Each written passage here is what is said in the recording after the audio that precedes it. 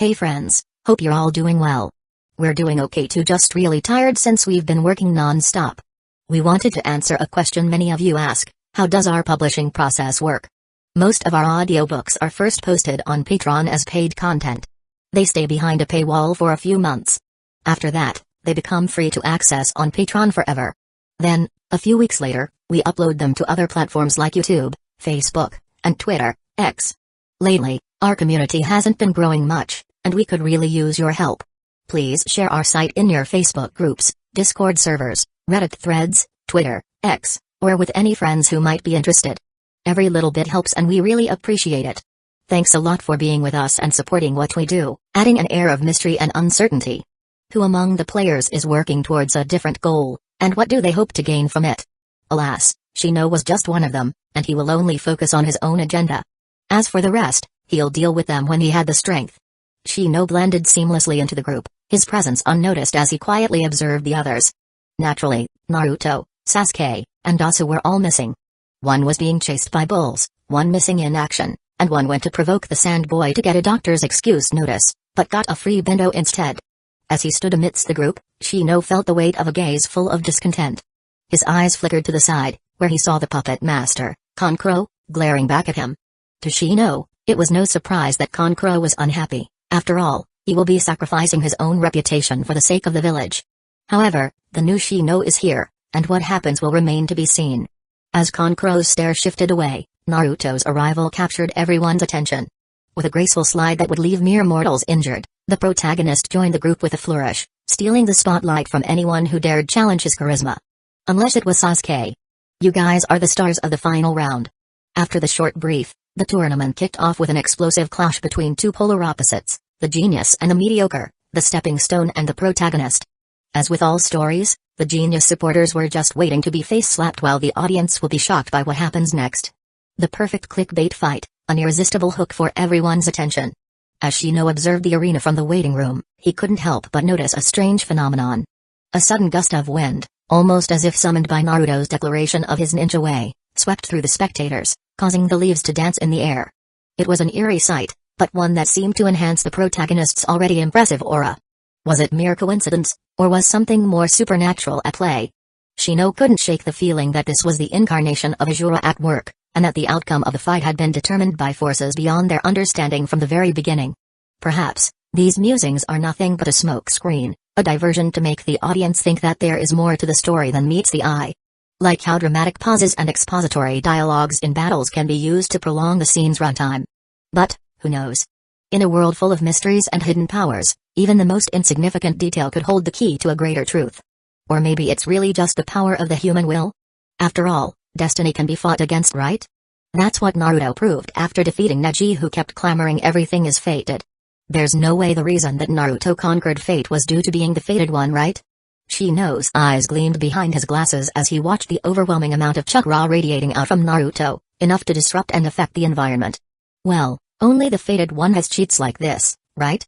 Poor Neji, he really was destined to play his tragic role ever since his birth. Sensing a report from Elena, Shino glanced over towards the audience stand. His eyes locked onto his teammate, the Miss Bedazzled by Love. She was injured and came to watch, but just before Naruto turned on cheat mode, she had fainted.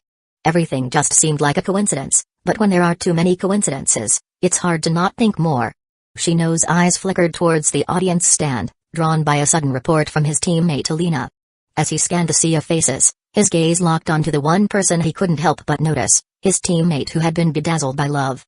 Despite her injuries, Hinata had come to watch the tournament, but when Naruto's chakra had overflowed, she had collapsed. Coincidences had a funny way of piling up, Shino mused. Could it really be that everything was just a series of random events, or was there something deeper at work here? As he continued to watch, a niggling feeling crept up within him, hinting at the possibility that all of this was somehow connected, but he had no proof. As for that medic Anbu who healed her. Alert. Overmind, all markers have failed to approach the target. Proceed to deploying second batch? There's no need. It seems that the stealth abilities of our bugs still need to be upgraded. Affirmative. Overmind, research into new stealth capabilities is ongoing, but the applicable mutations are limited due to the species of the brain bugs. To achieve the desired capabilities, it is suggested that the Overmind unlock new Zergs or develop new life forms. Shino understood the limitations he faced, but the situation left him feeling helpless. He had already scoured the area around Hidden Lee village for viable specimens, but expanding his search outside the village was too risky. After all, he couldn't afford to accidentally draw the attention of the unknown black hands pulling the strings behind the scenes.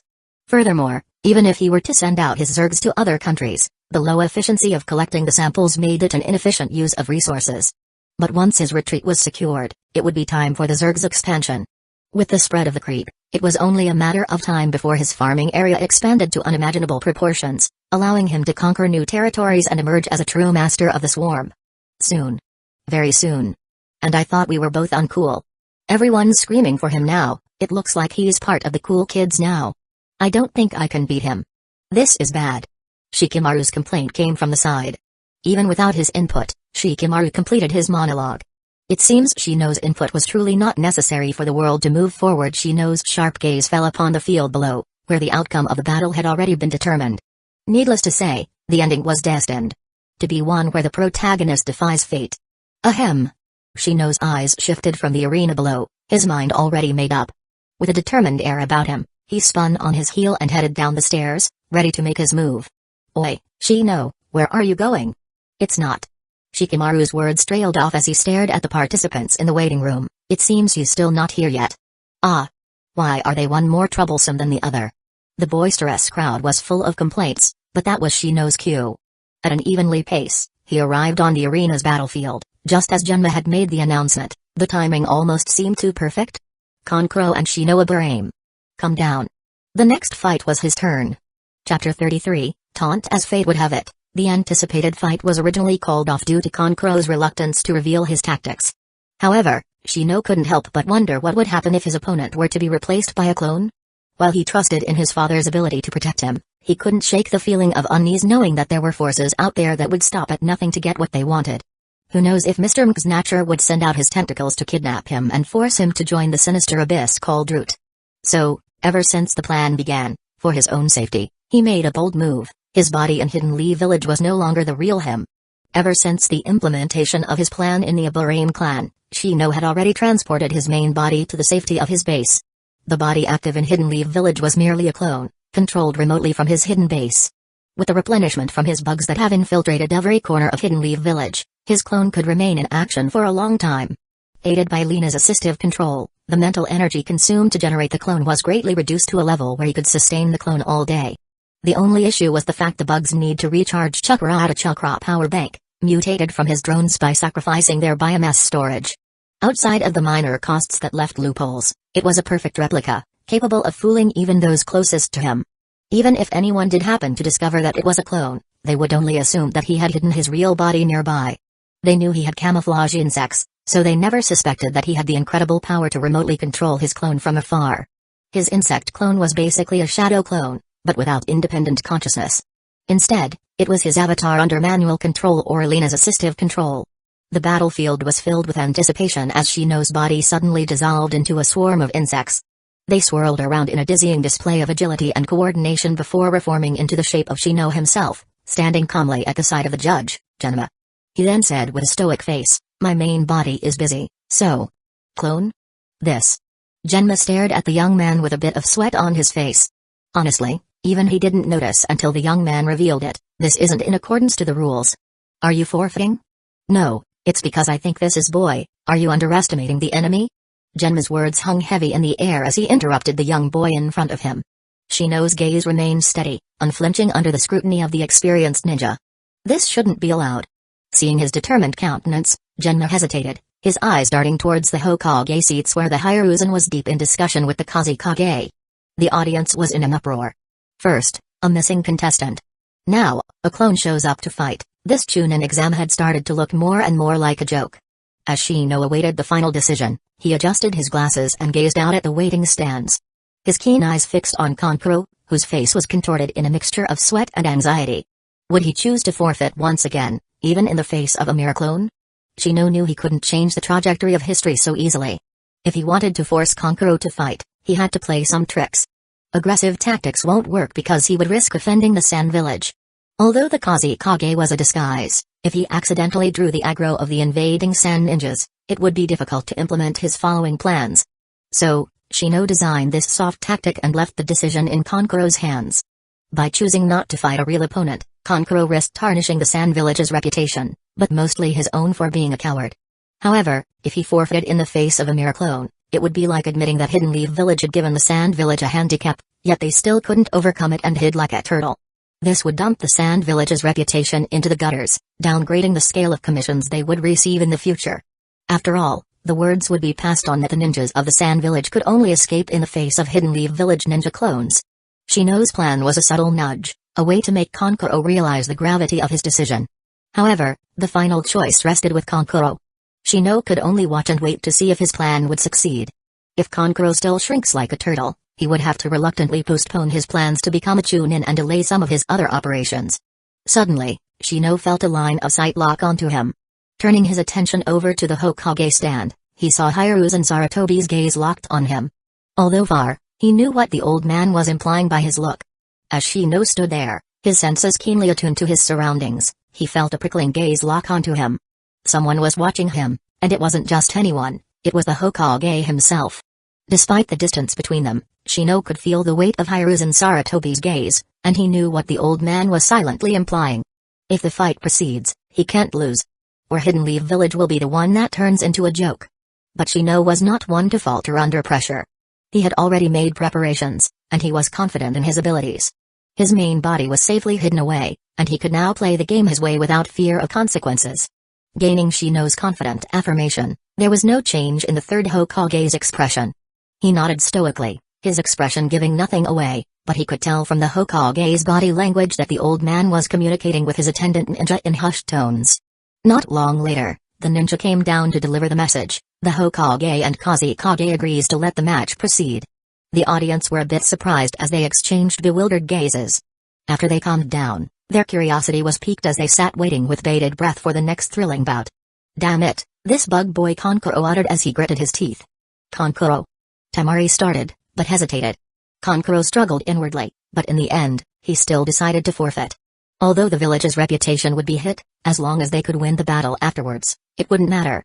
Alas, before he could, a growl came from the side. "Go." Both Temari and Konkuro froze as their eyes peeked over at Gaara, whose face was clenched in anger.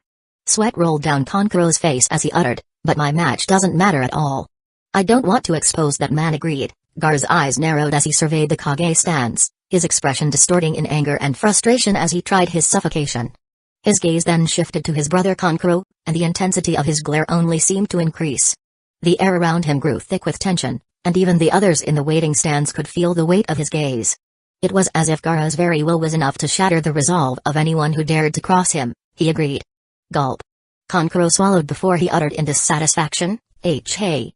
Gaara, I hope you still remember the plan." "What plan?" Naruto butted in from the side, trying to defuse the situation. The brother-sister duo sweated. They were too distracted by Gaara's unstable emotions, and almost forgot there were other contestants nearby. "Nothing. It's my plan to win." Konkuro's face contorted with uncertainty as he prepared to hop down, muttering helplessly under his breath. "Ah. Who said you're going to win?" "Shino is like really strong, Dapao. TSK, just a clone." Konkuro grunted angrily as he leapt over the rails. "I'll teach this bug a lesson for underestimating us Sand Shinobi." "Don't overdo it," Temari reminded. "Got it." Shino's eyes narrowed behind his glasses as he watched Konkuro step onto the arena floor. A small smile played at the corners of his mouth, and he adjusted his stance, ready for whatever was to come. He knew there was a risk that his ploy wouldn't work, but it seemed luck was on his side. In the original, the fight occurred outside the arena. Shino had always known that this fight was inevitable, one of the crucial turning points in the story. To alter the plot was out of the question, and he had no choice but to reveal a part of his true strength when the time came. However, he wasn't about to let the opportunity go to waste. If the fight took place outside the arena, he wouldn't have the advantage of publicity, but that didn't mean he could escape the watchful eyes of the dark side ninjas. Therefore, Shino intended to make the most of this fight and turn it to his advantage. Shino was aware of the potential consequences of letting Sasuke and Naruto run outside of Hidden Leaf Village unsupervised. It was improbable that they would not be watched by someone, be it the Anbu or the covert organization, Root, who definitely had a lot of free time due to not participating in Hidden Leaf Village's defense.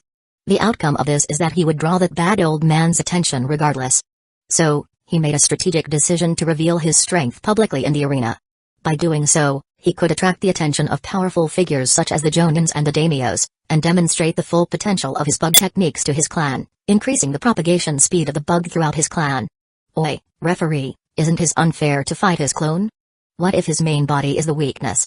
Kankuro strolled over, a calm facade masking his complaints as he tugged on the bandages tightly wrapped around his puppet. His determined demeanor made it clear that he was ready to fight. Genma's questioning gaze shifted over to Shino. Shino's glasses glinted in the sunlight as he spoke, his voice calm and composed. As long as you are able to inflict any harm upon my clone, you hee. Fool. You don't know anything. Don't worry, I'll make sure to crush all your bugs fast and end this naive farce. Don't let me find your real body, or don't blame me if you die. A sudden tug and the bandage unwrapped, revealing a puppet. Kankuro's fingers moved with precision, and blue chakra threads connected with the puppet, bringing it to life with an intimidating clack as it lay on his back. All eyes were now fixed on Kankuro, and an uneasy silence filled the arena as everyone waited for the battle to begin. Elena, deploy combat assistant. Executing protocol CCA. Retrieving opponent data. Match found. Activating anti-Kankuro protocol. Retrieving arena data. Generating virtual map. Projecting combat assistant's interface. Checking system for bugs. All signs are normal. Elena the tune-in combat assistant at the Overmind service. Bugs began to flow out from Shino's body, buzzing menacingly as it formed two small swarms around his arms. Condition of victory, any significant damage to the clone. Genma's gaze shifted from Shino to Kankuro, then back to Shino, his expression inscrutable. Prepare yourselves. Begin. The battle commences. Chapter 34, Tune-in tournament ends as Shino analyzed the puppet before him. A holographic display overlaid his vision, revealing the puppet's intricate workings and weak points, highlighting all the locations of its joints and hidden contraptions. His preparation since the first exam was meticulous and calculated. Shino knew that once the first insect penetrated the puppet's defenses, Elena's keen insight would take over and leave no stone unturned, exploring and analyzing all the intricate details of the puppet before establishing a model for it in the database. The puppeteer's weakness was like an open book from the very start. Elena's instructions echoed in Shino's mind, guiding him with the most effective plan to target the puppet. Kicking. A metallic sound echoed through the arena as a hidden mechanism in the puppet's hand opened to reveal a sharp blade. Time to end this. Kankuro raised his hands with a grin. The crowd hushed as Kankuro made the first move. With a flick of his wrist, his puppet clacked and zoomed through the air towards Shino. Shino's head lifted, and his glasses caught the light in a glint of anticipation. Activate as flash. Affirmative. Executing protocol so fast loser ain't see him. A low rumble echoed through the arena as a horde of insects burst out from Shino's body, swirling around him in a frenzied storm. But as the swarm grew more intense, it started to blur and fade, becoming almost translucent. And then, in a sudden and stunning display of insect mastery, the entire swarm vanished into thin air, taking Shino with it. The crowd erupted in amazement as Kankuro's puppet charged forward, only to pass straight through Shino's previous location as if he was never there. Nani? Kankuro widened his in shock as he frantically tugged on his puppet, dragging it back to defend himself. What the hell just happened? Exclaimed Asuma, who was sitting among the spectators with Kurenai. That's Shino's signature move, replied Kurenai, her eyes never leaving the arena. He uses his bugs to form a stationary wall to camouflage himself, making him blend into the environment. But I've never seen him use them at a scale like this. He's completely gone. A bug that can hide to this extent, unless the enemy has a special method to detect chakra, they won't even know how they die. At this level, even experienced tunins will find it difficult to handle them, and he's just a clone? Kurenai, some people may not be able to sit still. As Kurenai sat in silent contemplation, her countenance bore a weighty air of concentration. Asuma couldn't help but steal a glance at her, admiring the graceful lines of her serious face. Her serious face is still beautiful. Ahem. What a powerful distraction no jutsu. He quickly cleared his throat, refocusing his attention on the matter at hand. Does the Aburame clan know? Asumo brought a cigarette to his lips, taking a slow drag as he awaited her response. Kurenai thought for a moment before her face visibly relaxed. Yes. I went to pay a visit a month ago. A thin trail of smoke escaped from Asuma's lips as he muttered, "Oh, then let them worry about it." His voice was casual, but the way he held the cigarette hinted at a deeper thought. Back in the arena, Kankuro was bewildered. He had never seen anything like this before, and he was starting to feel a bit nervous. Come on, Kankuro. Don't let him get to you. Temari muttered in a soft voice from the stands. But Kankuro was too focused on finding Shino. He knew that one wrong move could mean the end of the fight. You coward. I thought you were already too scared to show up in person, now even your clone goes into hiding. If you're not going to fight me, then forfeit. Suddenly, a voice sounded behind him. How do you know I'm not, so you're over there? With a swift tug, Kankuro sent his puppet soaring over, poised to strike. But just as his finger tensed in readiness to unleash its hidden cannon, his eyes bulged with disbelief. Kankuro's puppet jerked to a stop, its limbs immobilized by something. Kankuro gasped as he realized that Shino had managed to sneak his bugs into all of the puppet's joints, effectively immobilizing it. When? Kankuro's face was ugly as he exclaimed in disbelief. The crowd was on the edge of their seats as Shino emerged from his camouflage in front of Kankuro, holding a kunai directly against Kankuro's neck, drawing a trace of blood. Kankuro's initial instinct was to resist, but he suddenly felt a bunch of creepy crawlies that seemed to be infesting his body. As he felt them scurrying and burrowing deeper, a chill ran down his spine. A single bead of sweat trickled down his face as he glared at Shino's serene expression, which remained unperturbed. Kankuro's teeth clenched as he fought to maintain his composure, but his body continued to tremble uncontrollably. He didn't expect to be defeated this fast, and the loss was a bitter pill to swallow. As Shino left the arena, the crowd cheered him on, amazed at his skills. Asuma and Kurenai exchanged a knowing glance, impressed by the young Geinin's performance. Your student has come a long way, said Asuma as his eyes followed the young man. He's definitely one to watch. Kurenai's voice held a hint of pride as she agreed, that he is. But then, a worried tone crept into her voice as she muttered, I just hope he doesn't become a pawn in their power struggles. Asuma's expression darkened as he bit his cigarette, his mind wandering to some unpleasant memories. Back in the waiting room, Temari observed her brother's silent demeanor and walked up to Kankuro before asking in a soft voice, Are you alright? Kankuro nodded silently as he looked down at his fingers. Kankuro, don't feel I'm fine, Temari. I won't lose next time. I just didn't want to reveal too many cards, Kankuro said in a bland tone as he sat down and began to check his puppet. Don't disturb me, I have to check if he left any bugs in my puppet. I don't want them to affect our plan later. Temari glanced at her brother, sighing in her heart because she knew that her brother took great pride in his puppetry skills. With bated breath, she could only hope that the blow was not too severe and that he would recover. As she turned her gaze towards the arena, her eyes narrowed with a fierce determination. The thought of underestimating the Hidden Leaf Village ninjas was gone and she declared with a tone filled with battle intent, It seems Hidden Leaf Village ninjas aren't as weak as we think, but I won't lose. With a sweep of her fan, a sudden gust of wind burst forth from the waiting area, roughing up the other innocent boys chilling in the waiting room. Riding her fan like a warrior, Temari gracefully descended onto the arena under the surprised eyes of Genma. And you are? It's my turn, isn't it? Well, it seems you are fired up. Oi, the next match, the last one on the left, Nara Shikamaru, come on. Shino adjusted his glasses and glanced at Shikamaru who had a dull face, probably complaining in his mind.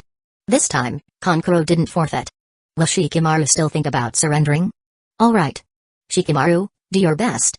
With a friendly slap from Naruto, Shikamaru was sent tumbling down onto the arena. Thud. A smirk curled at the corner of Shino's lips. It seemed that there was no need to worry about Shikamaru forfeiting. As for whether his own fight had influenced Temari's demeanor, Shino felt no remorse.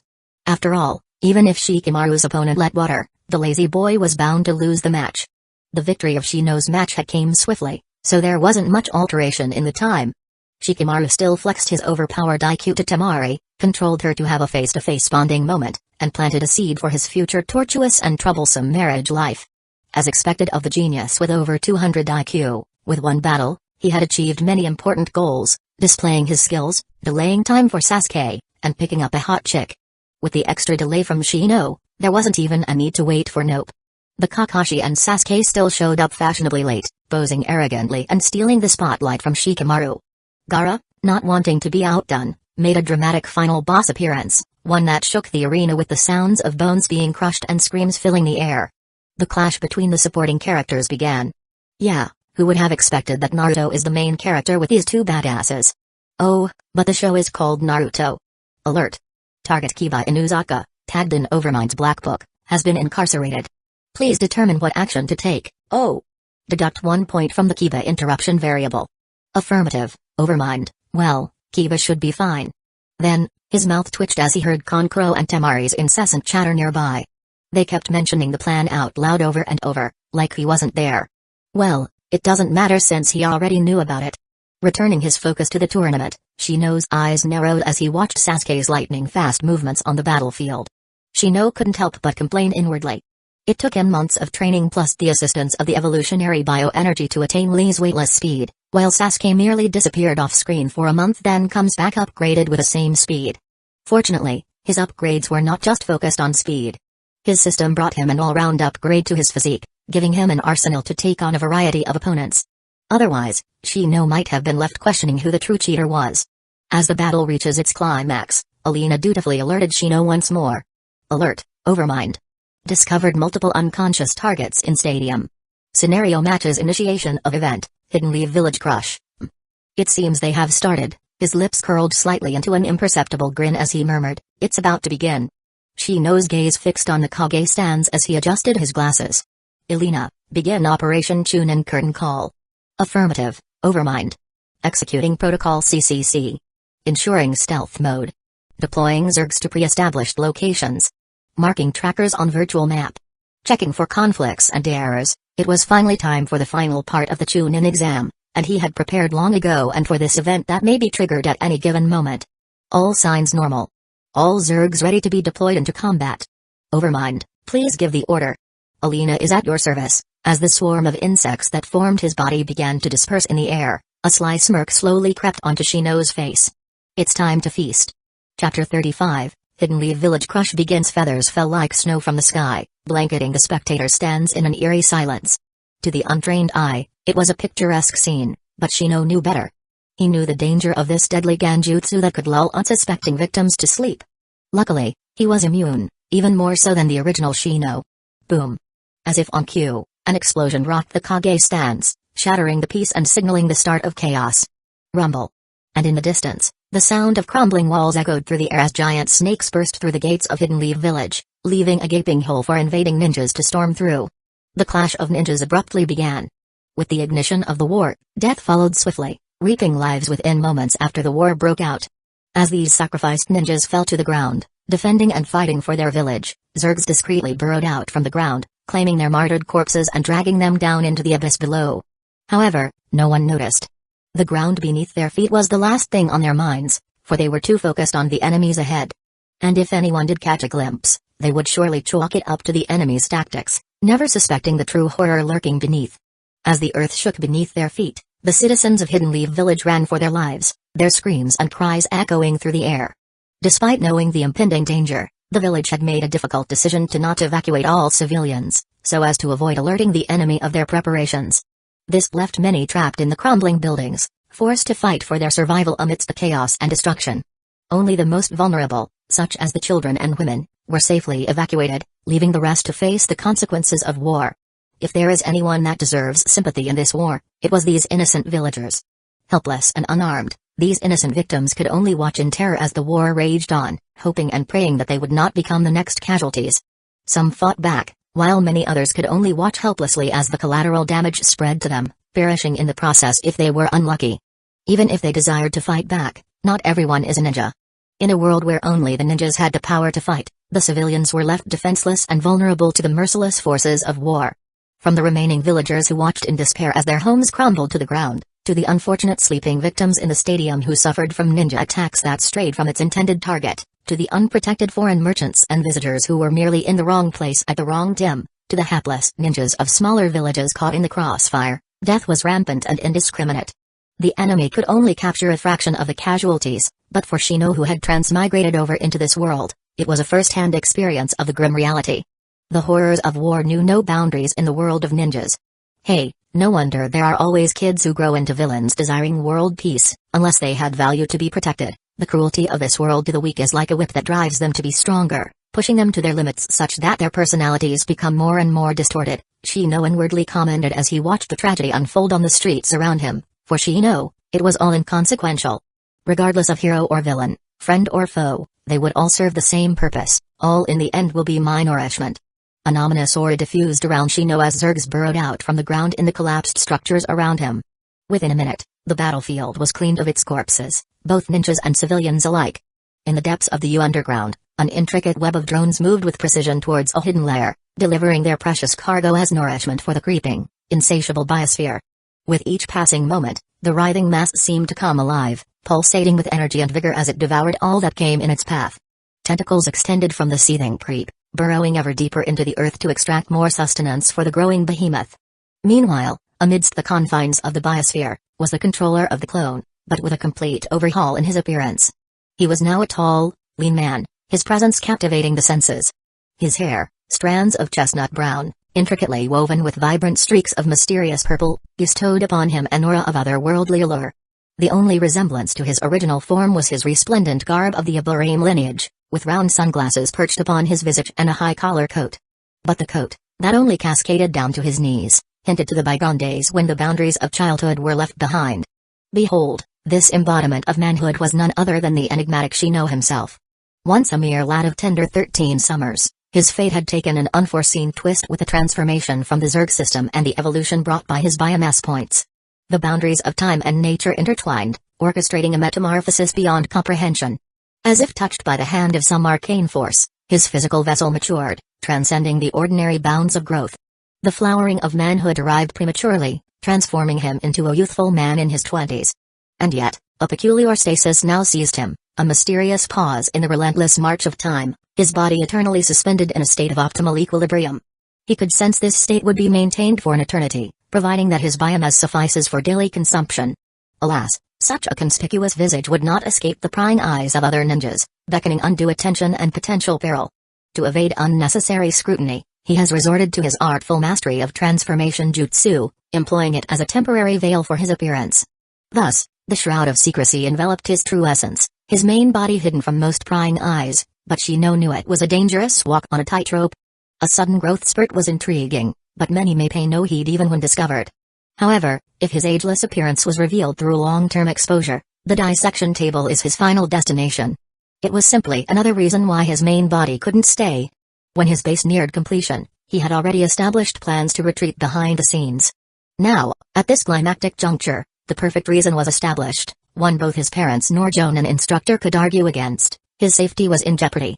Now, within the safe confines of his hidden sanctuary, Shino could unveil his true form. Despite his changes, Shino remained calm and collected, sitting comfortably in the base's lounge, completely devoid of the chaos and destruction running rampant outside. Karen gently set down a cup of tea in front of Shino, before joining him on the sofa. Leaning in towards Shino, her eyes bore into Shino's face as she asked in a soft voice, "Overmind, do you need anything else?" The tranquility of their surroundings was a stark contrast to the mayhem taking place on the surface, but Shino's focus remained unwavering as he contemplated his next move. Shino picked up the teacup and took a sip.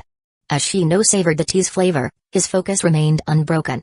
He manipulated his 13-year-old clone like a skilled puppeteer, keeping his attention fixed on the impending battle's developments. Gracefully setting down the teacup, he responded in a soft voice, "Not for now, Karen." Karen absent-mindedly responded as she continued to gaze at Shino's face. A faint blush appeared on her face. As the war dragged on, the number of casualties continued to mount. However, there was something odd about the battlefield. Despite the overwhelming death toll, there seemed to be a distinct lack of corpses. It wasn't until both sides began to notice the pattern that a chilling realization set in: something was taking the bodies. But what? And why? The answer remained elusive, but ninjas had already been dispatched to investigate the reason. "Alina, has the biosphere grown enough to support the execution of Project Queen?" "Affirmative, Overmind. The available biomass and creep expansion has exceeded the estimated requirement by 10%. Good, recall the army." Although drastic mutations were applied to give a complete overhaul to the appearances of the drones that participated in the operation, there is a high chance we've been noticed. It's time to stay low for a while. "Affirmative, Overmind. Executing hibernation protocol. Distributing signal through network." After completing the final harvest, the horde of Zergs vanished into the depths of the earth, traversing through the labyrinthine decoy tunnels and taking refuge in pre-dug caverns. There was no need to overstay, given that the harvest had already met the quota. Even the tentacles of the creep obediently retracted themselves, returning the biosphere to its lurking endeavor. "Alina, what is the estimated time for the completion of Project Queen?" "Overmind, after the data aggregated from recent research, the estimated time of completion is 31 days. Will Overmind initiate Project Queen now?" "Much shorter than I thought." Shino's thoughts drifted away for a moment, his mind lost in contemplation as he gazed into the distance. A feed was displayed in his mind, unveiling the results of Orochimaru, who only came to show off his new jutsu to his teacher. But his teacher punished him for not doing his homework properly, failing to hand in a research paper with comprehensive analysis of the old man's abilities. Relieved that Uncle Snake had ran away from Hidden Leaf Village crying, he then shifted his attention to the red-haired beauty who had been eyeing him with obvious infatuation. However, he didn't hesitate for long. Karen. Karen didn't seem to hear his call as her gaze has lost a bit of focus. With some drool leaking from her mouth and a deep blush on her face, it was clear she seemed to be lost in some fantasy. Karen. As Shino's voice rang out, Karen's mind was jolted back to reality, and she broke free from her reverie with a sudden snap. Her eyes still gleamed with a mix of excitement and anticipation. She responded, "Oh. Overmind. Do you have any orders? I will do anything you want even if it's Karen. It's time for you to prove your worth." "Eh? Prove my worth? Do you mean if you want to?" Karen giggled to herself for a while, lost in her fantasies, but after hearing no response, she finally stopped to observe Shino. Karen's laughter faded as she took in Shino's somber expression, her playful demeanor replaced with concern. Her lips pressed together as she bowed her head, feeling the weight of the situation. After a moment of hesitation where her fists clenched her clothes, she spoke up in a subdued tone, "If it's what the Overmind wishes, I am willing." Shino let out a deep breath as he reached out to caress the girl's fiery head. As his fingers brushed against her soft locks of hair, Karen's eyes fluttered closed and she leaned into his touch, savoring his comforting presence and the warmth coming from his palm. Lowering his hand, Shino's voice was sharp and decisive as he issued his command, "Let's go." Karen nodded, her eyes reflecting a mixture of determination and apprehension. Shino stood up and headed towards the lab, followed by the silent Karen. Shino's footsteps echoed through the hallway as he strode towards the lab, a determined look etched on his face. Karen trailed behind him, silent and lost in her own thoughts. In the lab, a strange purplish coffin-like box rose from the ground, its grotesque appearance sending chills down Karen's spine. The container was completely wrapped in the viscous creep, and if one looked closely, they could see tiny neural parasites wriggling in and out of the slime. As the coffin lid creaked open, Karen felt a wave of fear wash over her, like a predator stalking its prey. The dark interior of the coffin yawned before her, beckoning her forward. She stood frozen in place, head bowed, trembling with the weight of her decision. She had willingly reached out for the hand of salvation, and now there was no turning back. Suddenly, a pair of strong hands reached out and grasped her hands. Her hands trembled as she looked up, gazing into the eyes of the same young man who had saved her. She felt a rush of warmth spreading from his hand into hers, stabilizing her. Tears began to well up in her eyes as she looked at him in confusion. He was the one who was pushing her into the abyss, yet he still showed her kindness. It was almost unbearable. "Scared? Do you regret it?" The gentle voice seemed to pierce through the heavy silence, as if cutting through the thick atmosphere of the lab. The question lingered in the air. She bit her lips and shook her head, trying to hold back her emotions, but the tears streaming down her face betrayed her true feelings. Once again, her heart skipped a beat as she felt the reassuring strokes on her head before the hand lowered to wipe away her tears. She could feel his unwavering confidence as the young man gave her hope, "I will be waiting for you, out here." Understanding the underlying message of his words, Karen slowly looked up to see the young man's smile. His smile, devoid of any fear or doubt, was contagious. Even his glasses were removed, letting her glimpse into those deep, profound eyes of his. Her heart skipped a beat as she lost herself in his enigmatic gaze once more. "Trust me," he added, his words ringing with a sense of conviction. Karen felt a sense of peace wash over her. Raising her hand, Karen's fingertips brushed against his face as a smile tugged at the corner of her lips. Her cheeks warmed up, displaying a pink hue as she responded with a small nod. "I trust you," she said in a soft voice. "Only you." Karen then broke away from him. With her heart pounding in her chest, Karen took a deep breath and marched towards her destiny. As she approached her final destination, the gaping maw of the coffin below seemed to be calling out to her, daring her to take the plunge.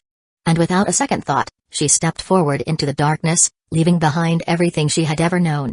The slimy, cold embrace of the organism tightened around Karen's legs, pulling her slowly but relentlessly into the abyss below. She could feel the darkness enveloping her, and with each passing moment, she knew that she was getting closer to the point of no return. Despite the fear that crept up within her, she couldn't resist one final urge to look back at the young man. His smile, still present on his face, gave her a sense of hope, and she returned his gift with a smile from her heart. The coffin lid closed with a heavy thud, melding together with its container and sealing the fate of its occupant. The lab remained eerily quiet as Shino stood there in the stillness, lost in his thoughts. But as time ticked on, Alina's familiar voice echoed in his mind, reminding him of his duties. "Overmind, please confirm the start of Project Queen by contacting the infestation unit." With a calm yet purposeful stride, Shino approached the coffin, his eyes fixated on its writhing form. As his hand made contact with its surface, a surge of electricity pulsed through his body, causing him to shudder. Overmind has confirmed the initiation of Project Queen. Alina will be disabled and system will revert to legacy mode. Alina is being downloaded into reality. Please do not disconnect from infestation unit. 1%. 5%. Shino silently stood in front of the coffin in a daze. 95%. 98%. 99%. Overmind, please make your final choice for Project Queen. Final choice? Replacement mode, 90% success rate, or merge mode, 67% success rate? Shino hesitated, his expression caught in a moment of indecision. As the indecisive man stood in a daze, the strange coffin seemed to pulsate with an otherworldly energy, as if beckoning him to make a choice. Chapter 36, Hidden Leaf Village crush ends. The forest outside of Hidden Leaf Village was eerily quiet, save for the droning of insects. As the swarm gathered, a replica of Shino slowly formed. Looking down at himself, Shino couldn't help but smile wryly as he watched a few stray bugs spill out from his body. The consequences of his actions were already showing its tail. But Shino knew that he had set a course, and there was no turning back. He could only hoping that it was the right one. Although I have absolute control over the bugs, without the assistance of Alina, it is still difficult for me to micromanage so many bugs and condense a perfect clone to control remotely.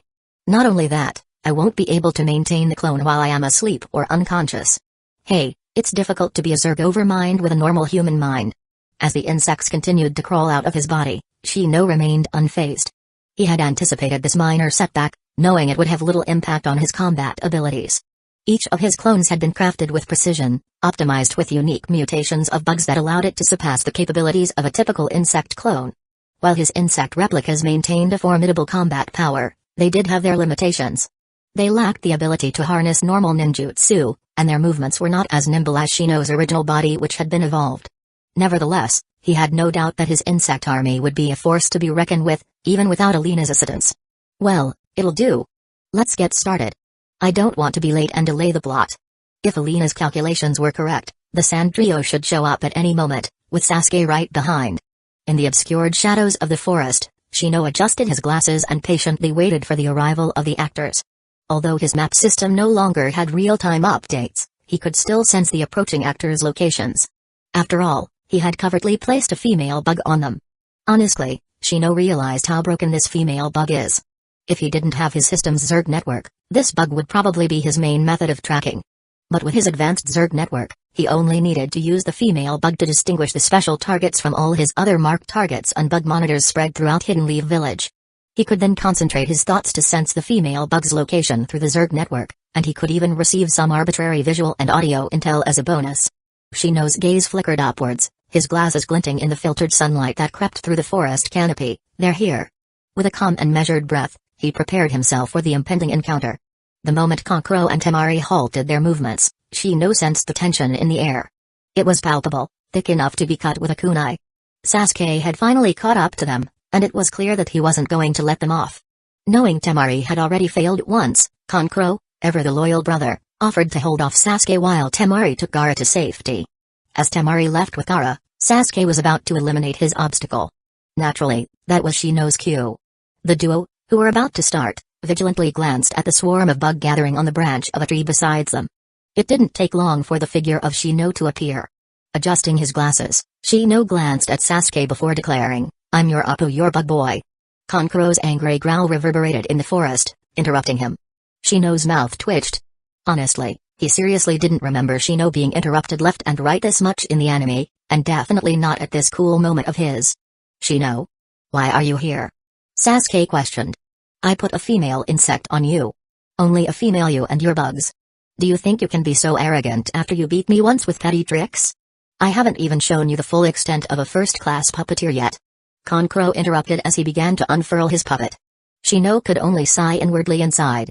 Did his transmigration cause Shino to be interrupted more often than the original? Was there some mysterious force at work, altering his hostile counterparts to interrupt him? Turning towards Sasuke, he offered, "Sasuke Uchiha, go pursue Gaara." "It's because the battle TSK quit yapping. I'll be your opponent," Kankuro said with an evil grin as his puppet laid on his back, ready to launch itself at its enemy. His brows twitching with annoyance, Shino adjusted his glasses as he continued, "I'll fight him. Leave this to me." "You're very confident. But are you going to be okay?" Sasuke said with an arrogant smirk on his face. No need to quit ignoring me, bug boy. You're all just fools who don't know anything. Sasuke's eyes narrowed as he looked at Kankuro, but he didn't respond to his words. Instead, he took a single step forward and disappeared from sight, moving with incredible speed towards his destination. Naive. I don't think you've experienced true terror. Whether the Uchiha likes it or not, he'll see it. As for you. He. Shino felt a bit tired. Maybe he should just stop talking, and speak with his actions. Hey. Bring it on. Kankuro growled as a wicked grin spread across his face. Without hesitation, he thrust his arm forward, launching his puppet into the fray. With a simple spread of his finger, a sharp blade popped from Mouth Puppet's hand. Swoosh. The tension in the air was palpable as Kankuro's puppet lunged forward with deadly precision. But Shino remained unfazed, his gaze steady and his mind focused.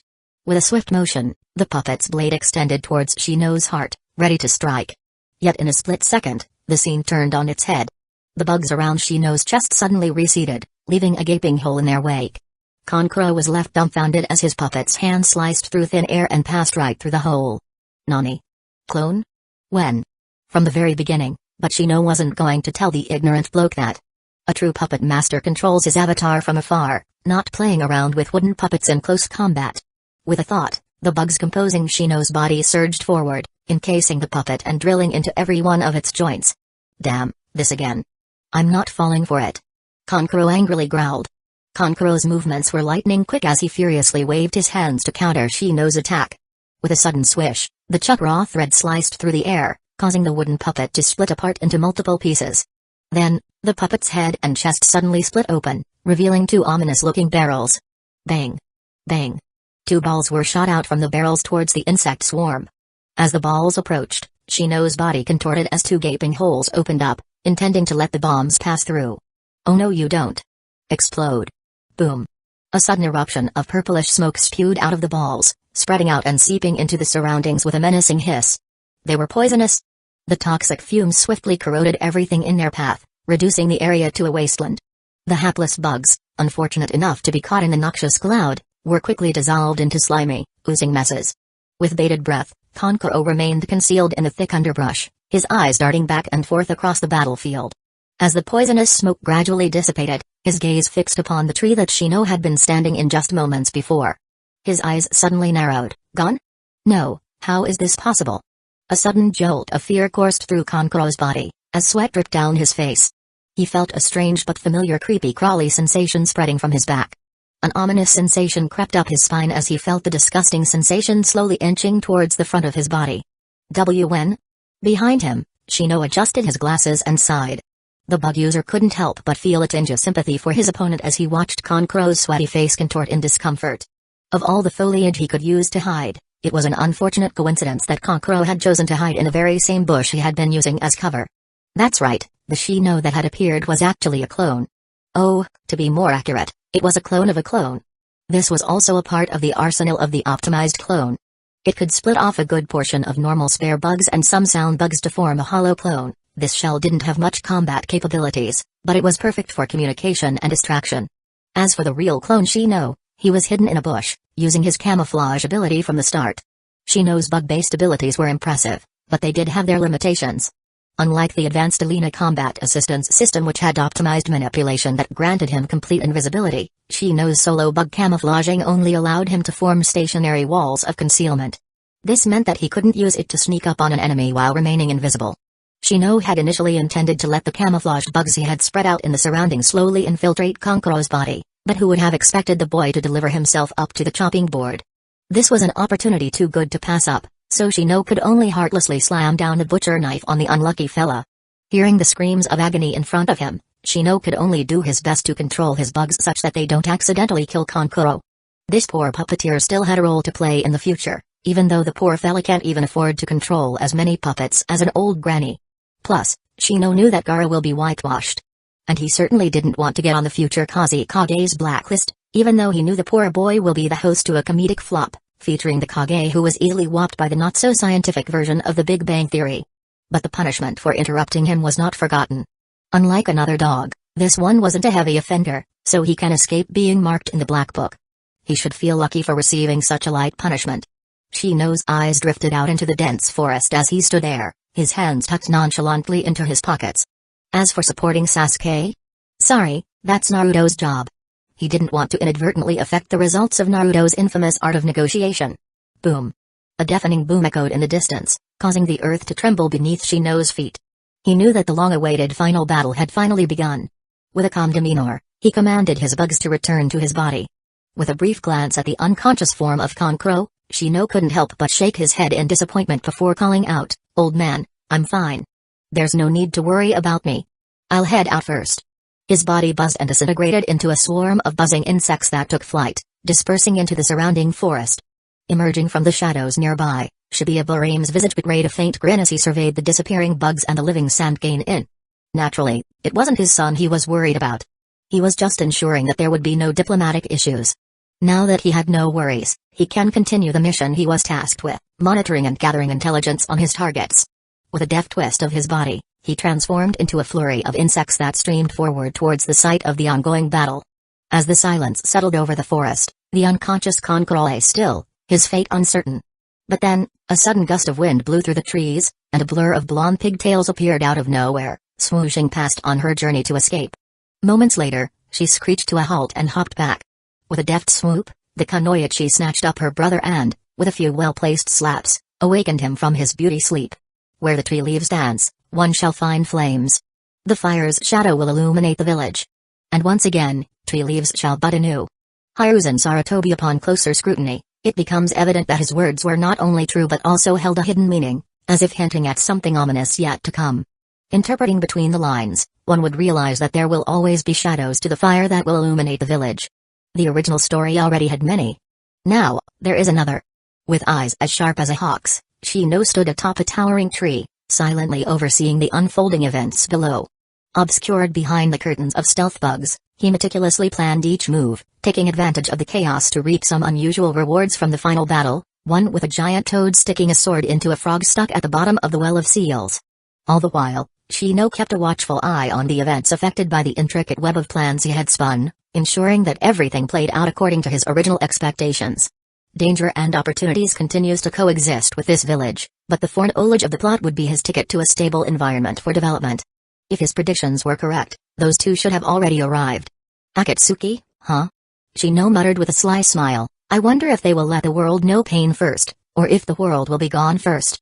The cunning Shino clone flashed a sly grin before vanishing with the wind, his form dispersing into countless bugs that merged seamlessly with the surrounding forest.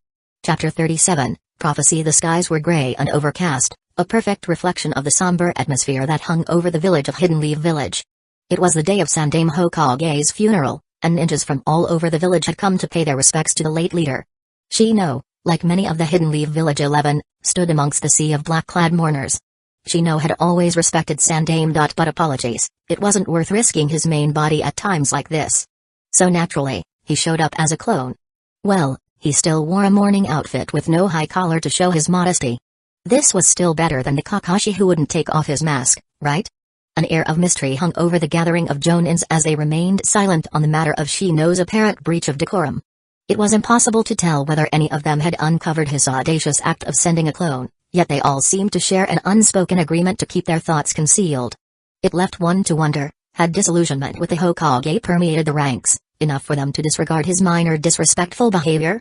Whispers of the Sandaime's former glory echoed through the village, his power and influence a distant memory of a bygone era.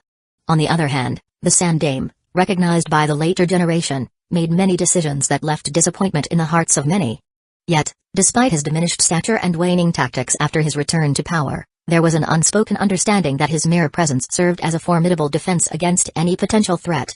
It was as if his very existence alone had the power to keep the enemies at bay, earning him a well-deserved reputation as a hero who had fulfilled his duty to protect the village's stability. Memories and bonds forged with the younger generation hinted at a depth of Sandaime's character that was as intriguing as it was enigmatic. Though some fans may have questioned the ulterior motives behind his actions, there was no denying the impact of his protection on the current Hidden Leaf Village 11. His efforts had saved them from the clutches of a nefarious and malevolent old man. No one could deny the respect the Sandaime had earned, nor the legacy he had left behind. The somber gathering of ninjas paid their respects to the fallen hero, some driven purely by a sense of duty and others, like Naruto and many of the Hidden Leaf Village 11, harboring a deep sadness within their hearts. And yet, despite the weight of their emotions, not a single tear was shed. For they were hardened ninjas, their minds distorted from a young age by the cruel realities of their world. Shino, like his fellow ninjas, was no exception. His expression remained stoic, like always. And that was all he had to do. No one could tell the difference anyways. As the funeral procession wound its way towards the imposing Hokage monument, the heavy atmosphere was only punctuated by the mournful cries of the civilians and the unjaded Konohamaru. For those who lived and breathed the life of a ninja, the distorted reality they faced on a daily basis had long since numbed their emotions, turning their tears into rare commodities. The innocence of the civilians and children like Konohamaru only served to underscore the darkness that lurked beneath the surface of this world.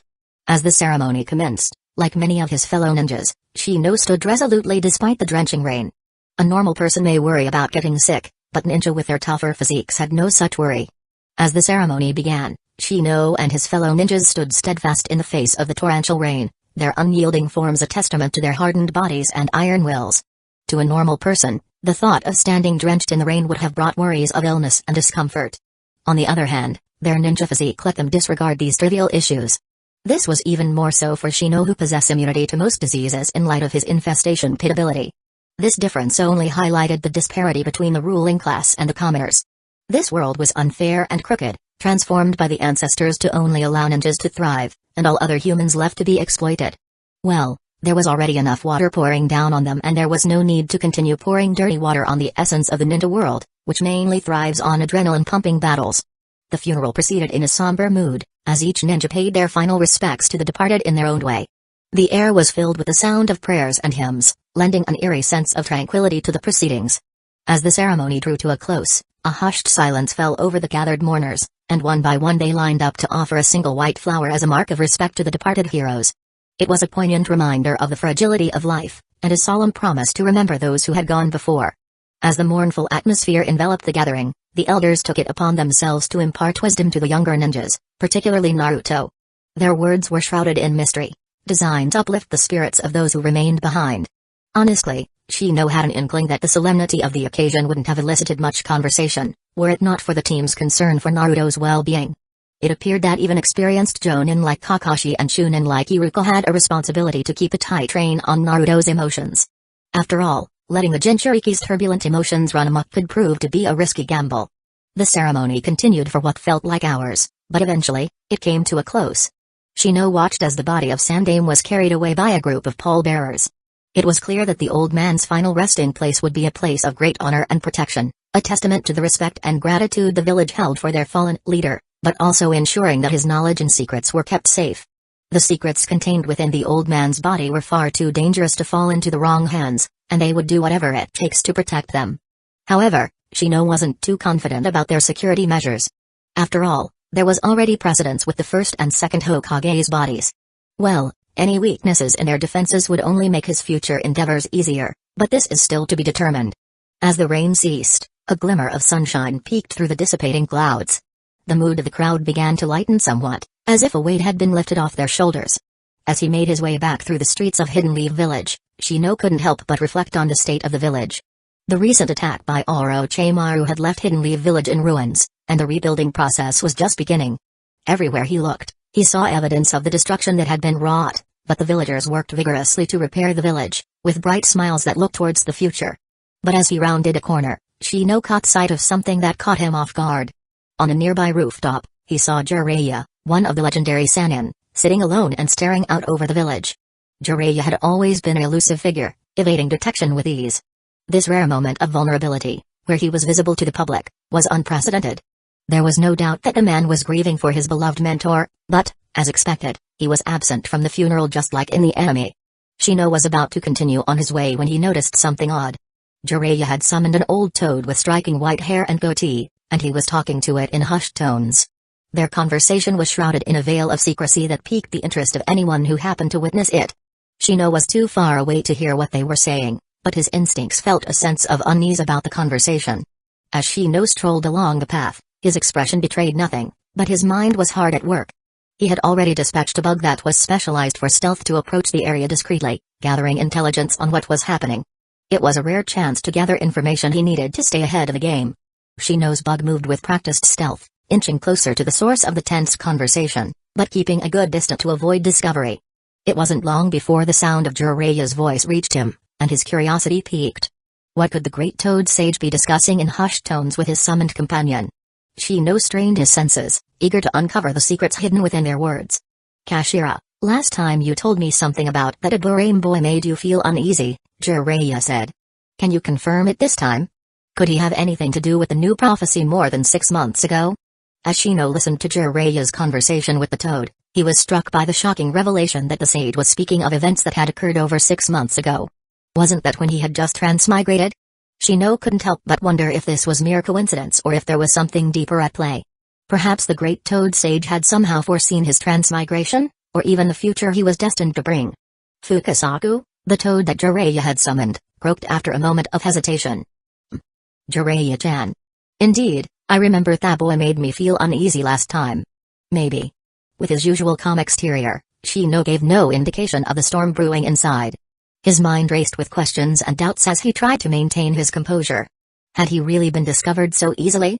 Will the undoing of all his plans be a simple prophecy? Maybe.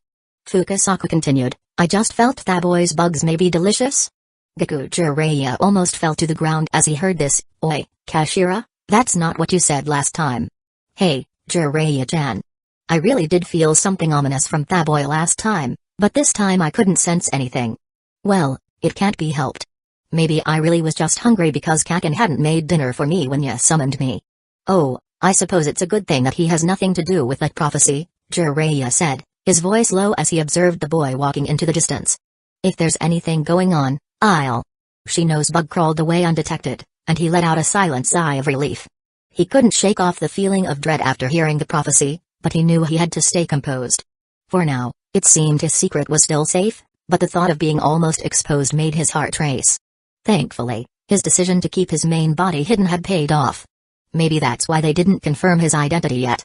With this event as a warning, Shino's mind churned, contemplating what other tricks he could use to keep his true self hidden from prying eyes. As expected of the great toad immortal, a living sage was not something Shino could underestimate, especially one with the ability to peer into the future. Not long later, Shino arrived at his doorstep, only to be greeted by the solemn figure of his father. Again. Shino's instinct had an inkling of the contents of the upcoming conversation, and it was one that probably didn't bode well for him if not handled properly. It seems that today wasn't a peaceful day for him, just one bad news after another. He steeled himself and followed the old man inside, bracing for whatever news his father had to deliver. Chapter 38, Root Invitation. After a few moments, the duo sat face to face across once more, but Shibi was silent for a while, clearly hesitating. Shino, he said, his voice calm and measured.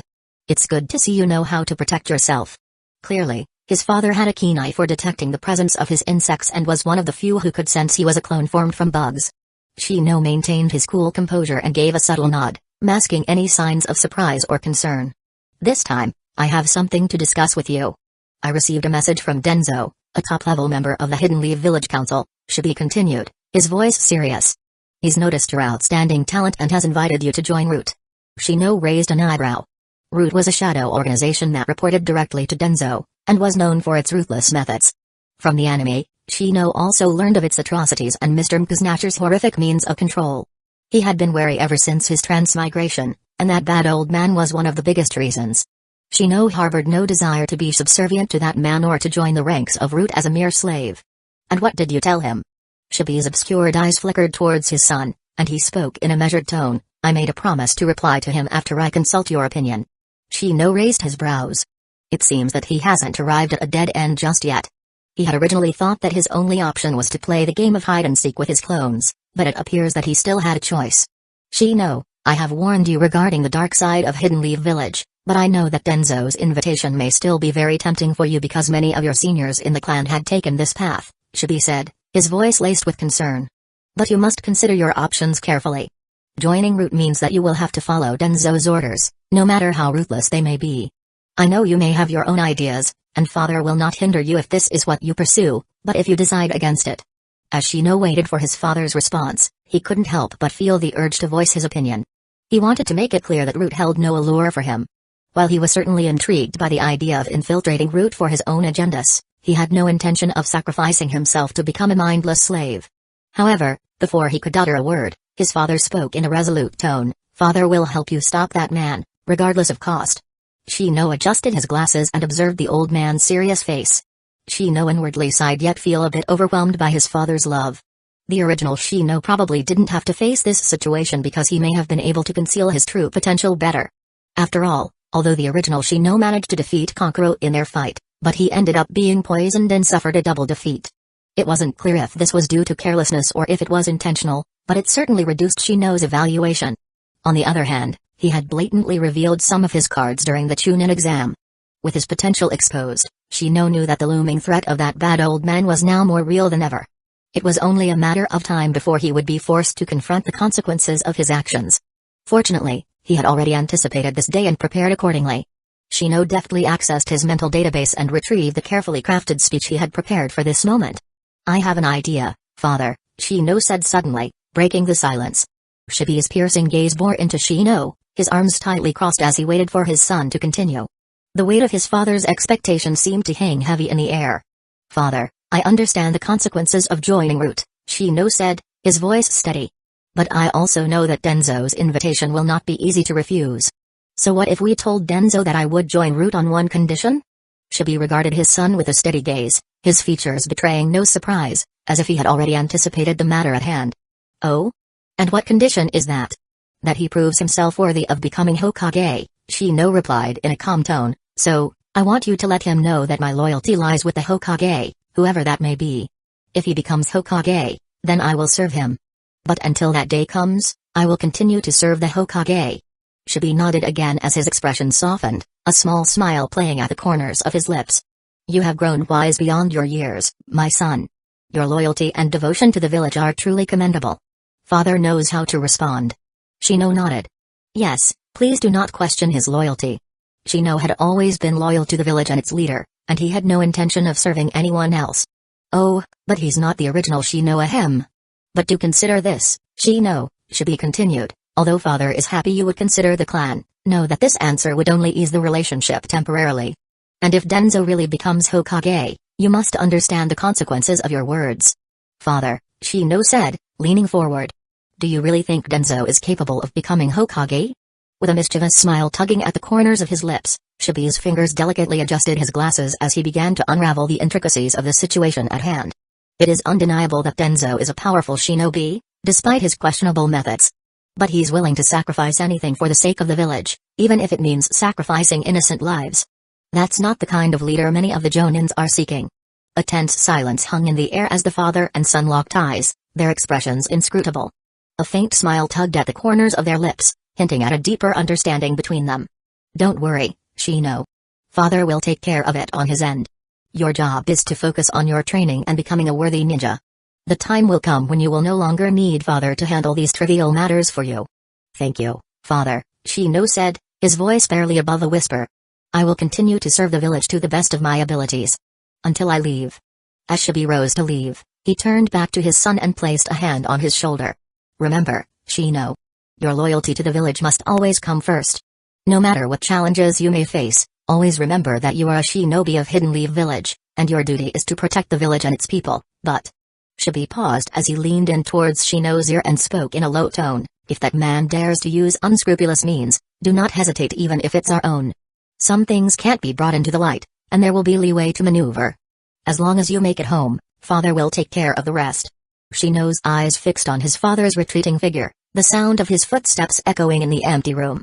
There was something about the way Shibi walked that exuded a sense of purpose and determination, as if he knew exactly where he was going and what he needed to do. Alone with his thoughts, Shino knew that refusing Denzo's invitation would not be an easy road to take. The weight of his decision hung heavy in the air, and he couldn't shake the feeling that trouble was on the horizon. He knew he can't expect that bad old man to quit just from a single rejection. Still, he never expected his father to be so fiercely protective of him. I guess not every clan in this world is like the Hyuga clan, who simply bends to the will of the village just because of a temporary peace that can crumble at any moment. But, it's still best to not resort to dragging the Aburame clan into the water. The clan can still be very useful, especially once I have them under my control. If it really comes down to it. Shino's lips curled into a subtle grin as his fingertips brushed against the metallic forehead protector on his forehead. The glint of the metal caught his eye, reflecting his own determined gaze back at him. Hey. It's just becoming a missing ninja. It isn't the first for Hidden Leaf Village, and it won't be the last. Plus, isn't there a very good example of one who had came back for a visit? Sensing the sporadic information coming from his bug monitors, Shino's eyes glinted with anticipation as he locked onto his target. With the sporadic information coming from his bug monitors, Shino's eyes glinted with anticipation as he locked onto his targets. He knew that his current abilities alone should not be able to locate these two dangerous existences, but in fact, he easily did. Not only that, even Jonins like Kakashi, Asuma, and Kurenai-sensei were alerted. It was highly probable that an unexpected assist came from a certain traitor who was playing the role of a double spy, and his goal was warning the village he was loyal to. It seems it is about time for their fight. It's rare to see Jonins fight. If I want to gauge the level of the Jonins against the S-rank Akatsuki members, this is a fight I can't miss. After all, witnessing a true battle unfold as a spectator in this world was a necessity for his database. It was an experience that offered a unique perspective, far removed from the prepackaged narratives of anime. Here, the true nature of the fight could be seen, unencumbered by the filter of character insight or the constraints of storytelling. Shino knew this would help remove the biases that he may have formed through watching the anime. The movements of powerful ninjas may have seemed easy to deal with on screen, but he knew that in reality, the situation could be entirely different. Not only that, Shino knew he needed more data on the Jonin's combat capabilities. The data gathered during Hidden Leaf Village Crush was definitely not the full extent of their capabilities. After all, Shino knew that characters like Kakashi didn't even go all out during the Chunin exam. Why does Shino know this? Well, that's because Shino gained a unique insight into the true nature of ninja battles in Naruto. The clear sign that a ninja has gone all out was when they end up laying on the hospital bed or their deathbed afterwards. And Kakashi will occupy a bed at the hospital soon. I just need to make sure to stay hidden far away. Although it's not my main body, I still need to be cautious. With a quick twist, the clone of Shino dispersed into a swarm of bugs, heading over to witness the return of the Uchiha clan's prodigy and a thrill of an impending battle that was simply too irresistible to ignore. Chapter 39, Unwelcome Visitors. The Uchiha clan's prodigy, one of the murderers who led the tragic downfall of his own lineage, marked as a treacherous S-class traitor of Hidden Leaf Village. But the hidden truth, he was simply a man affected by a mental illness called brother complex, driven to sacrifice everything to protect his younger brother, Itachi Uchiha. Since our love is forbidden, then hate me, my stupid Odantu. Ahem. Let's not go in that strange direction. Just know Itachi was the unwelcome visitor in the village.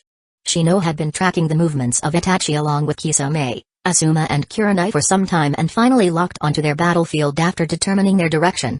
Truth be told, they were even easier to track than Orochimaru. Despite wearing a wide-brimmed straw hat to conceal their faces, their distinct Akatsuki attire clearly marked their presence amongst the other villagers. A long, black cloak adorned with striking crimson clouds outlined in white, and a chin-high collar. It was hard to miss, and it was clear Itachi and Kisame didn't mean to hide. Otherwise, even Kakashi, Asuma, and Kurenai wouldn't find them, let alone Shino. Disguising his clone with the image of Anbu, Shino prepared to observe the battle from a safe distance and at a high vantage point. From his bug surveillance network, he had tracked the group moving through Hidden Leaf Village, finally coming to a stop by the river, their actions and movements indicating that they were about to engage in battle. The two Jonins were oblivious to the danger, but Shino could see that the Akatsuki duo had strategically chosen the most advantageous battlefield. As he observed from a safe distance, Shino noticed both sides engaged in a conversation, but he couldn't hear anything due to his cautious approach of keeping his bugs at a far distance. The river may have seemed like a great place to conceal his insect monitors, but Shino soon discovered that even they had limitations.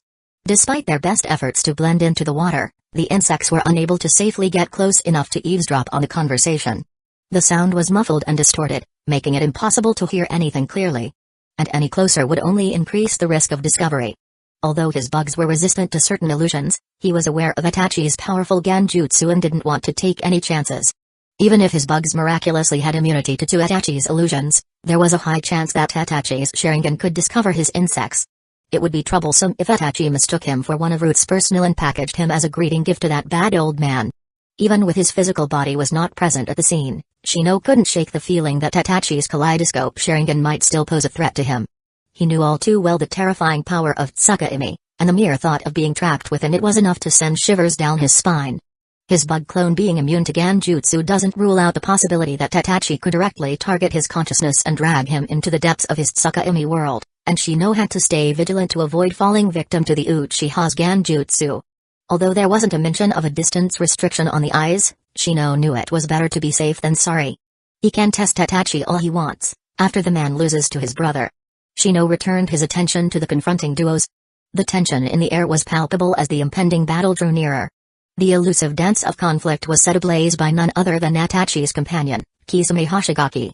Different from Itachi, Kisame donned his sentient sword, Seimata, on his back, carried along a brown sash, meticulously positioned across the front and back of his cloak. Enveloped in layers of bandages, Seimata, a colossal sword stretching to the height of a grown warrior, exuded an undeniable air of mystery as it nestled comfortably upon Kisame's back. However, the sizable sword didn't appear out of place because Kisame himself was a muscular figure even amongst shinobi, possessing an enigmatic allure with his commanding stature and a unique countenance reminiscent of a predatory shark, his pale blue-gray skin accentuating his otherworldly presence. Small, piercing white eyes glistened with untamed intensity, framed by 3 elegant sets of curved markings etched beneath them.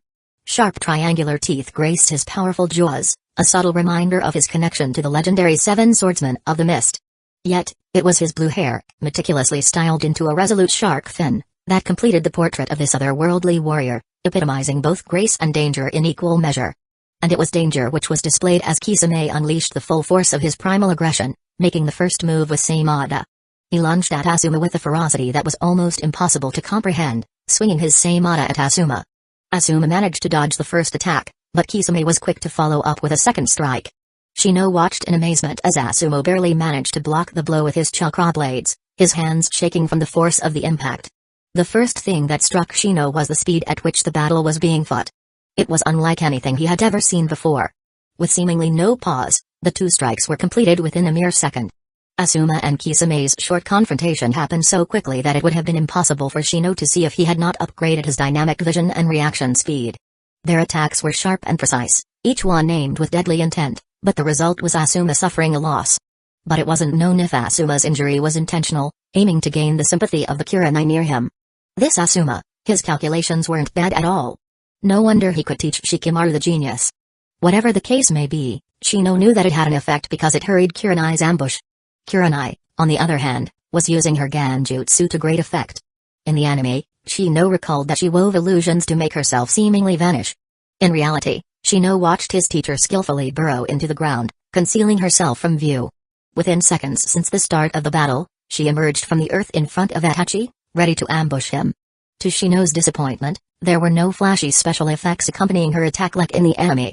This was reality, a place where Genjutsu only affected the victim. Shino wasn't the victim, and Shino's bug clone also had immunity to his teacher's Genjutsu. So, he could only view the battle's raw footage. Intriguingly enough, Shino noticed that Kurenai had positioned herself in front of Itachi during the ambush. But why?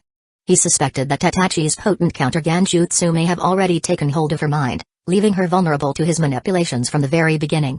In the anime, Kurenai thought she had snuck up behind Itachi, but she had never succeeded in her ambush.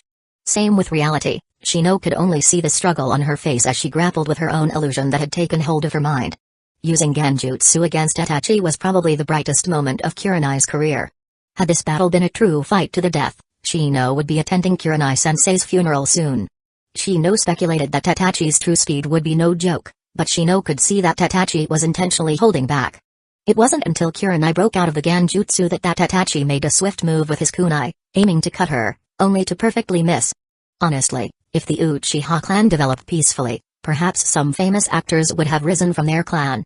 Itachi would definitely be a top contender near the top of the list, but he unfortunately would not be the first because that award belongs to another Uchiha.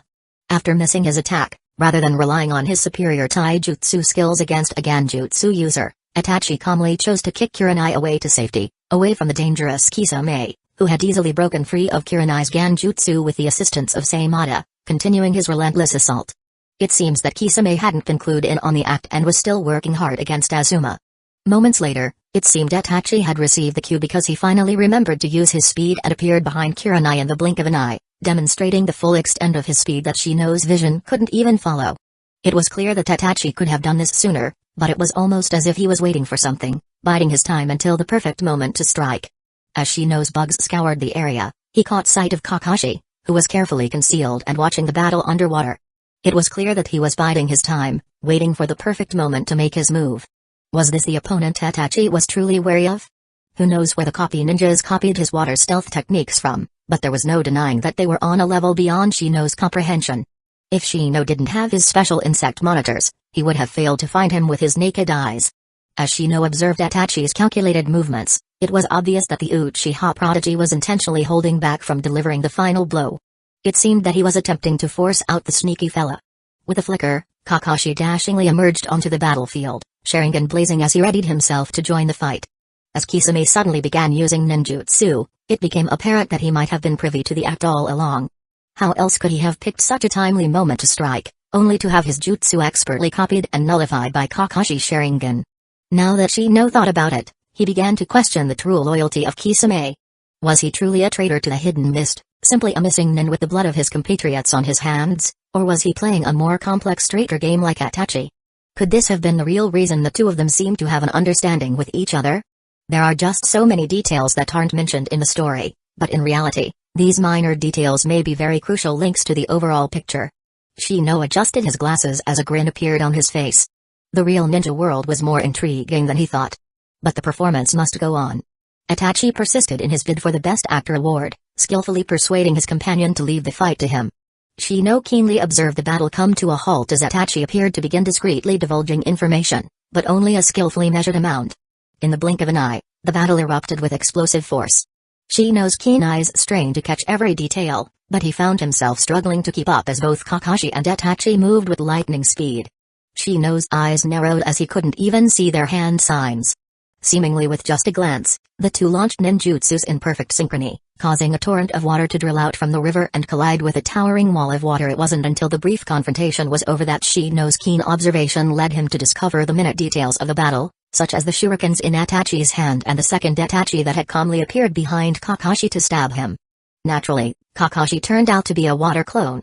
While others may have been caught off guard by this, even Shino's insects were able to detect the deception, and Itachi was no exception.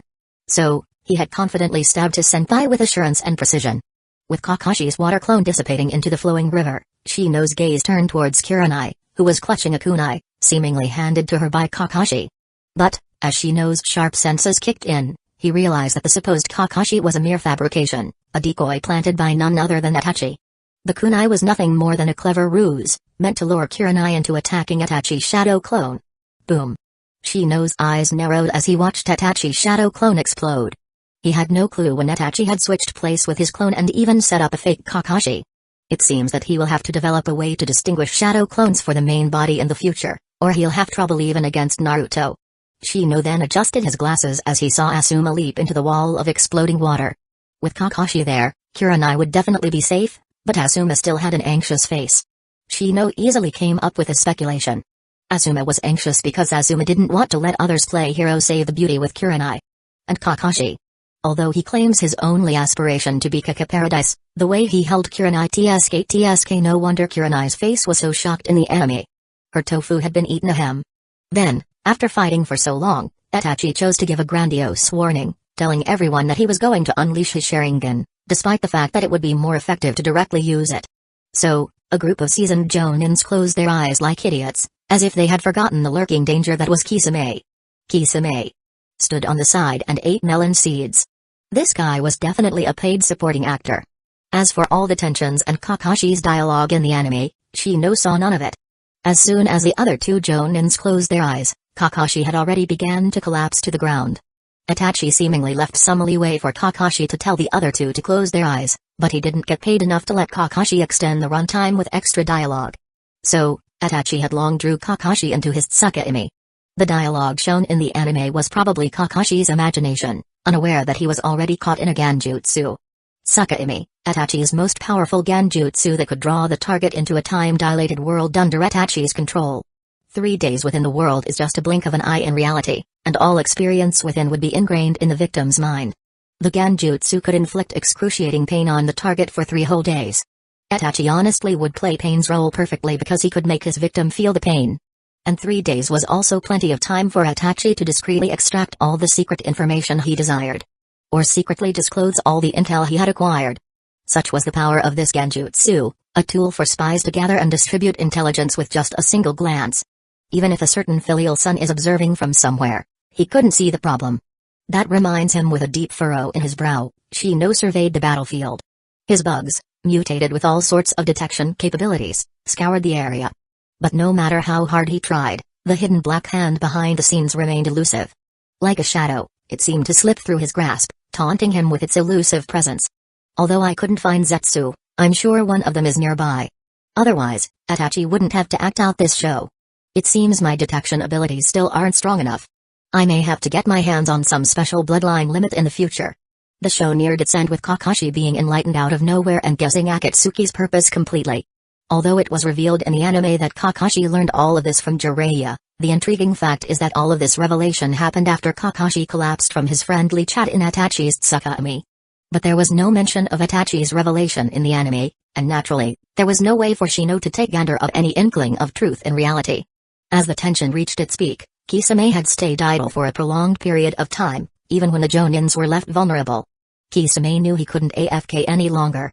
But just as he decided to make his move, a coincidence occurred. Might Guy arrived on the scene just in time to put a stop to Kisame's plan, bringing the show to an unexpected end. Observing this farce from the distance, Shino couldn't help but chuckle. He thought he could really get a gauge of these high-level ninjas, but were they truly going all out in this battle? Perhaps Asuma and Kurenai may have unleashed their true capabilities. However, Kakashi, Itachi, and Kisame, the trio of enigmatic figures where Shino's true interest lies, probably kept their hands. Their true potentials are still shrouded in mystery. What a disappointment. But, there wasn't completely no benefits.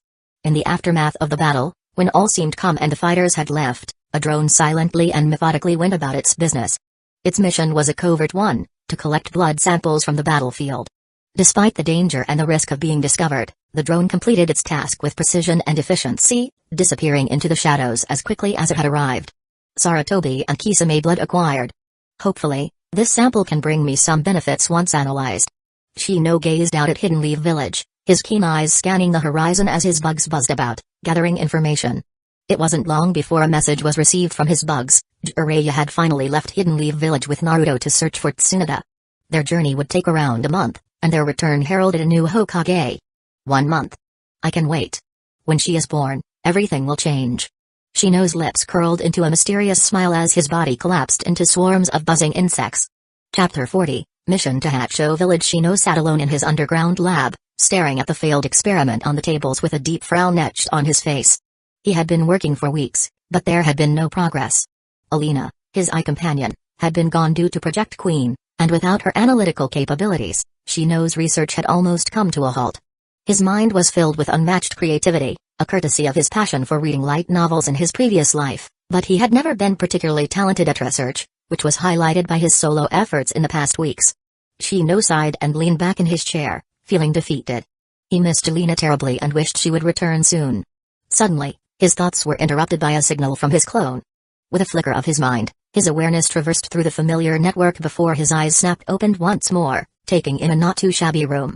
However, it was unmistakably not the Aburame clan's quarters. Amidst the temporary absence of a Hokage, the two Wizened advisors wielded considerable power and authority, one of them being the issuance of directives to send out ninja on various missions. Shino, along with his fellow members of Team 8, had been assigned a mission by Hidden Leaf Village to solve a strange disease in Hacho Village, one of the larger villages of Hidden Leaf Village, located on the outskirts of the Land of Fire. It seemed a medical ninja had already identified the root cause to have a bug origin, and requested for a bug specialist to take care of the issue. Shino learned from Kurenai-sensei that he was named specifically for the task, handpicked for his unique abilities as an Aburame. The task was deemed simple, and thus, high-ranking members of the Aburame clan were not dispatched. Under the cover of darkness, the group had arrived in the village, eager to meet with the village leader and get started on their mission. However, the officer on duty informed them that the leader was already in slumber, and so they agreed to postpone their meeting until the next day. And after a night of rest, it was time to tend to the patient in need. Another knock came from the door. "Yo, Shino, you awake?" Kiba called out. The door creaked open, revealing Hinata and Kiba eagerly peering inside. Their eyes were bright with anticipation as they watched Shino methodically secure his box onto his back. "Hey, Shino!" Kiba exclaimed. "We're finally going to complete the task. Why are you still sleeping in?" Shino's expression remained stoic as he peered through his glasses at Kiba, his silence speaking volumes. An awkward silence hung between them as Kiba fixed Shino with an unyielding gaze. The air was charged with an unspoken challenge, and Kiba seemed to sense it. Suddenly, a realization lit up his face, and he brought a hand down to clap Shino on the shoulder with a hearty laugh. "Yo, Shino, just answer me. Don't worry, I won't interrupt you this time." Shino arched a brow as he considered the dog boy's words. After a moment of thoughtful silence, he finally spoke, "Okay, let's arf." Arf. As he yapped, Akamaru's head emerged from the folds of Kiba's coat, his eyes bright and alert. Deliberate. Definitely deliberate. Suppressing his inner turmoil, Shino's countenance remained unmoved. Although he had become more reserved with his words, it was still surprising to note that he had been interrupted by Kiba almost 30 times during this mission alone. "Yo, Akamaru. Good boy, I knew you would understand me, ha ha ha. Let's go, Shino, Hinata." Kiba's grin grew wider as he affectionately rubbed Akamaru's head, his eyes shining with an unspoken excitement. Hinata fidgeted her fingers as she discreetly stole a glance at Shino. "Shino-kun, Kiba-kun didn't mean it. He's just..." Shino's inscrutable gaze rested on Hinata, whose white eyes nervously shifted back and forth. With her head bobbing, she poked her fingers together, attempting to act cute. "Okay, he won't argue with these children. He'll just keep it on the account books. Once he becomes an adult. Or maybe he won't even wait that long." As Shino stepped outside the building, he was captivated by the stunning view of the village. A vast lake shimmered in the sunlight, with glistening water sprawling as far as the eye could see. The edges of the lake were surrounded by townhouses, sitting on raised stone terraces with modern designs and lush greenery adorning their front porches.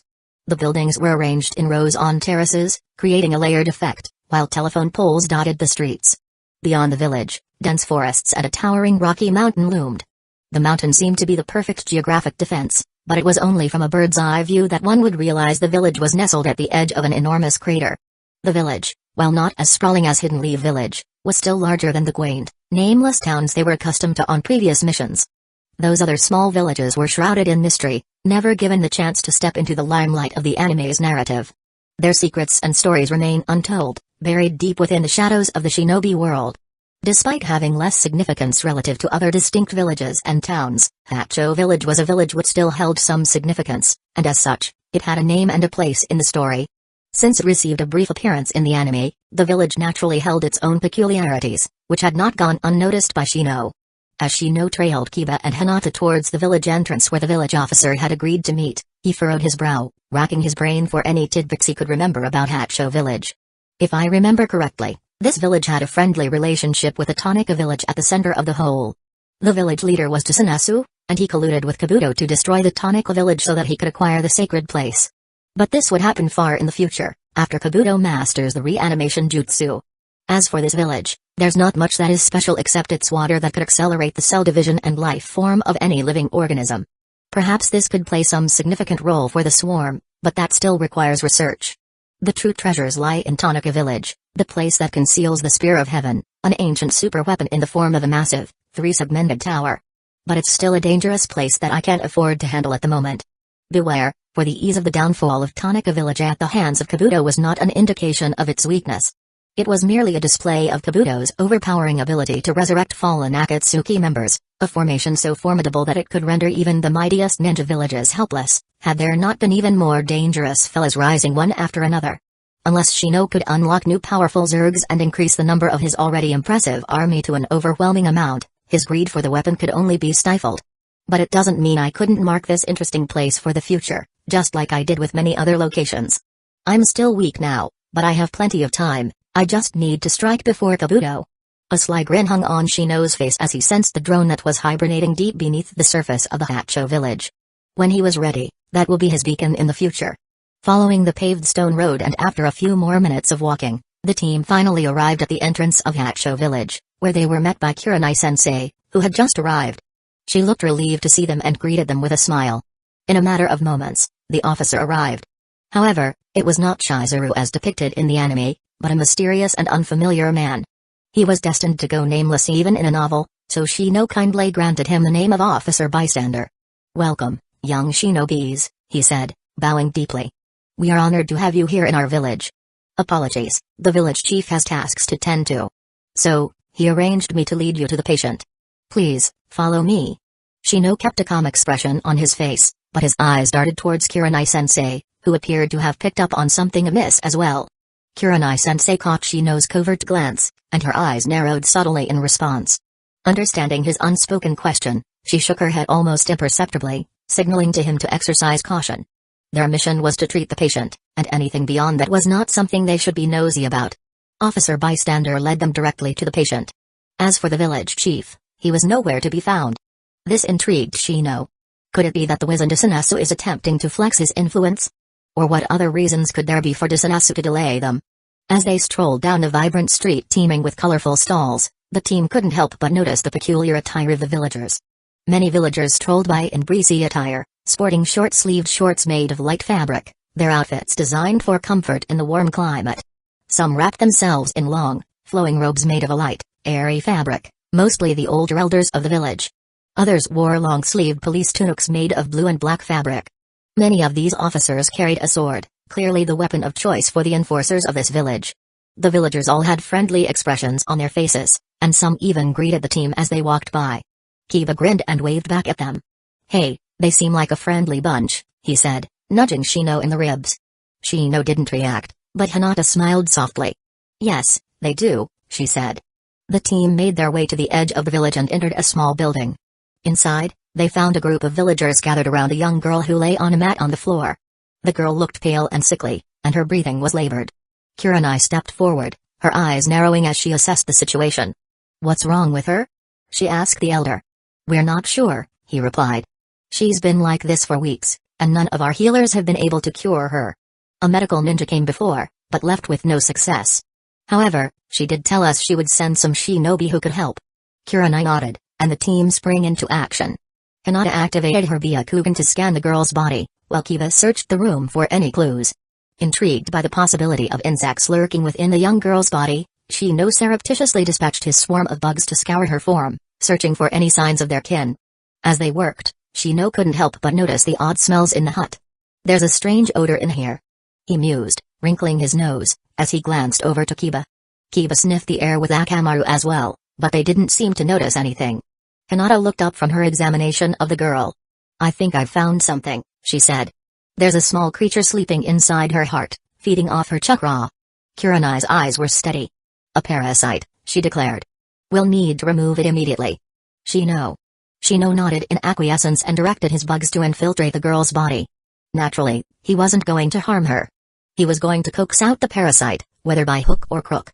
Unexpectedly, the parasite remained asleep, reducing the difficulty of the operation. The only problem was that this process was an arduous and time-consuming one, akin to performing surgery. A careless mistake could prove catastrophic for the girl, but with Shino's flawless control, this wasn't an issue. Of course, beads of sweat trickled down his forehead and a face of exhaustion was displayed, giving the impression that he was struggling. His act demanded unwavering commitment, leaving no room for half measures or faltering resolve. Just as Shino's hands reclaimed the sleeping parasite from the girl's body, an unexpected odor assailed his senses. It was the smell he discovered before. The smell was unmistakably rotten, and it was growing stronger by the second. He was momentarily distracted, but he suddenly felt a jolt of fear run through him. Something was wrong, terribly wrong. Before he could react, the parasite suddenly sprang to life and darted towards him with incredible speed. Despite his quick reaction, Shino was unable to dodge the swift attack. In a flash, the creature had burrowed deep inside his body. Shino. Chapter 41, Trap. Shino's stoic facade crumbled as he felt the poison coursing through his body. Shino had an ugly face for the first time. He was no stranger to danger, but this was different. This was a trap. Someone had set it up to ensnare the medic who dared to remove the parasite. However, once Shino connected the links, he knew this treacherous scheme was designed for him. But by who? Nevertheless, Shino didn't hesitate for long. As his eyes narrowed, his army of bugs swarmed the intruder, granting it an eternal rest. With quick thinking, Shino isolated the poisoned, dying bugs from his body, detaching and expelling them moments later. As Shino observed the remains of the insect horde dissolving into a steaming slag on the ground, Shino furrowed his brows. Fortunately, he was a clone. Otherwise, his boat may have really capsized here today. He still wasn't careful enough. To think a random mission could end up with him being deliberately targeted by someone. He knew he needed to be more cautious in the near future. Perhaps, this was just the beginning of a much more intricate plot. The stunned onlookers watched Shino single-handedly resolve the issue within seconds, and it wasn't until then that they were jarred back into reality. Shino. Are you alright? Kurenai-sensei's gaze flickered with concern as she scanned the scene before her. She knew the danger Shino had just faced and couldn't help but wonder if he had come out of it unscathed. Her eyes were drawn to the remains of the once living insects, now lifeless on the ground. And as she examined Shino's body, her apprehension grew. Shino nodded. A low, menacing growl reverberated from Kiba, his eyes blazing with fury. You guys. We've come to help you, and you want to poison us? The once calm villagers around them now began to panic and quickly backed away. As the tense atmosphere thickened, Officer Bystander's footsteps echoed loudly as he stepped up to the forefront. No, it must be a misunderstanding, Officer Bystander declared with a solemn face. We really didn't expect this to happen.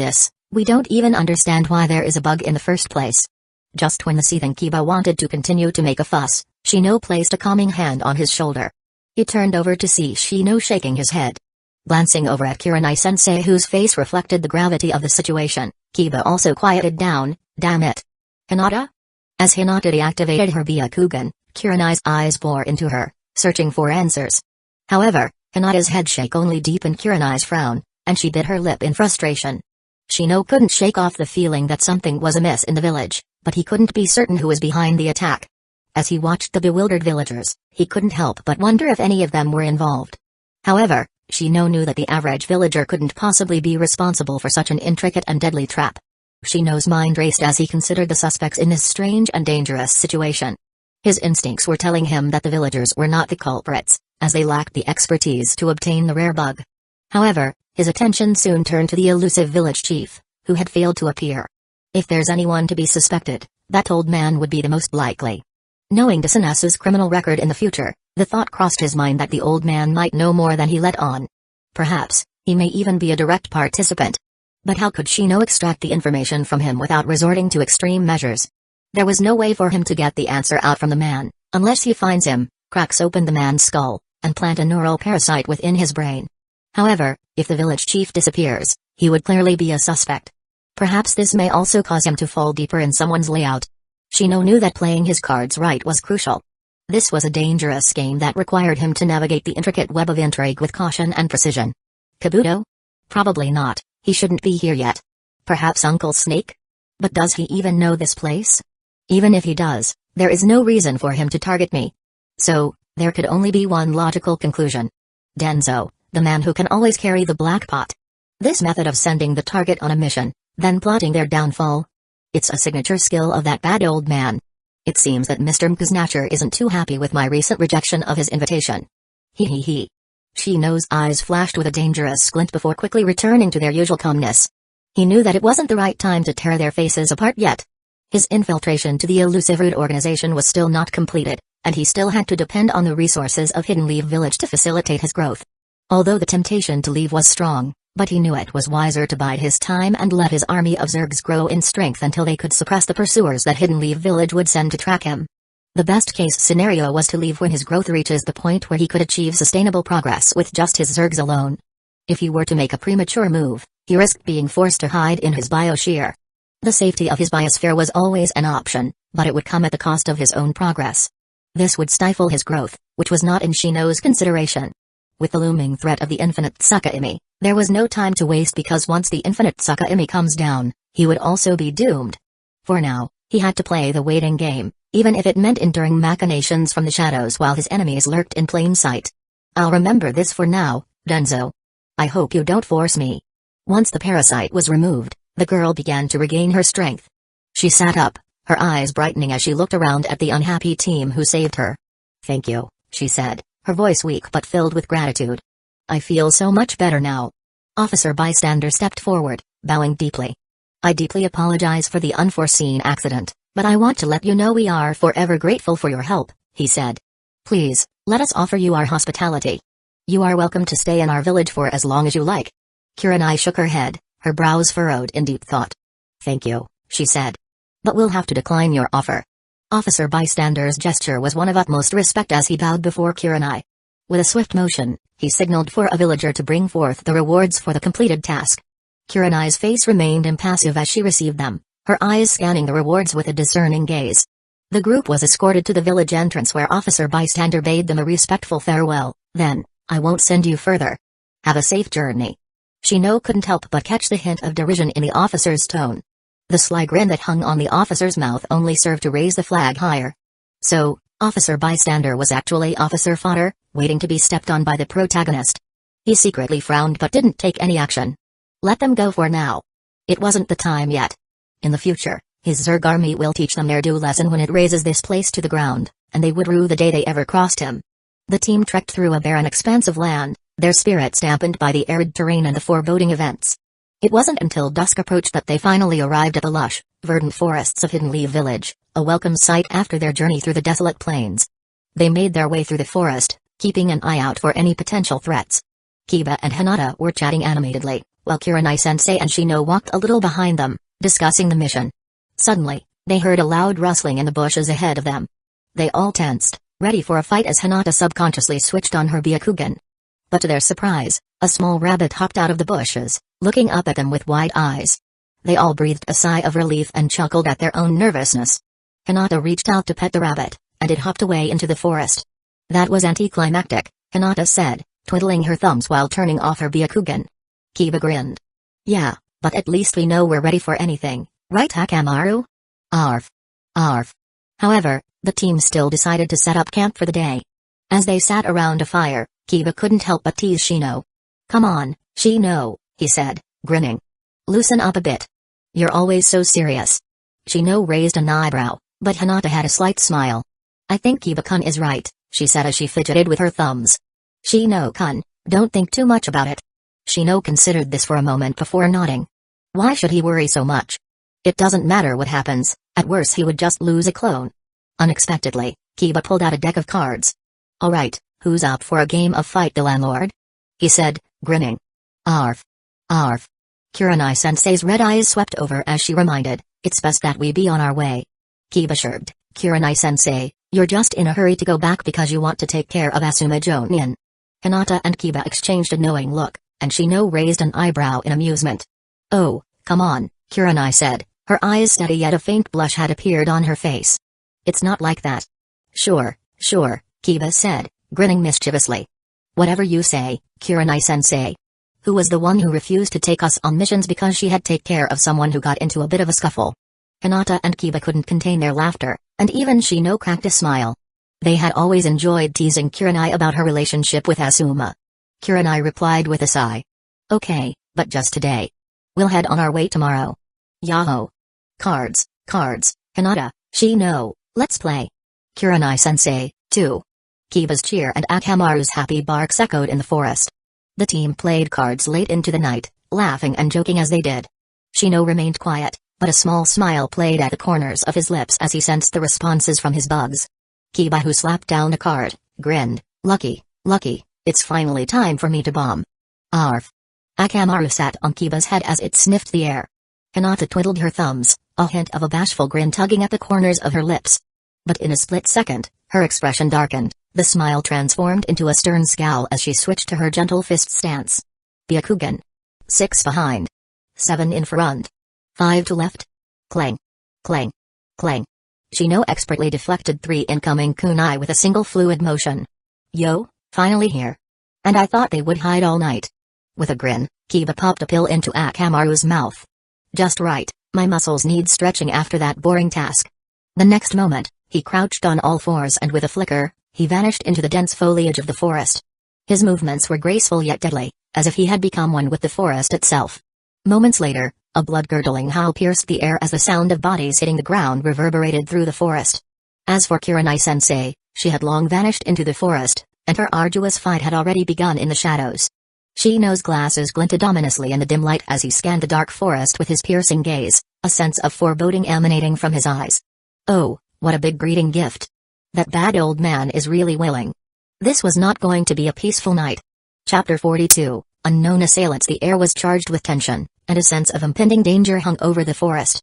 The silence was deafening, broken only by the rustling of leaves and the occasional snap of a twig. Shino's eyes narrowed as he sensed movement in the shadows. It was clear that tonight would not pass without a fight. In the blink of an eye, a squad of ninjas emerged from behind the trees of the dark forest. Clad in black garments and adorned with bone-white masks, it was difficult not to affiliate their signature outfits with the Anbus. However, they had no ninja forehead protectors, signature spiral tattoos, nor the recognizable gray flak jacket, so they might not necessarily belong to Hidden Leaf Village. Others would find it difficult to surmise their origins, but Shino's intuition was already leading him down a path of speculation. It could only be from that place. These mysterious assailants exuded a menacing aura that could chill even the most seasoned ninja to the bone. Although armed and appearing ready for battle, their eyes darted with caution over the duo they now faced. Shino could feel the weight of their gaze, and Shino's mind raced with possibilities of their motives and the probability of hidden hunters in the dark. Regardless, one thing was for sure, this was not going to be a run-of-the-mill encounter. Fang over fang. The air was split by a resounding declaration as a duo drilled through the air, leaving a trail of energy in their wake as they burst forth from the depths of the forest. At the end of their powerful drill was a masked ninja, their victim caught at the tip and unable to escape. Boom.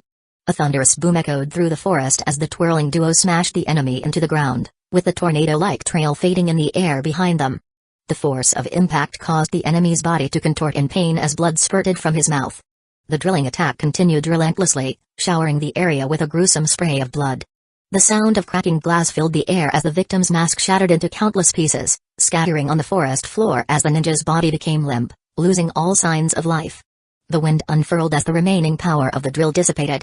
Kiba gracefully leapt back, flipping through the air before landing on all fours. His claws left deep grooves in the earth as he slid back due to his momentum, but he was already prepared for the next attack. Akamaru landed on his back with perfect balance and growled menacingly at the enemy ninjas, warning them not to make any rash moves. "I'm not done yet."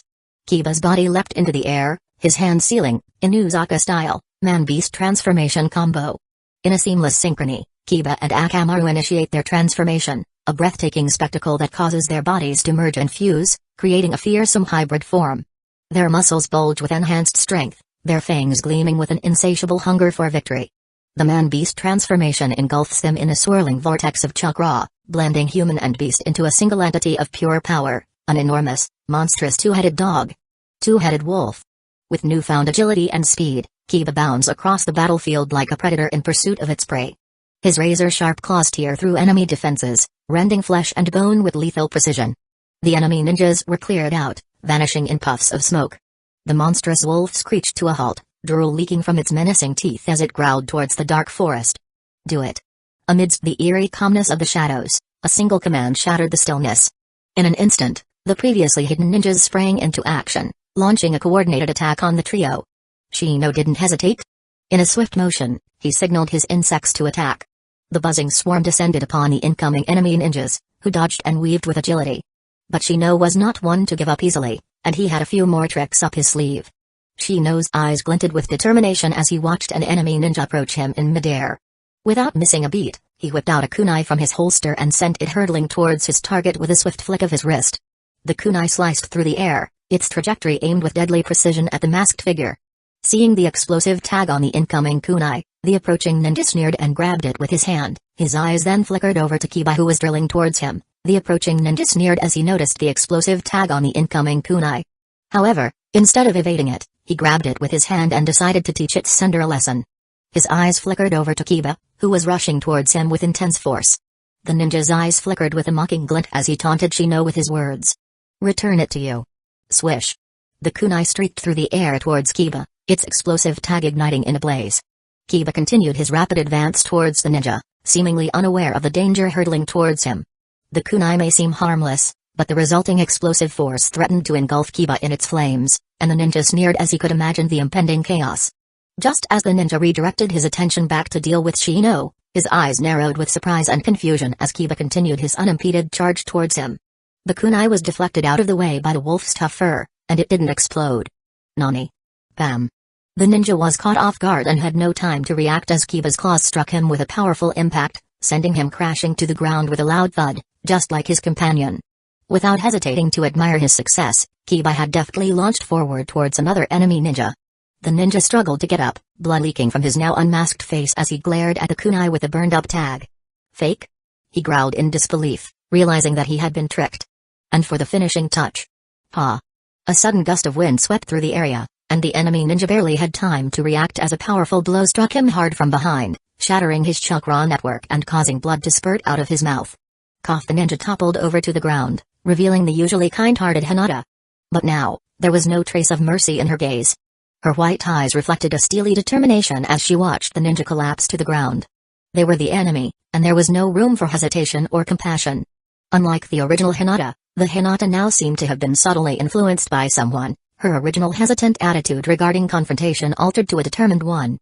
The consequences of this change were unknown, but the benefits were already showing during this combat. Swoosh!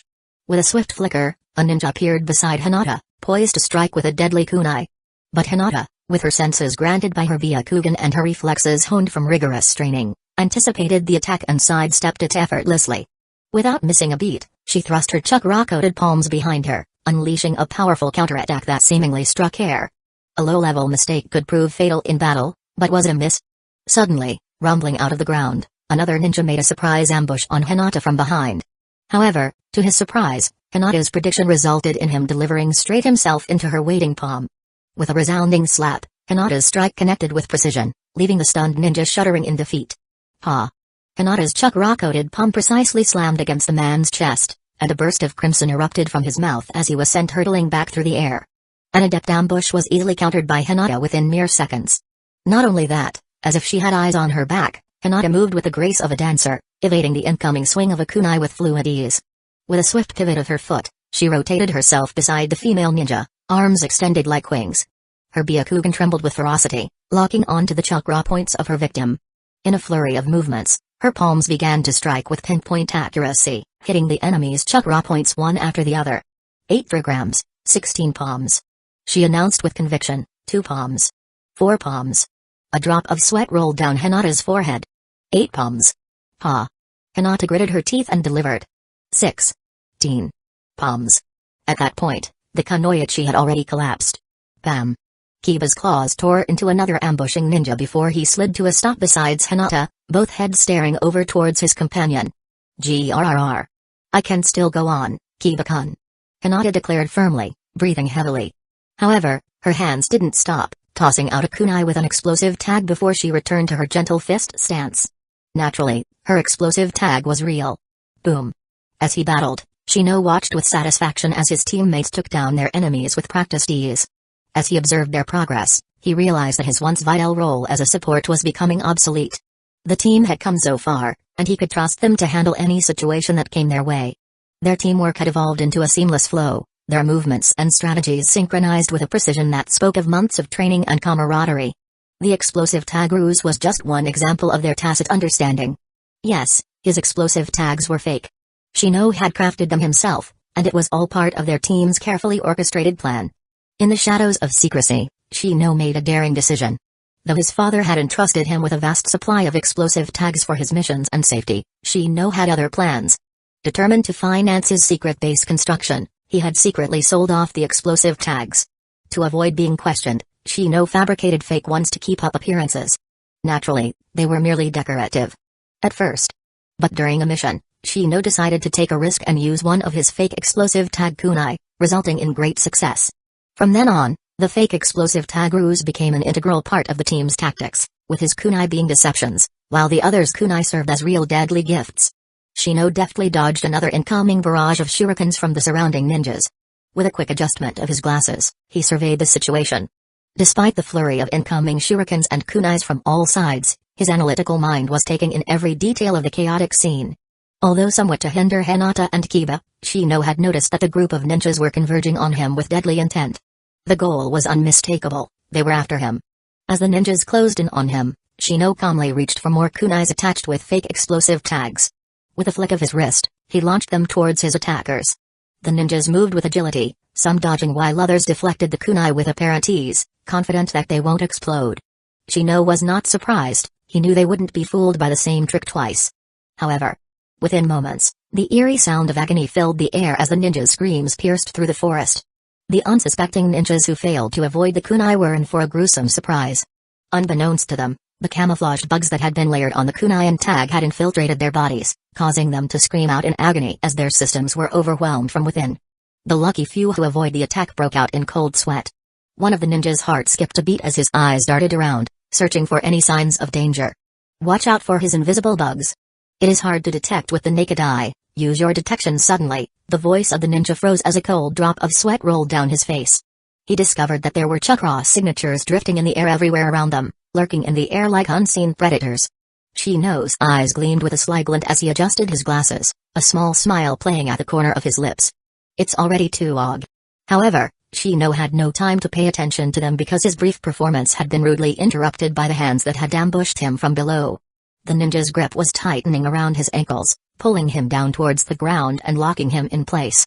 With a heart cold as ice, a ninja leapt into the air from a tree and he drew in a deep breath, his mouth puffing up, fire style, fireball jutsu. Oh. A sudden explosion of heat engulfed the air as the ninja unleashed a fiery inferno from his mouth with explosive force, the intensity of the flames obliterating every bug in the vicinity. Ignoring the fate of his fallen comrade, the ninja locked his eyes on Shino and continued to fuel the blazing ball of destruction towards him. The raging fireball roared towards Shino like a deadly dragon. Boom.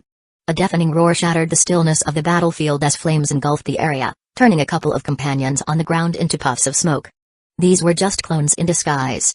As for the rest, they were just expendable companions who were merely bonus cannon fodder, and they were wiped out in a matter of seconds, reduced to nothing more than charred husks. There would be no chance of reincarnation for them, as they were mere side characters who played no significant role in the grand scheme of things. The ninja landed on the ground, his face bare of any mask to conceal his emotions. He frowned deeply as he surveyed the aftermath of the explosion.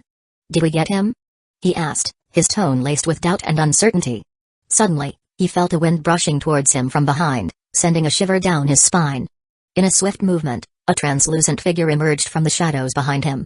It was Shino, who had snuck up behind the enemy, poised to strike with a deadly kunai.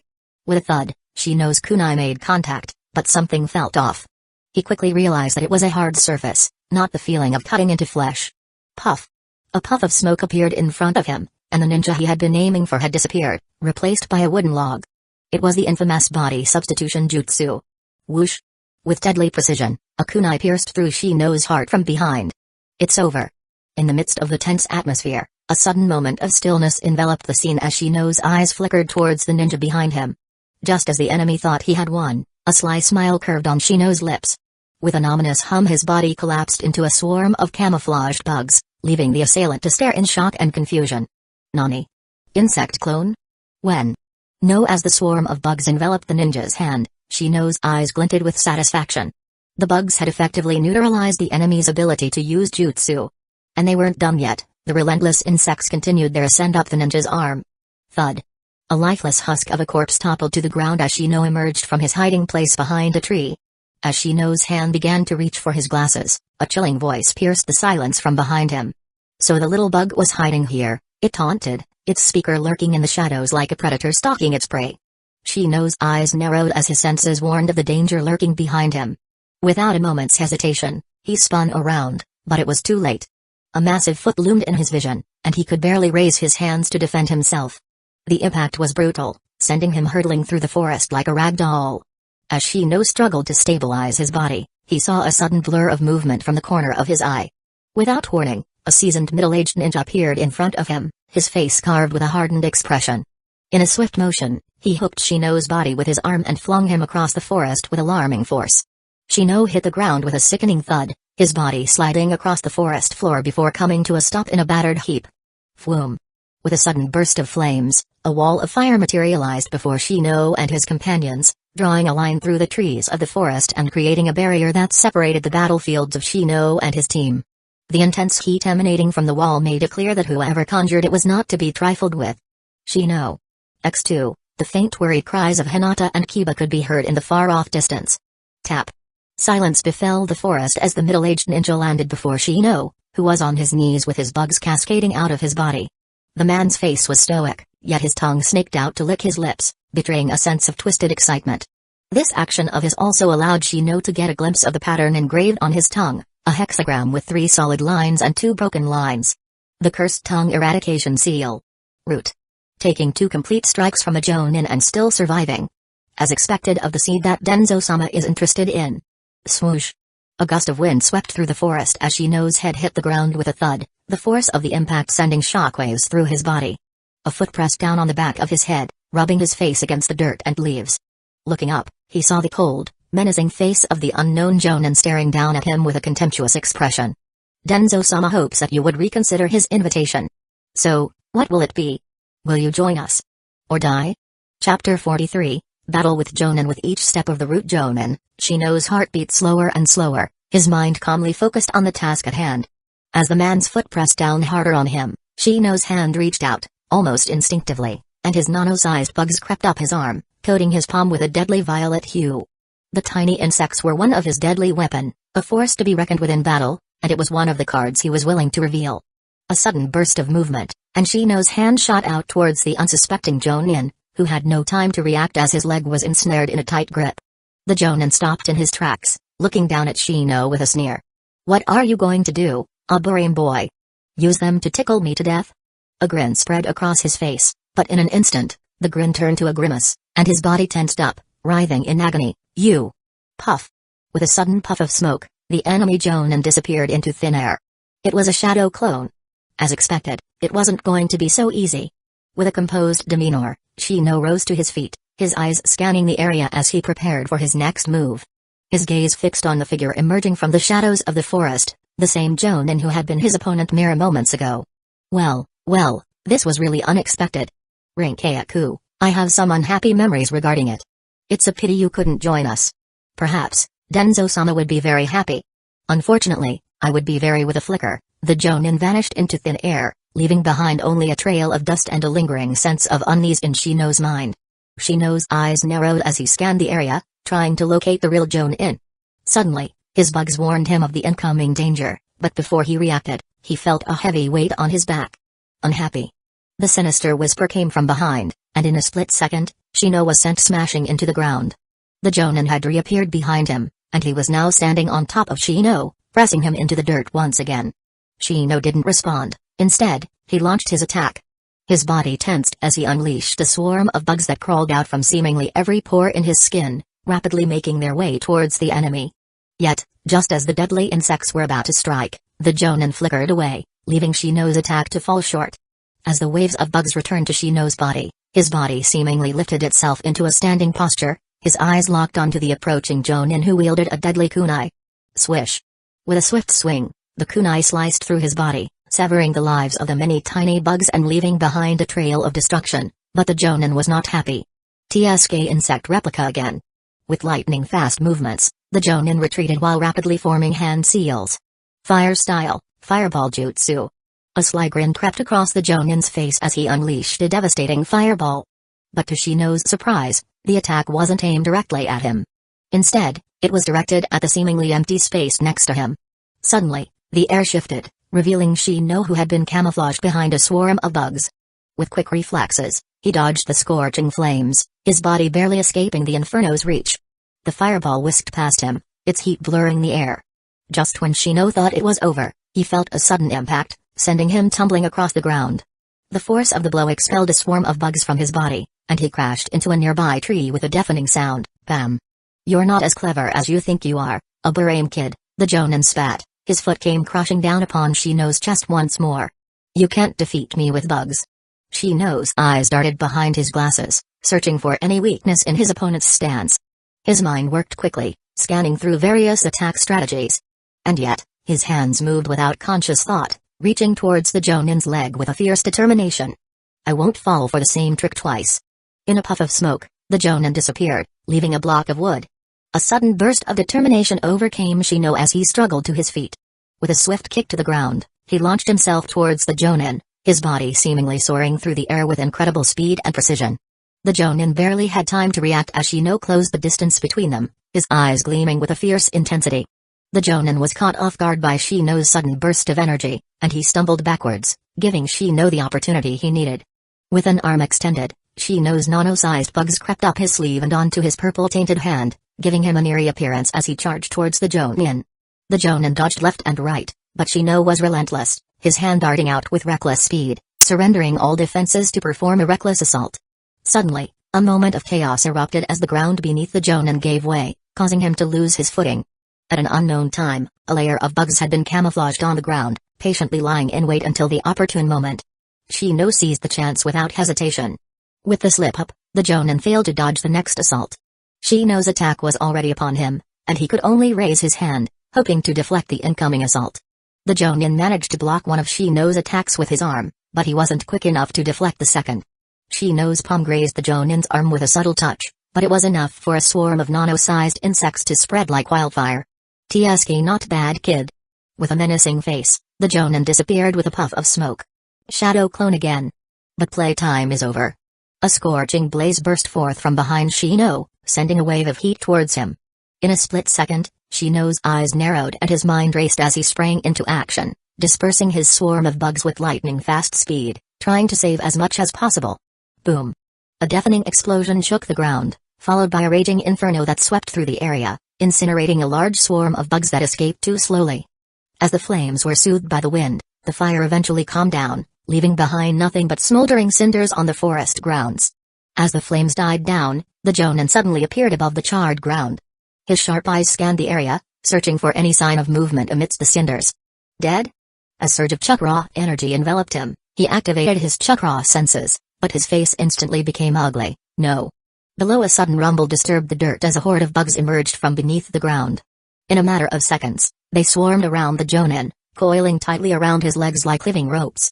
The Jonin escaped with a flicker, but the bugs on him continued to climb up his legs, swarmed over his face, biting and stinging him relentlessly. He screamed in pain, clawing at his face in a desperate attempt to get the bugs off. A swarm of bugs gathered and morphed into a miniature version of Shino, its eerie likeness uncanny. Shino looked on as the Jonin stumbled backwards, his face twisted in agony. "You underestimated me," Shino said, his voice squeaky and cute.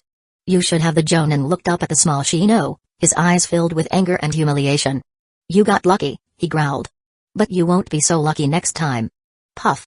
He disappeared in another puff of smoke, leaving Shino standing alone in the forest. It was a shadow clone again.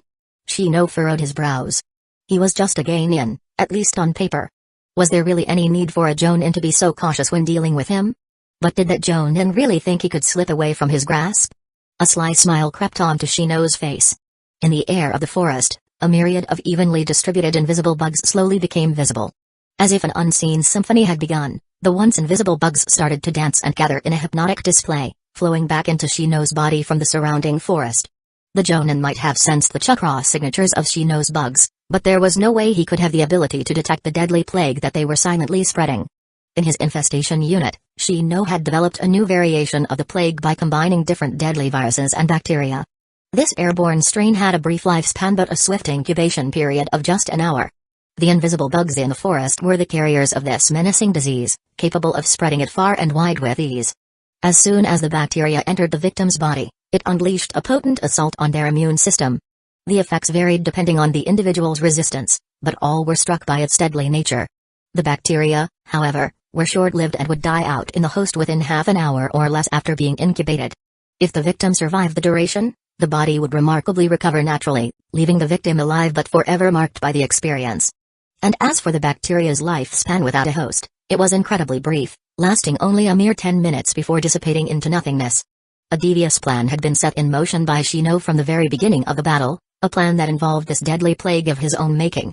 Though short-lived and not deadly on its own, this airborne plague was capable of wreaking havoc on its victim, causing a deadly effect that left them at the mercy of their attacker.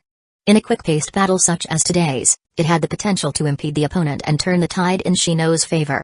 Had the Jonin not retreated, he may have succumbed to the plague's effects, leaving him defenseless and at the mercy of Shino.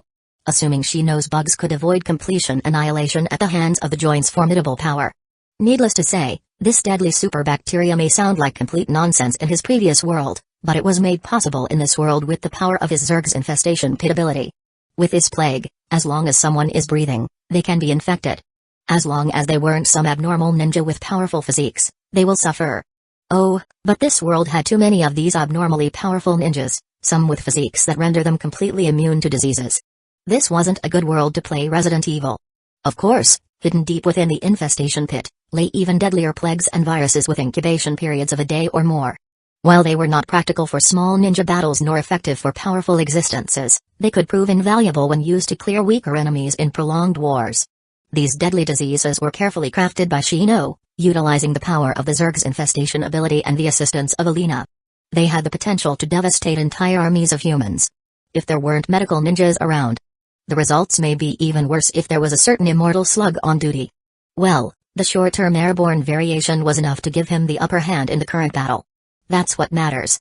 With a determined stride, Shino navigated through the damaged forest, his piercing gaze scanning the scorched earth and toppled trees for any sign of his discarded bug container. With a sharp eye and unwavering determination, he located it in a matter of minutes. Swiftly reaching inside, he withdrew a mysterious scroll, its contents known only to him. With a flick of his wrist, Shino unfurled the mysterious scroll, unleashing a plume of smoke that enveloped his surroundings. As the haze slowly dissipated, a new swarm of bugs materialized on the ground, their tiny bodies laying dormant on the ground, but their slight quiver signified their awakening. With a sudden jolt, the awakened insects started to swirl around Shino, merging together into a cohesive mass. The swarm grew and grew, with their collective buzzing filling the air. And in a matter of moments, Shino had regained his full height, his body now pulsating with the energy of the newly acquired swarm. As the hunger of his newly awakened insects were conveyed to him, Shino's hands stealthily reached for his drone concealed within the box. Chakra was then transferred from the drone to his bugs. This mutated drone had the ability to convert biomass into chakra, and it served as a power source for his insect clones during his long journeys beyond the walls of Hidden Leaf Village. With his bugs energized and ready to do his bidding, he strapped the bug container on his back with swift efficiency, preparing for the next phase of the battle. The hum of wings filled Shino's ears as his bugs conveyed a crucial piece of information: the Jonin's whereabouts. Found you. A relaxed grin crept up Shino's face as his eyes fixated on the direction of the Jonin's escape. He set his sights on his prey, his steps measured and purposeful as he pursued him. The aftermath of the battle left the forest eerily quiet, with the scorched earth bearing witness to the intense clash that had taken place. Gradually, the sounds of battle dissipated in the distance, along with the buzz of the insects that had gradually dispersed elsewhere in the dark forest.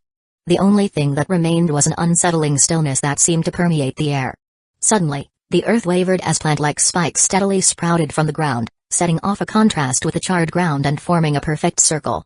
Their sharp edges slowly reached into the air, as if trying to embrace the moonlight. Moments later, from the center of the formation, a head emerged, revealing a strange humanoid creature with striking features. Its hair was green, and its face was split in half, with one side black and the other white. The most peculiar aspect of the creature, however, was the Venus flytrap-like extension that wrapped around its head and upper body, serving as a protective shell. The monster's half-black, half-white face twisted into a grotesque smile as it set its sight on the direction Shino had departed. Interesting. Chapter 44, Black Hands. As his chakra recovered, the Jonin was desperate to escape into the safety of the forest, leaping from tree to tree with lightning speed. He had only thought it was a normal assassination mission. How hard could it be to deal with a Ganon brat? Little did he know, the mission he had accepted was anything but ordinary.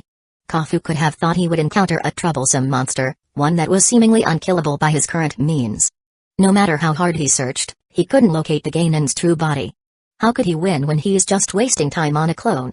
If he had not learned to be cautious from his decades of experience, he would have capsized in the gutter in the face of that monstrous being's repulsive and treacherous tactics. Cough, cough, it was definitely not because of his lack of skill. Although it had been hard-won, he felt fortunate that he had gotten his hands on the Shadow Clone Jutsu. Its power had saved his life on numerous occasions, and once again, it had proven to be his salvation. But as he moved deeper into the foliage, a terrible sensation gripped his throat, causing him to come to an abrupt halt on a branch. Violent coughs racked his body, his hand coming to his mouth to stifle the sound. But the coughs continued, growing more violent with each passing moment. The Jonin's eyes widened in horror as he realized that he was coughing up blood. He stumbled backwards, leaning against the tree trunk, struggling to maintain his balance on the branch.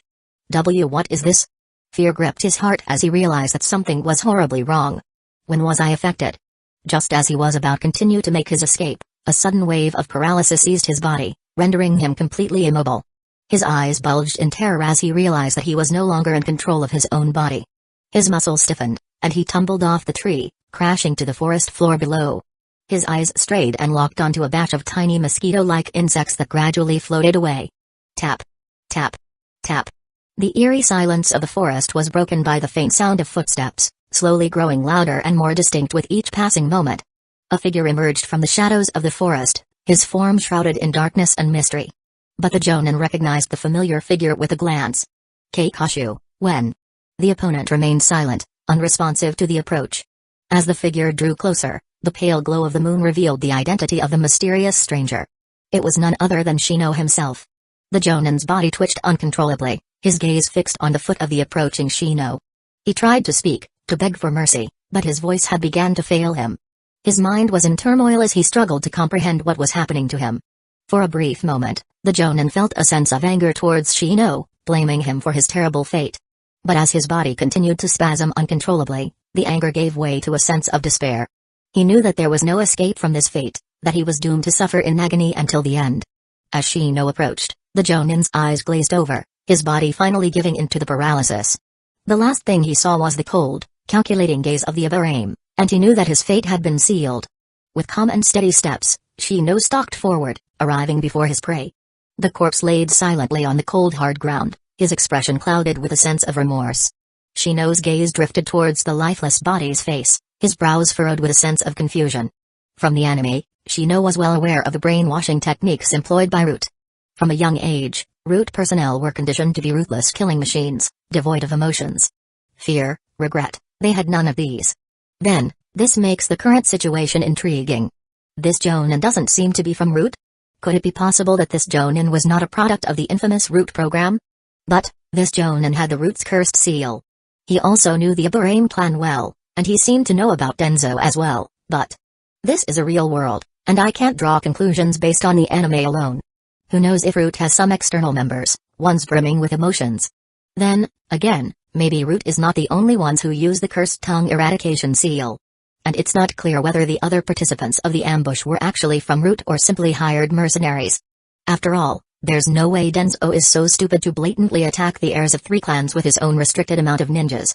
Shino's eyes narrowed in deep thought, the questions raced through Shino's mind, each one more puzzling than the last. Was this Jonin an emotional member of Root, or was there something more to his story? Or is he really not from Root? If it's not Denzo, then who else could have sent these people after him? A shiver ran down Shino's spine as he couldn't shake off the feeling that there was a dark force pulling the strings from behind the scenes, orchestrating a test to gauge his true capabilities. It couldn't be. I'm probably overthinking. As he arrived at this thought, Shino returned to his calm yet calculating demeanor. Shino considered his options. He knew that facing the mysterious and powerful figure behind the scenes was not yet feasible for him. However, he was confident that even if he was discovered, it would not thwart his plans entirely. In the worst case, he receives an invitation from the mastermind behind the scheme.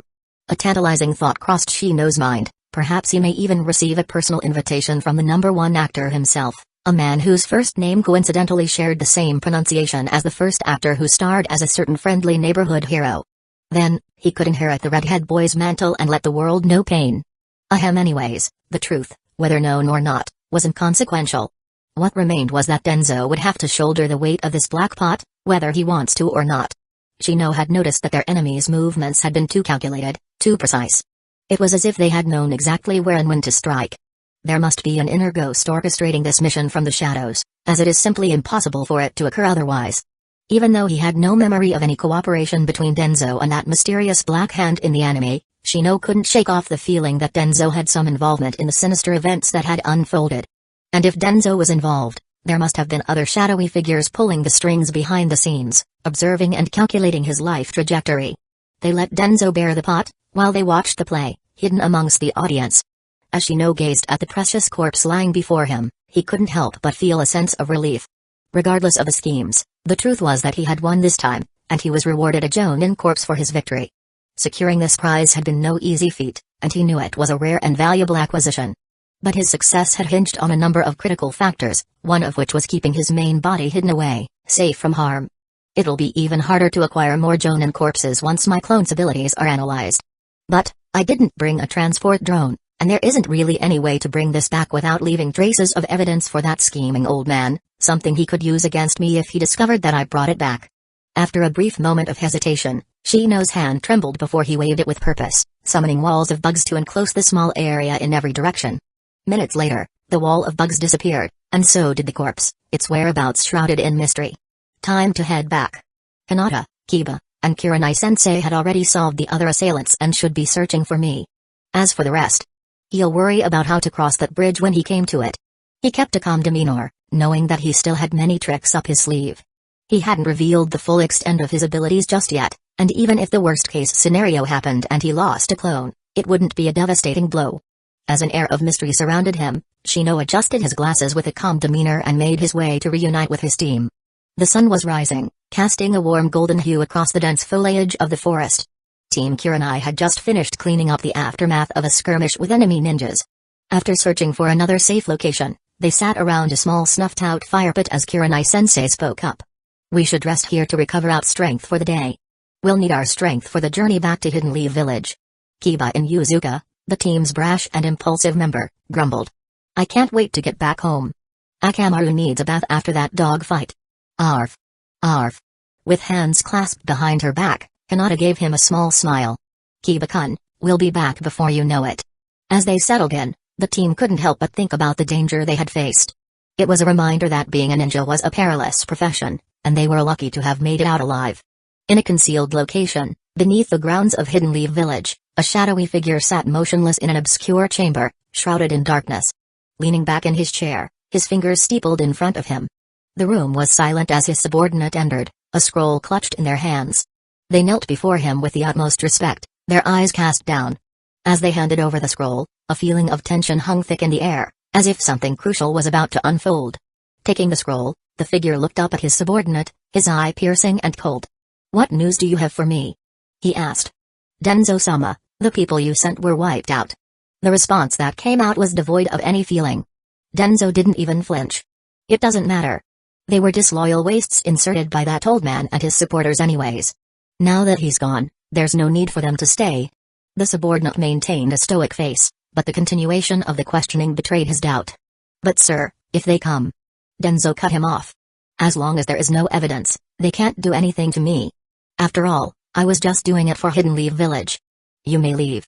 With a curt nod, the subordinate silently slunk back into the shadows. Denzo raised the scroll in his hand, slowly unfurling it. Denzo's eyes scanned the contents of the scroll with a steely focus, his expression betraying nothing. As he finished reading, a small sneer crept across his lips. Really hiding deeply. With a sudden surge of emotion, his fists clenched tightly around the scroll, his body tensing as if to contain the power within. And then, with a fierce blaze, the scroll was engulfed in flames, illuminating the room in a fiery glow that revealed the figure hidden in the darkness. Drifting over the floorboards, the hem of his dark gray robe trailed up his legs like the wake of a ghostly presence. The robe concealed his right arm, an appendage that held many secrets yet to be revealed.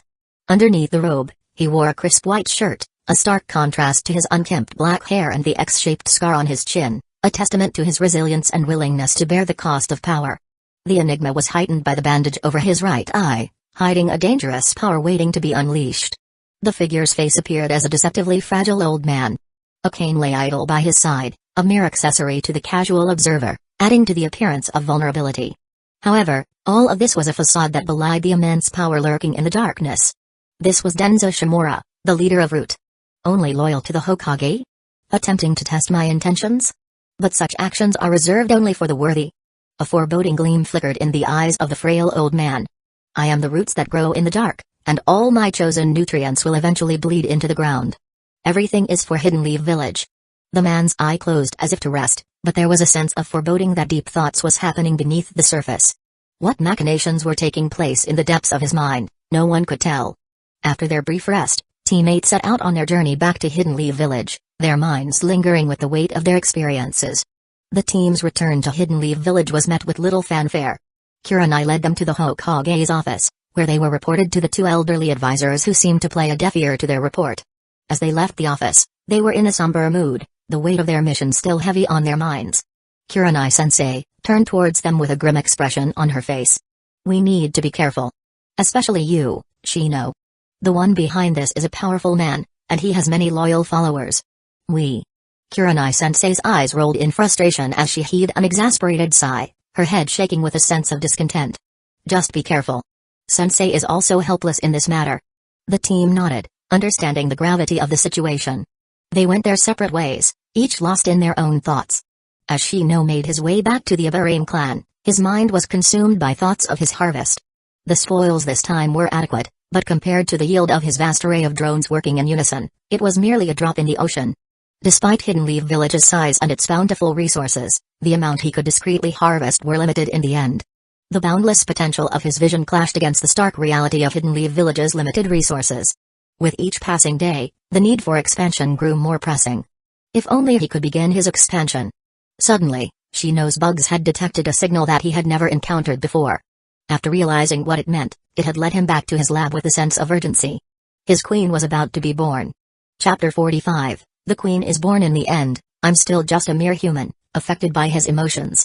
As his thoughts lingered on the difficult choice he had made a month ago, Shino Aburame stood alone in his underground lab, silently observing the phenomenon in front of him. In the center of the lab, there was a large, egg-shaped larva pulsing with energy. He knew what this meant: the Zerg Queen was about to be born. As he watched with anticipation, a fair hand suddenly punctured the shell of the larva, reaching out to tear an exit. As the hand tore apart the larva, the crack on the shell widened to reveal a beautiful, mature woman with flowing Uzumaki red hair, highlighted with strands of purple, the distinctive color associated with Zergs. The beauty, seemingly aged around her early 20s, stood up and stepped out, completely displaying her fair carcass with all its glory to Shino. Her body was perfectly proportioned, with curves in all the right places. Her skin was soft and smooth, like silk, devoid of bite marks. Her hair has grown longer, flowing straight down on the left while short and spiky on the right. Shino recognized it to be the distinct style of Karen. After stepping out, the larvae formed from creep collapsed and integrated into her. However, the mature beauty didn't pay heed to this. Instead, she looked around the room, dazed for a moment as she muttered in confusion, "I am Alina, no, I am Karen, no, I'm..." A palpable tension hung in the air as she struggled to reconcile her true self with the identities she had merged, Alina and Karen, each carrying their own weight and significance. It didn't take long for her straying eyes to directly fix onto Shino, her golden pupil reflecting his visage, brightening before she began to strode over, her hips swaying in a mesmerizing and provocative manner. Her hand reached out to caress his face, letting him feel the subtle softness and warmth coming from it. "It's you." Her eyes softened as a mesmerizing smile appeared on her face. With a flick of her wrist, she teasingly tugged down his high collar. Her face unexpectedly leaned in, her face drew closer and closer to Shino's, and within moments, their lips were locked in a fiery kiss that sent his mind reeling. Swarm leader re-establishing connection with system. Consciousness uploading. Shino's eyes narrowed a bit before he delved in deeper, gaining a fiery response. Their tongues intertwined, performing a French duet as they deepened their bonds. Connection completed. Zerg Queen is at Lord Shino's service. Their lips parted with a sensuous sound as a glistening strand of saliva stretched between them. The woman's tongue darted out, catching the strand and brushing his lips before slowly sliding back into her mouth. Her taste lingered on his tongue, arousing his desire even more. With an amorous gaze, her fair hand trailed down his face, traced down his chest and drew a circle before she knelt down slowly to the ground to pay her respects to her master. "Shino-sama," she said, her voice soft and sultry. "Use my body and soul as you wish. I am yours to command." Shino looked down at her, taking in her beauty. He knew that he had created something powerful, in many senses. But he also knew that he had to be careful. The Zerg Queen was not to be underestimated, and he needed to be sure that he could resist her temptations. "Stand up," he said, his voice firm but gentle. Karen stood up, her eyes never leaving Shino's. He could see the intelligence behind them, the cunning that she would use to carry out his orders. He felt a shiver run down his spine. This was no ordinary seductress. "What is your name?" he asked. "I haven't decided," she replied, her voice seductive as she leaned in towards Shino's ear. "Shino-sama, who would you desire me to be? Alina or Karen or both?" Shino's eyes flickered with thought as he observed the beauty in front of him. After a moment, he declared in a firm tone, "Let your name be Karina from now on." Karina's eyes flickered with excitement as she quickly caught on to Shino's implication. A mischievous grin curved her lips as she reached out to grab his hand and guided it to her voluptuous plumpness, sending a tantalizing shiver down his spine. "Karina is ready to serve Lord Shino at any time." Shino stared at the woman, his eyes fiery and dangerous. Unlike Sasuke, Shino was no saint. He was definitely not one who had the will to control his impulses. However, he held back because this was not the time. "Put on some clothes." The duo's fiery gazes locked for a moment. The mature beauty's panting betrayed her desires, but in the end, she obeyed. As if by magic, a mysterious substance coursed through her veins, emerging from beneath her skin as fluid to fashion a daring bikini that hugged her curves in all the right places. But the transformation was far from over. The liquid morphed once more, coalescing into an intricate carapace armor that left little to the imagination. Its shimmering surface seemed to pulse with an otherworldly energy, as if beckoning to all who beheld it with promises of power and pleasure.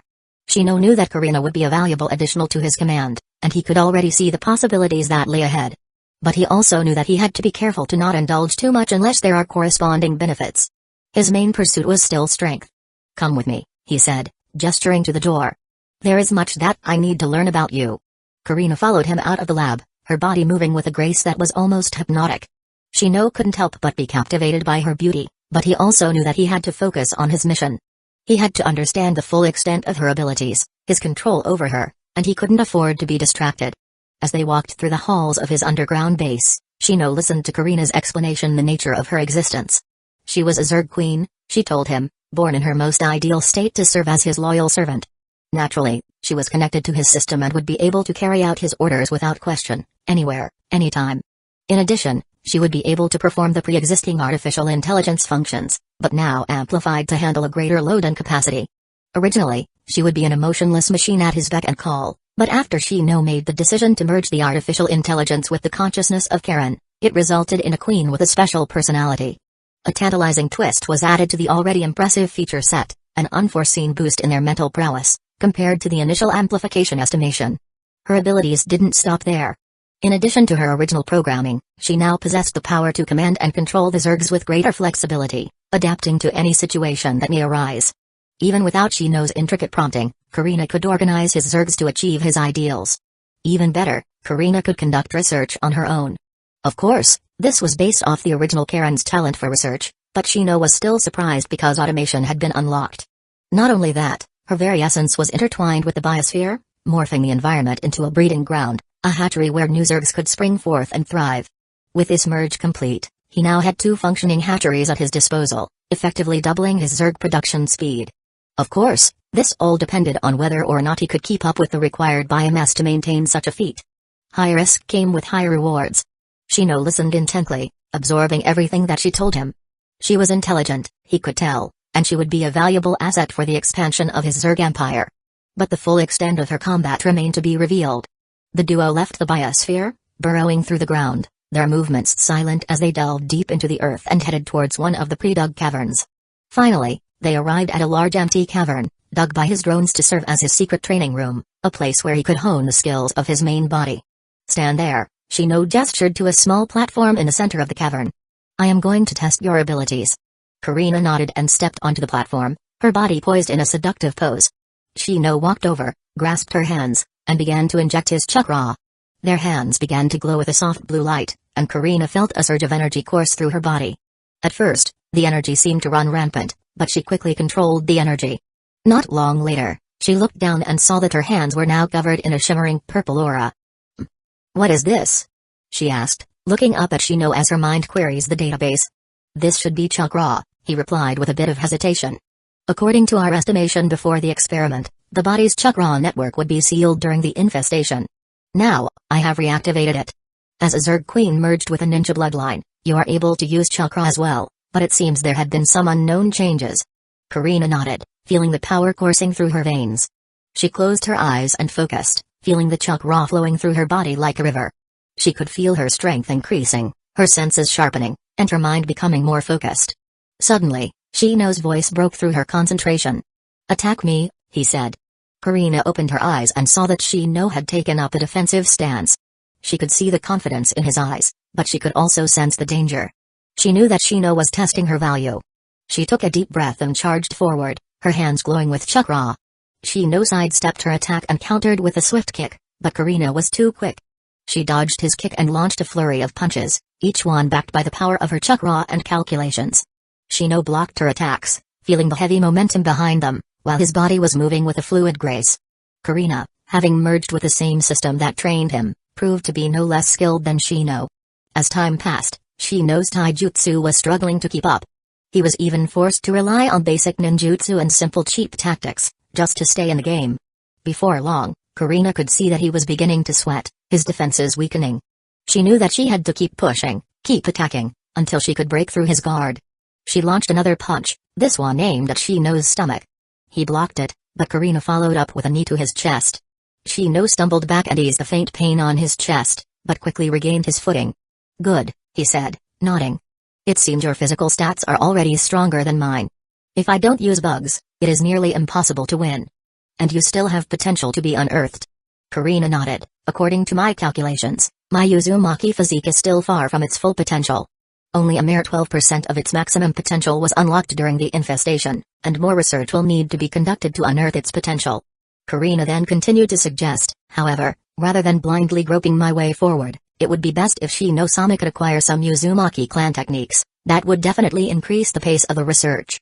Shino's lips curled upwards, revealing a wry smile. With only a mere 12% of her potential unlocked, her physical prowess already outclassed his own.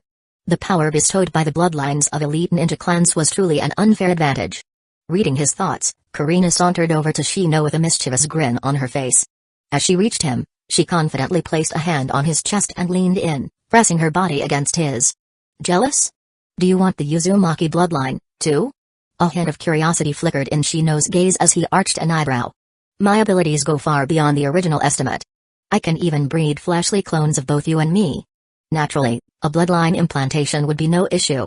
As long as her carapace melted away, she pressed her curvaceous form against his body, locking eyes with him and giving him a sultry look as she uttered in a seductive tone, "My dear gives me enough essence." Shino's fiery gaze burned into hers, intense and unwavering, as his hand coiled around her waist. As he felt her strokes arouse his body, he murmured, his voice low and dangerous, "You're playing with fire." Moments after, his ear was filled with her alluring, velvety voice of temptation. Then, burn me. Chapter 46, In-Depth Analysis. Shino Aburame sat in his newly upgraded underground lab, deep beneath the forests of the Land of Fire. The room was dimly lit, with only the soft glow of bioluminescent creep illuminating the shelves upon shelves of glass containers filled with various insects, fungi, and other organisms. Shino was poring over a thick, leather-bound holographic tome in his vision. His glasses glinted in the dim light as he traced a finger over a particularly interesting diagram of a beautiful face. Since the birth of Karina, Shino had lifted the constraints on some of his mutated drones, unleashing them into the vast and limitless expanse of the Naruto world. Their mission, to stealthily scour for books and scrolls, adding precious knowledge to his database. He was well aware that these drones could become a prime target for hunting, so he took extra precautions and set up covert measures to prevent it from ending up in the hand of others. Although this was just an initial reveal of the Zerg army and wasn't a full-blown invasion, it may be enough to draw some eyes towards him. But with Karina defending his secret base and his main body, Shino felt less apprehensive about the possibility of his Zergs being discovered. He saw this as an opportunity to devote his time to strengthening his army, honing his skills, and perfecting his database. As he suspected that he may have become a subject of interest to some cunning masterminds, Shino's intuition urged him to accelerate his efforts. In the training grounds, his diligent drones also intensified their biomass harvesting. To ensure his covert base remains hidden, Shino devised an ingenious plan, a network of smaller creep biospheres scattered across the subterranean world under Hidden Leaf Village, acting as temporary storage containers for his drones to deposit their precious resource. He knew all too well that the frequent return of his drones to the same location could jeopardize the secrecy of his base.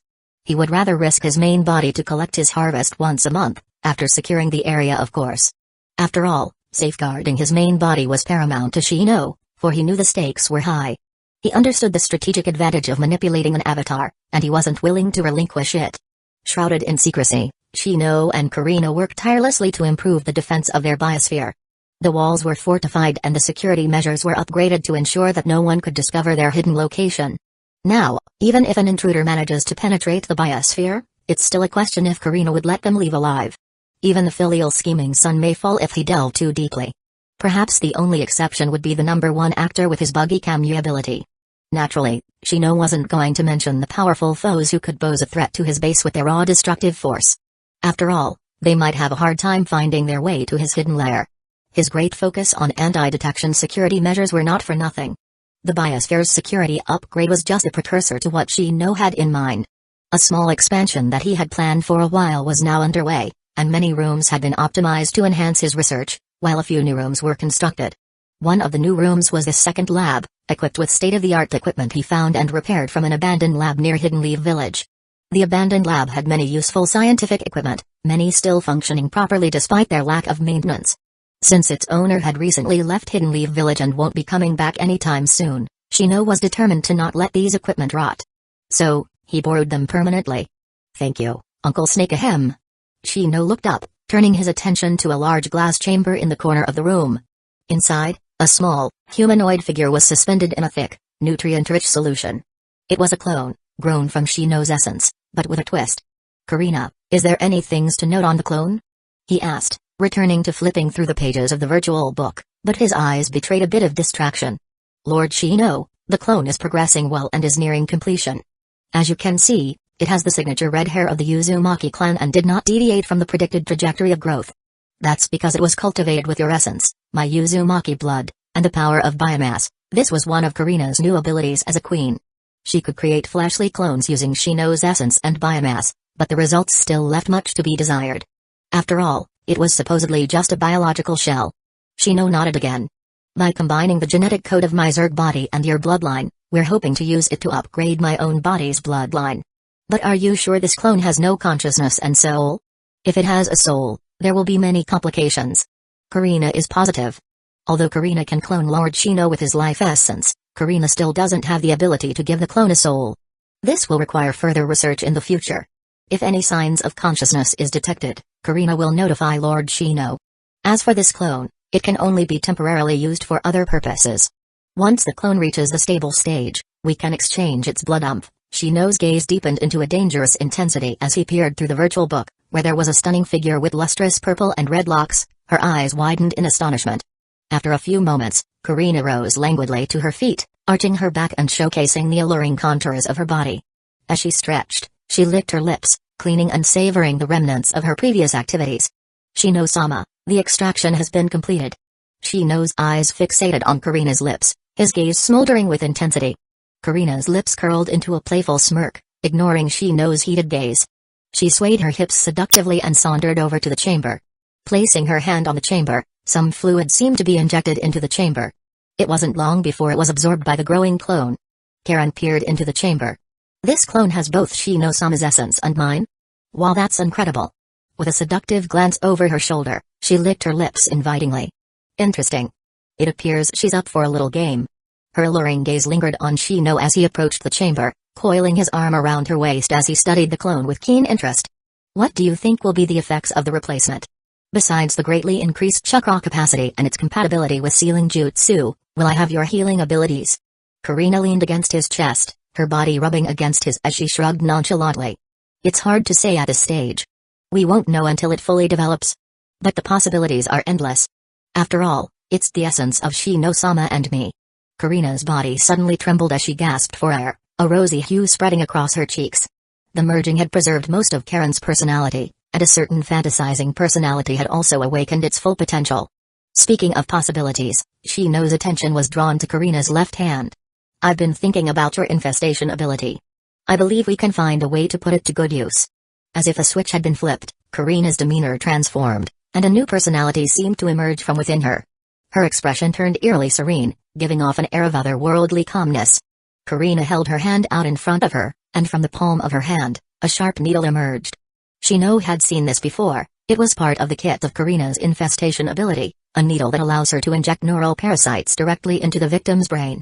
As Project Queen's core success has its basis in neural parasites, Karina's birth from Project Queen gave her a unique complementary advantage, the ability to breed neural parasites directly within her own body. Karina possessed a remarkable ability to inject neural parasites into others, be it through her sharp needles or her incredible healing ability. Now, let's see who would be foolish enough to try and heal themselves by biting Karina. Little did they know, they would be in for a shocking surprise. As the luminescent light reflected off the quivering needle, a fiery desire sparked in Karina's eyes, revealing her an intense interest with the current situation. Really? How? Shino-sama, just point me in a direction, and Karina will research the result you desire. Remember, I've told you to search for a hidden stone kunoichi named Sazumbachi Kamizuru. With a subtle movement, Shino attempted to jog Karina's memory, all while posing his question. Karina's eyes rolled, but the seductive curve of her lips remained. Shino-sama, if you really want to create a new queen, Karina had already told you the condition, has she not?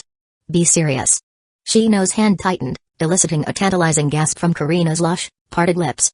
The reason I'm looking for her is because she could summon giant insects, mainly a giant bee with needle-like appendages. Shino explained. If we could get our hands on her summon, I believe we can breed them to be your envoys, letting them become infestors while you stay safely in the base. That's a wonderful idea, Shino-sama. I'll speed up the search right away. Karen's mouth hung open, her cheeks flushed with excitement. With envoys we can begin digging into the secrets of ninjas' minds and controlling the useful humans, and Karina can stay with Shino-sama all day, of course, Just be careful and don't be discovered by the short old man. Shino's grip tightened as his mind raced with thoughts of the catastrophic dust escape, but a small smile was playing at the corner of his lips. The Zerg Queen is known as a support unit in the game, and it's best to not engage unless necessary. After all, besides safety considerations, we also have in-depth research we must do at the base, such as clone development. With head bouncing in a feverish nod, Karen eagerly agreed. We can begin testing new variations once the first clone is successfully developed. We can also put Project 6 Paths of Stain on the schedule, and the two began to formulate a plan for their next experiment, discussing the intricate details. As they worked, Shino couldn't help but feel a sense of excitement and anticipation. He knew that their research could potentially change the way he plays his development game, forever. Shino could almost imagine Nagato's face when the 6 Paths of Pain meets his 6 Paths of Stain. Development still in progress. It has been weeks since they began development, but Shino and Karina still work tirelessly, constantly experimenting, tweaking, and refining their techniques. The clone grew closer to completion and more like the original with each passing day, and the database became more complete and effective. While conducting research, Karina's busy demeanor might make it seem like she's not paying attention, but don't be fooled. Her mind is constantly at work in the system background, analyzing data and running calculations to perfect their established research projects and systems. Not only that, Karina possessed a mastery of multitasking that surpasses the limits of ordinary ninjas, allowing her to simultaneously control an entourage of bug clones to perform tasks and conduct research. Unlike shadow clones, these clones did not possess the same physical capabilities as Karina's main body. Despite this, these clones shared a persistent connection with each other and a system database, allowing them to achieve progress seemingly under one single mind. It is no wonder, then, that Shino's base demanded an expansion, for his other lab has been occupied by this new batch of research masters. Underestimating the capabilities of a human merged with an artificial intelligence would be a grave mistake. But just as the flesh clone was about to come to fruition, a momentous event unfolded in Hidden Leaf Village. Jiraiya and Naruto had returned to Hidden Leaf Village, and with them, the third Sannin, Senjutsu Tsunade. The village was abuzz with excitement and anticipation, the air thick with the promise of change, for the fifth Hokage was about to take her rightful position. And with that, the long-awaited rewards of the Chunin exam were also on the horizon. But will Shino really receive his rewards smoothly? Chapter 47, Meeting Tsunade. Tsunade had just returned to Hidden Leaf Village after her lengthy absence, and the village was buzzing with excitement. The villagers were eager to catch a glimpse of a legendary Sannin, and the shinobi were curious about her return. Shino, or rather his insect clone that was thrown out as a smokescreen to draw attention, was gracefully wandering around in one of the training grounds forest with his team. This was one of their team's unique bonding moments. Hidden beneath his stoic facade, Shino harbored a subtle disdain for the masquerade he maintained. Yet, he recognized the value in this mundane charade, for it cloaked his true nature in an impenetrable veil. While he deemed it superfluous, he understood its allure and the role it played in crafting his perfect mask, one representing loyalty and friendship, concealing the deeper darkness hidden below. And the cost for orchestrating this performance was not much, just a single clone, a marionette controlled by Karina's automated clone system, which currently has a maximal load of 4 clones. Meanwhile, Kiba and his faithful companion, Akamaru, embarked on their peculiar form of dog walking, a captivating display of synchronized movements through the air, where Akamaru gracefully marked the surrounding trees, leaving splats of enigmatic trace in his wake. On the other hand, the reserved Hinata approached Shino, engaging in dialogue while he effortlessly and fluently responded. No one discovered the clone's peculiarity, just like how no one discovered the bug's clandestine acquisition of information throughout Hidden Leaf Village. The vast network of bug monitors scattered across the village, aggregating data from the daily lives of the civilians. Although Shino wasn't able to infiltrate the important departments of Hidden Leaf Village, he knew that big data could play a crucial role in the discovery of many secrets. Suddenly, Shino's main body received an alert. His clone had detected his father, Shibuya Barame, walking towards him. The clone seemed to shudder light, before his dull eyes transformed into one that seemingly glowed with intellect. Shino, Shibuya said, his voice barely above a whisper. The advisors have summoned you to the Hokage building. They have urgent news. With a measured nod, Shino conveyed an air of enigmatic composure. I'll go immediately. Do you know what it's about? I'm afraid I don't. Shibuya's voice was seemingly tinged with a hint of uncertainty, but his eyes, concealed behind the lenses of his glasses, held a glimmer of intrigue, as if harboring answers to the mystery.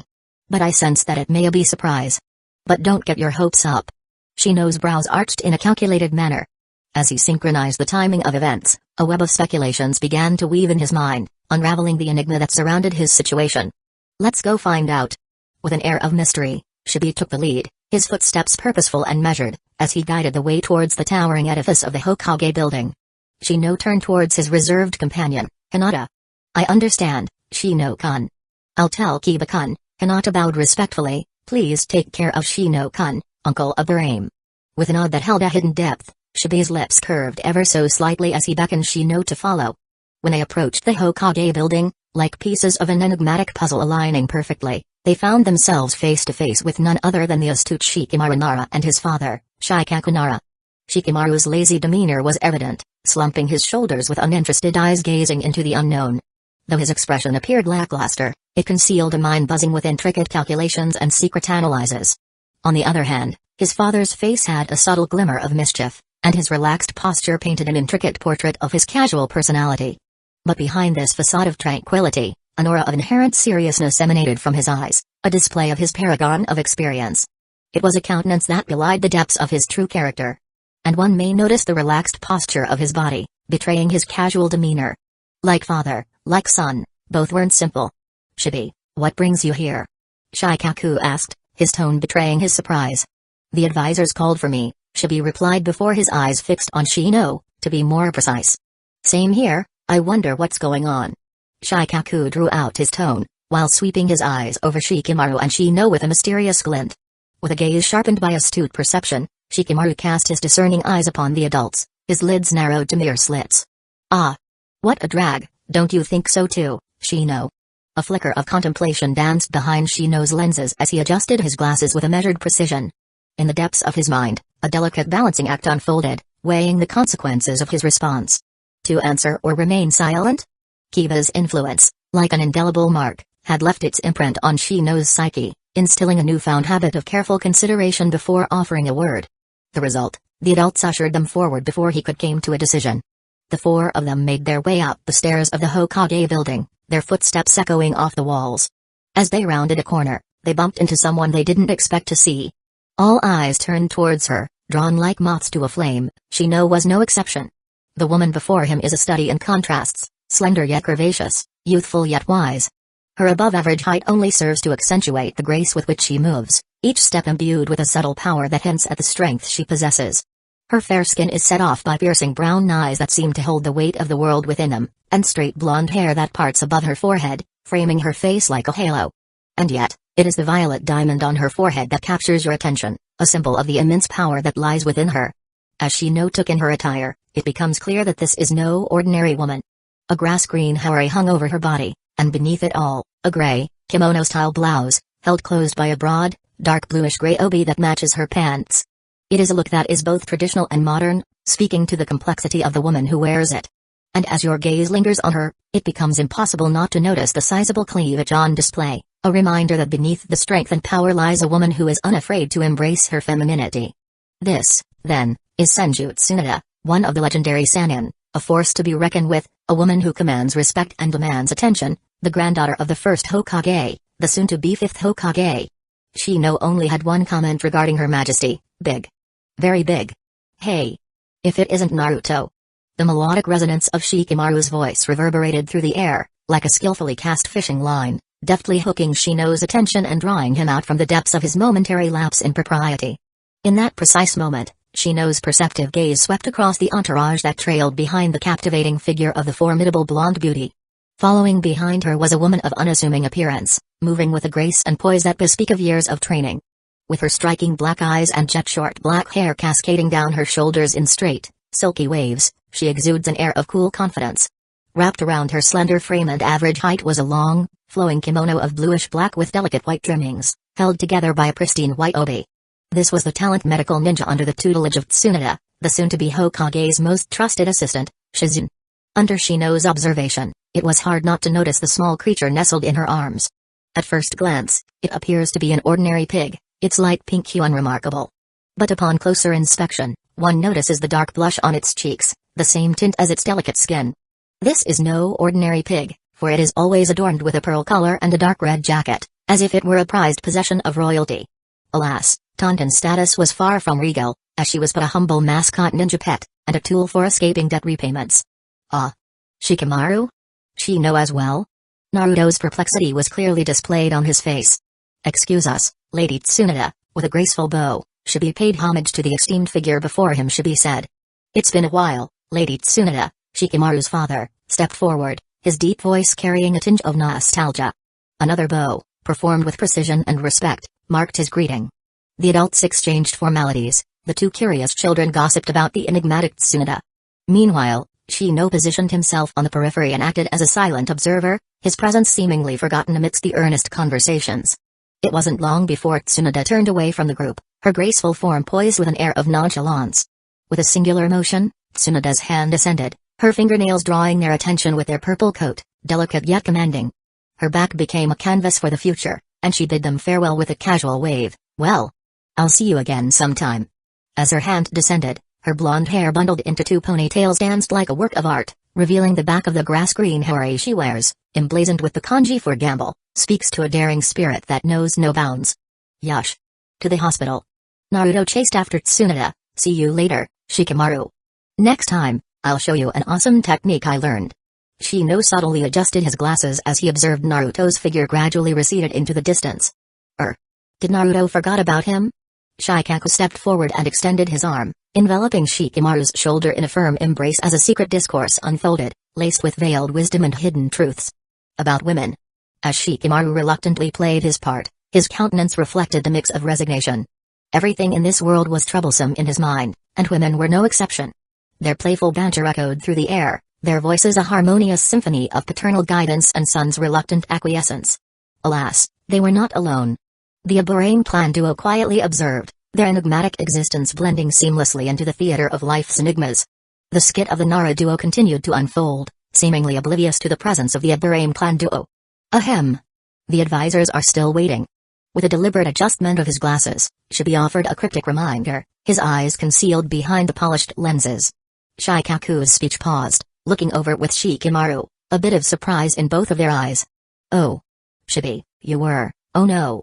Let's hurry up and finish our business here." "Ha ha ha. Hurry up, Shikamaru."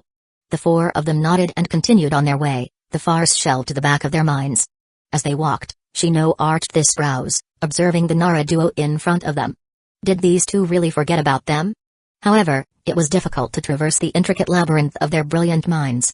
It's difficult to discern whether their actions were deliberate or merely coincidental. When they arrived at the advisor's office, they were met with stern expressions. Hamura Midokado and Koharu Utatane were two of the oldest advisors in the village, and they were known for their strict adherence to tradition and authority that they didn't want to let go. "Shibi and Shino Aburame, Shikaku and Shikamaru Nara," Hamura said, his voice cold. "Thank you for coming. What's going on?" In a sudden metamorphosis of countenance, Shikaku's visage shifted into an aura of reverence, his features veiled in an air of deference. But beneath the surface, is it true deference or is he just a master actor? According to the anime, Shino already had his answers. Koharu spoke up. "First, I would like to congratulate you two. Your sons have been recommended by the third Hokage and many feudal lords of other lands who observe the fight. If there are no issues, their roles of Chunin will be handed down once Tsunade takes office." "Shibi, Shikaku, do you have any words of disagreement?" A subtle shake of Shibi's head accompanied a fleeting, almost imperceptible glance towards his son, Shino, whose countenance remained stoic and enigmatic. "No problem. It's an honor for Shikamaru to be recognized. Shikamaru is ready to serve the village with the full extent of his abilities, aren't I right, Shikamaru?"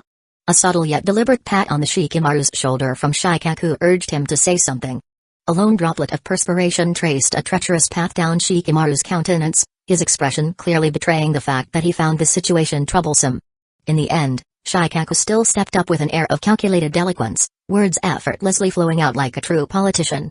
Hey, his son doesn't want to, but he still had to do his part as a father. Otherwise, should his wife discover that their son squandered a golden opportunity due to his lamentable lack of endeavor, oh, the symphony of incessant nagging that shall ensue. That's enough. Hamura's interruption came like an unexpected gust of wind, carrying with it a faint sheen of perspiration that betrayed his inner turmoil. Honestly, the man's words had blown them into a sky-high position, so much so that they almost couldn't even recognize themselves. Although it was pleasing to the ear, they had more pressing matters. "Shikaku, you may go with Shikamaru. Aburame, stay. There is still something we must discuss." Shikaku and Shikamaru fixed their gaze upon the enigmatic Aburame duo before exchanging a glance between each other. An unspoken understanding passed between the father and son, The next troublesome thing had nothing to do with them. "Oh. Shibi, we'll go first. Otherwise my wife will chew us out if we're late." With a graceful inclination of his head, Shikaku paid homage to the two astute advisors and turned to leave. "Let's go, Shikamaru. See you, Shino." As his fingertips languidly tucked into the depths of his pocket, a gesture both casual and yet laden with hidden purpose, Shikamaru fell in step behind his father, the rhythmic cadence of their footsteps resonating with an enigmatic harmony. The office fell into an eerie silence, the air heavy with tension.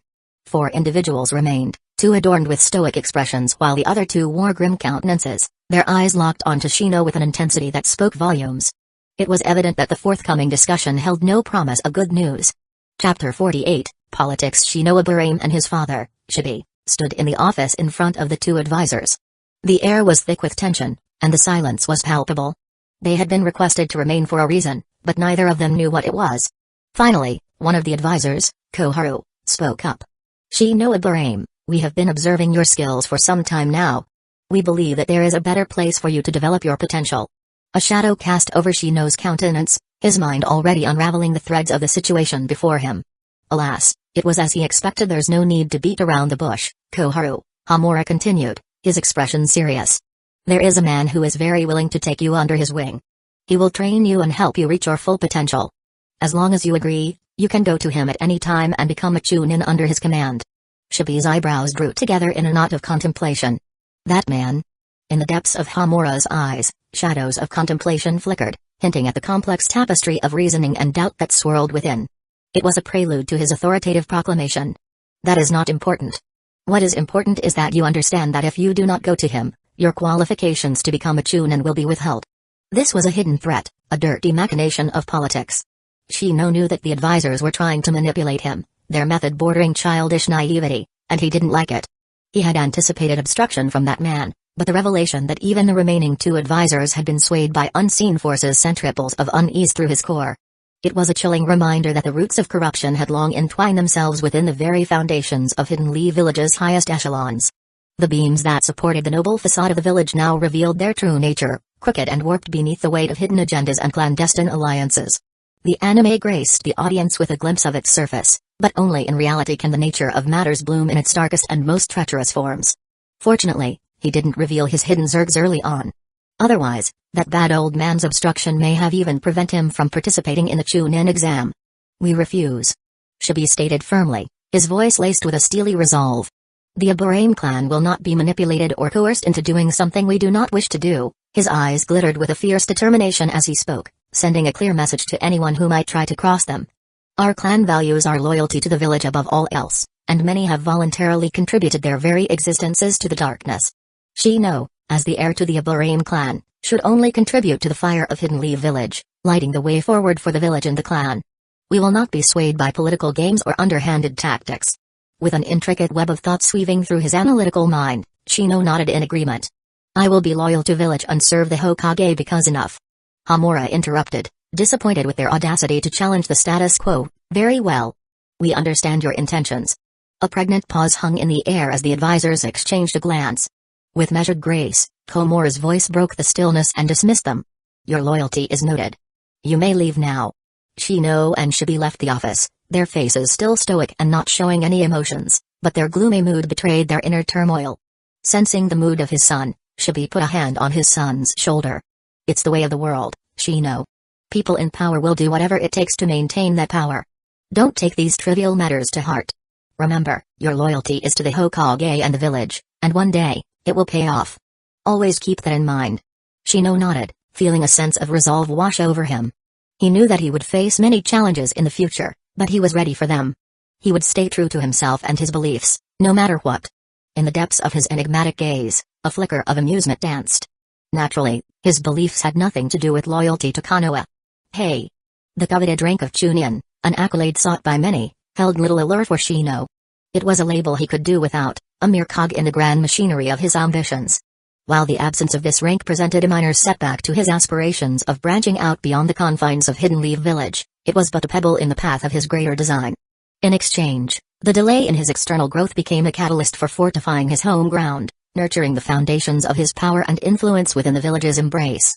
With each passing moment, as the hands of time stretched, He reveled in the opportunity to cultivate his hidden sanctuary and to weave a web of intricate plans that would one day unfurl with meticulous precision. And that day won't be far.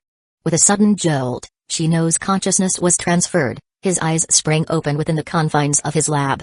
In a mere heartbeat, his gaze was ensnared by the captivating presence of an enchantress with a cascade of purple and red strands, an enigmatic tapestry woven into her hair. Clad in a pristine white lab coat with a purple tie, black boots, and black shorts, her attire exuded an air of understated professionalism. Behind her non-prescription glasses, her gaze pierced through the microscope lens at the petri dish below, as if unraveling secrets hidden within the minuscule realms of science in the concoction of blood and essence. Her slight lean caused the contours of her body contort with purposeful grace, accentuating her alluring silhouette, a subtle invitation to delve into the depths of her enigmatic intellect. The convergence of scientific curiosity and her captivating allure created an atmosphere pregnant with intrigue, a fleeting glimpse into the alchemy of knowledge and desire. Beside her, suspended in midair, a mesmerizing tableau materialized, a virtual holographic screen, a shimmering tapestry where detailed lines of notes danced in an orchestrated rhythm, unveiling fragments of knowledge in a captivating choreography. Immersed in the labyrinthine depths of her research and note-taking, the beauty seemed oblivious to the world around her. This high-class researcher was naturally Karina. The birth of Karina and the revelation of her powerful abilities was a catalyst for unexplored depths of intellectual pursuit. With Karina's formidable abilities as the canvas, Shino saw boundless avenues for profound exploration, a vast realm of untapped potential waiting to be harnessed. Shino's senses tingled with a mixture of anticipation and possibility as the allure of uncharted research directions beckoned him. Shino knew that he'll have to invest time to travel the uncharted territories of understanding Karina's newfound powers because there were still many mysteries to be unraveled. With measured steps, Shino approached the lab table, his eyes drawn like a magnet to the captivating figure before him. Disrupted by the impending presence of Shino, the aura of her concentration faltered momentarily.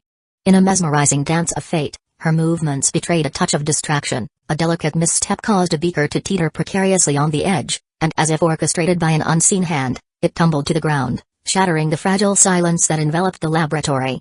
As Karina lifted her gaze from the microscope, a cascade of lustrous hair swayed, their silky strands floating like ethereal tendrils in the air. Her eyes, shimmering with a mesmerizing depth, cast their gaze downward, drawn to the shattered glass strewn across the floor. Shino's head subtly swayed, a nuanced gesture that conveyed a mixture of concern and wisdom. "Karina, be careful. We can't afford to keep wasting beakers. Make sure to clean it up." Shino's gentle admonishment hung in the air, lingering like a tantalizing enigma. "Understood, Shino-sama. I'll make sure to clean it."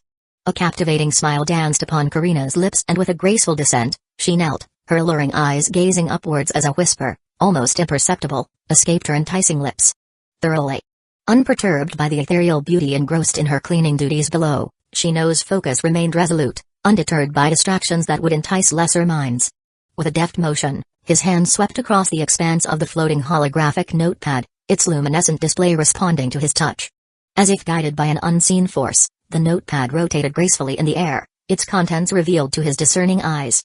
Within the realm of Shino's vision, a page adorned with meticulously crafted notes materialized, a testament to Karina's unwavering dedication to knowledge. Each stroke of the pen seemed to breathe life into the written words, forming a tapestry of understanding that danced before his discerning gaze. Yet, in the depths of his quest for comprehension, there lay pockets of enigmatic complexity, fragments he couldn't understand. But with a subtle tap of his finger, Karina would conjure a separate holographic pop-up, unveiling the intricate explanations organized within the vast depths of the database.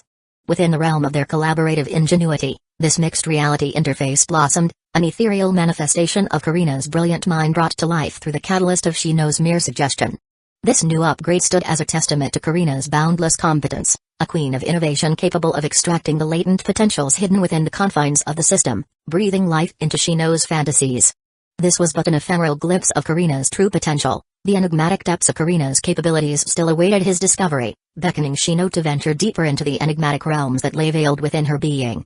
With each revelation, he sensed the threads of safety weaving themselves intricately, like a cloak of protection forged from the essence of Karina's burgeoning powers harmonized with the essence of his very existence. As the net of safety unfolded, Shino envisioned a future where the risks were minimized. And with every passing moment, the sands of time became his ally, offering him the opportunity to refine and perfect his intricate designs, seamlessly integrating new developments that emerged on the horizon. Not only that, Karina's profound assistance held the key to unlocking the dormant potential within his very being, A transformative union that would elevate the fortitude of his physical vessel and embolden the depths of his mental resilience. When his being is honed, the intricate network of bugs under his command would also flourish, their ranks swelling to unprecedented numbers. The dance of their combined might would weave a symphony of versatile clones, ready to be imbued with Shino's indomitable will and surged forth to conquer any adversary. If the might of his main body blazed far enough on the path of evolution, a future beckoned, where the avatars, extensions of his very essence, stood poised as architects of change, wielding power and influence to push the world on their own. Politics? Those shackles could only trap those who are willing to play by the rules. But once an individual's strength greatly exceeds the boundaries of the rule maker, or if one escapes from the confines of the ruler's system, politics are just trifling tricks, like little annoying politics that could be squashed like a bug at any moment. Shino's eyes narrowed with a hint of pleasure, as if he could envision the imminent liberation from the chains that bound him, transcending the confines of this world.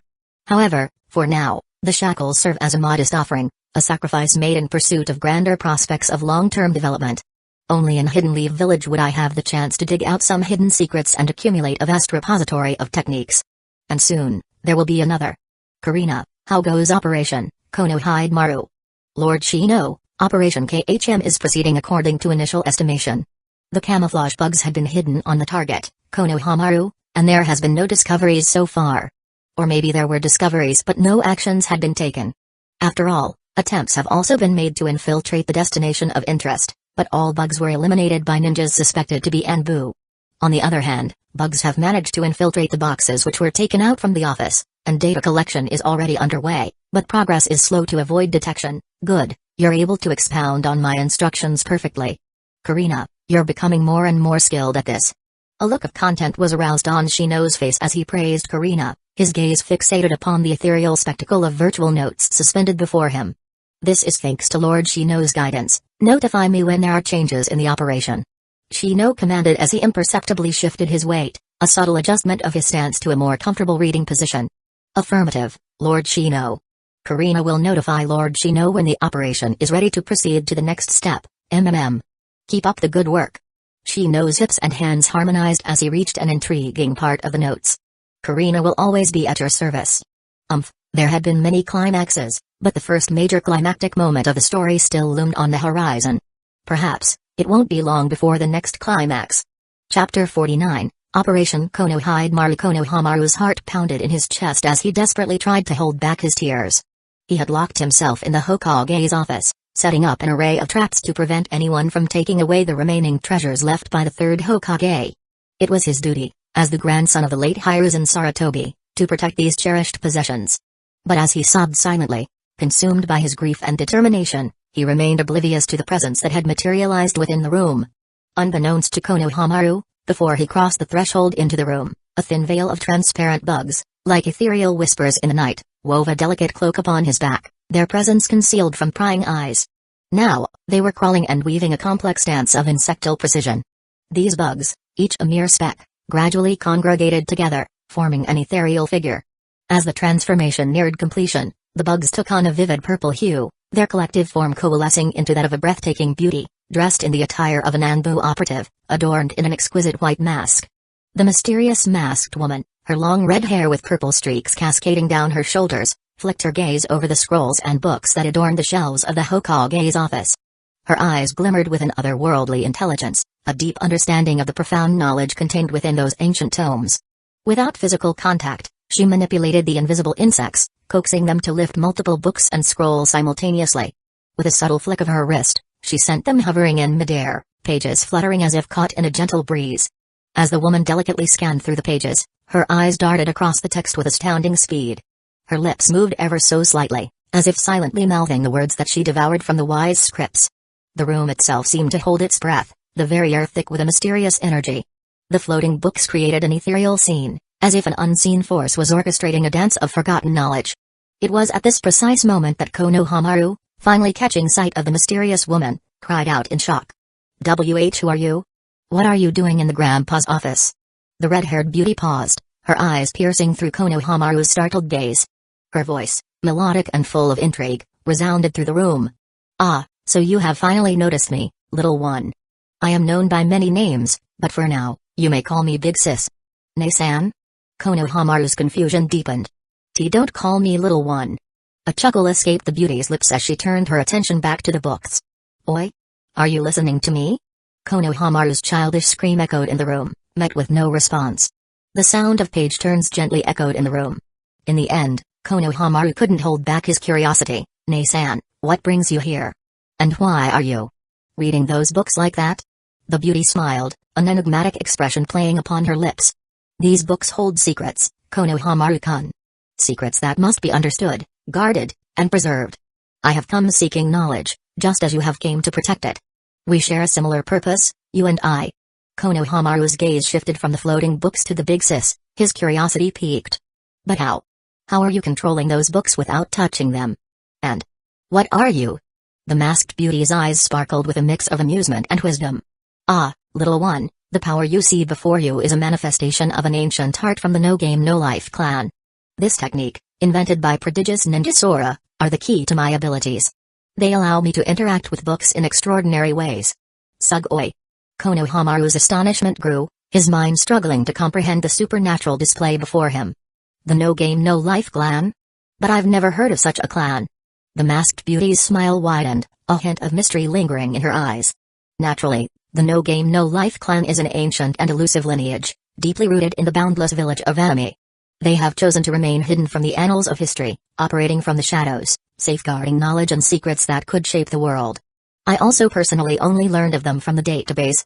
Konohamaru's mind raced with a whirlwind of questions. "Village of anime? Database? Oops. Said too much." An imperceptible whisper escaped the beauty's mouth. Her eyes, veiled by the delicate mask that adorned her countenance, shimmered with a profound blend of reverence and longing, recalling the vast reservoir of tales hidden in the depths of her master's mind. Within the depths of the masked beauty's enigmatic gaze, a tapestry of emotions swirled and danced in harmony. "It's not good to know too much, little one. Just know that it is my duty to uncover these truths, to ensure they are not lost to the passage of time. You also don't want your grandfather's legacy to be taken away and buried in a room, lost forever, right?" Konohamaru's initial shock gave way to a glimmer of understanding.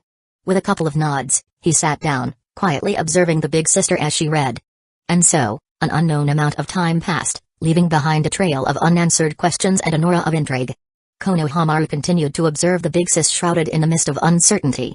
The more he observed, the more awestruck he became, his face blushed, his mind running wild with fantasies. Amidst the serene sanctuary of the room, where the ambience hummed with hushed whispers of solitude, a sudden intrusion shattered the tranquility. A sequence of resolute knocks reverberated through the air, jolting Konohamaru from his reverie and jarring him back to his purpose. For within these walls, a duty awaited him, he had a room to defend, a legacy to protect. Not long after, the arrival of the tempestuous presence of Naruto Uzumaki unleashed a storm of noise and commotion.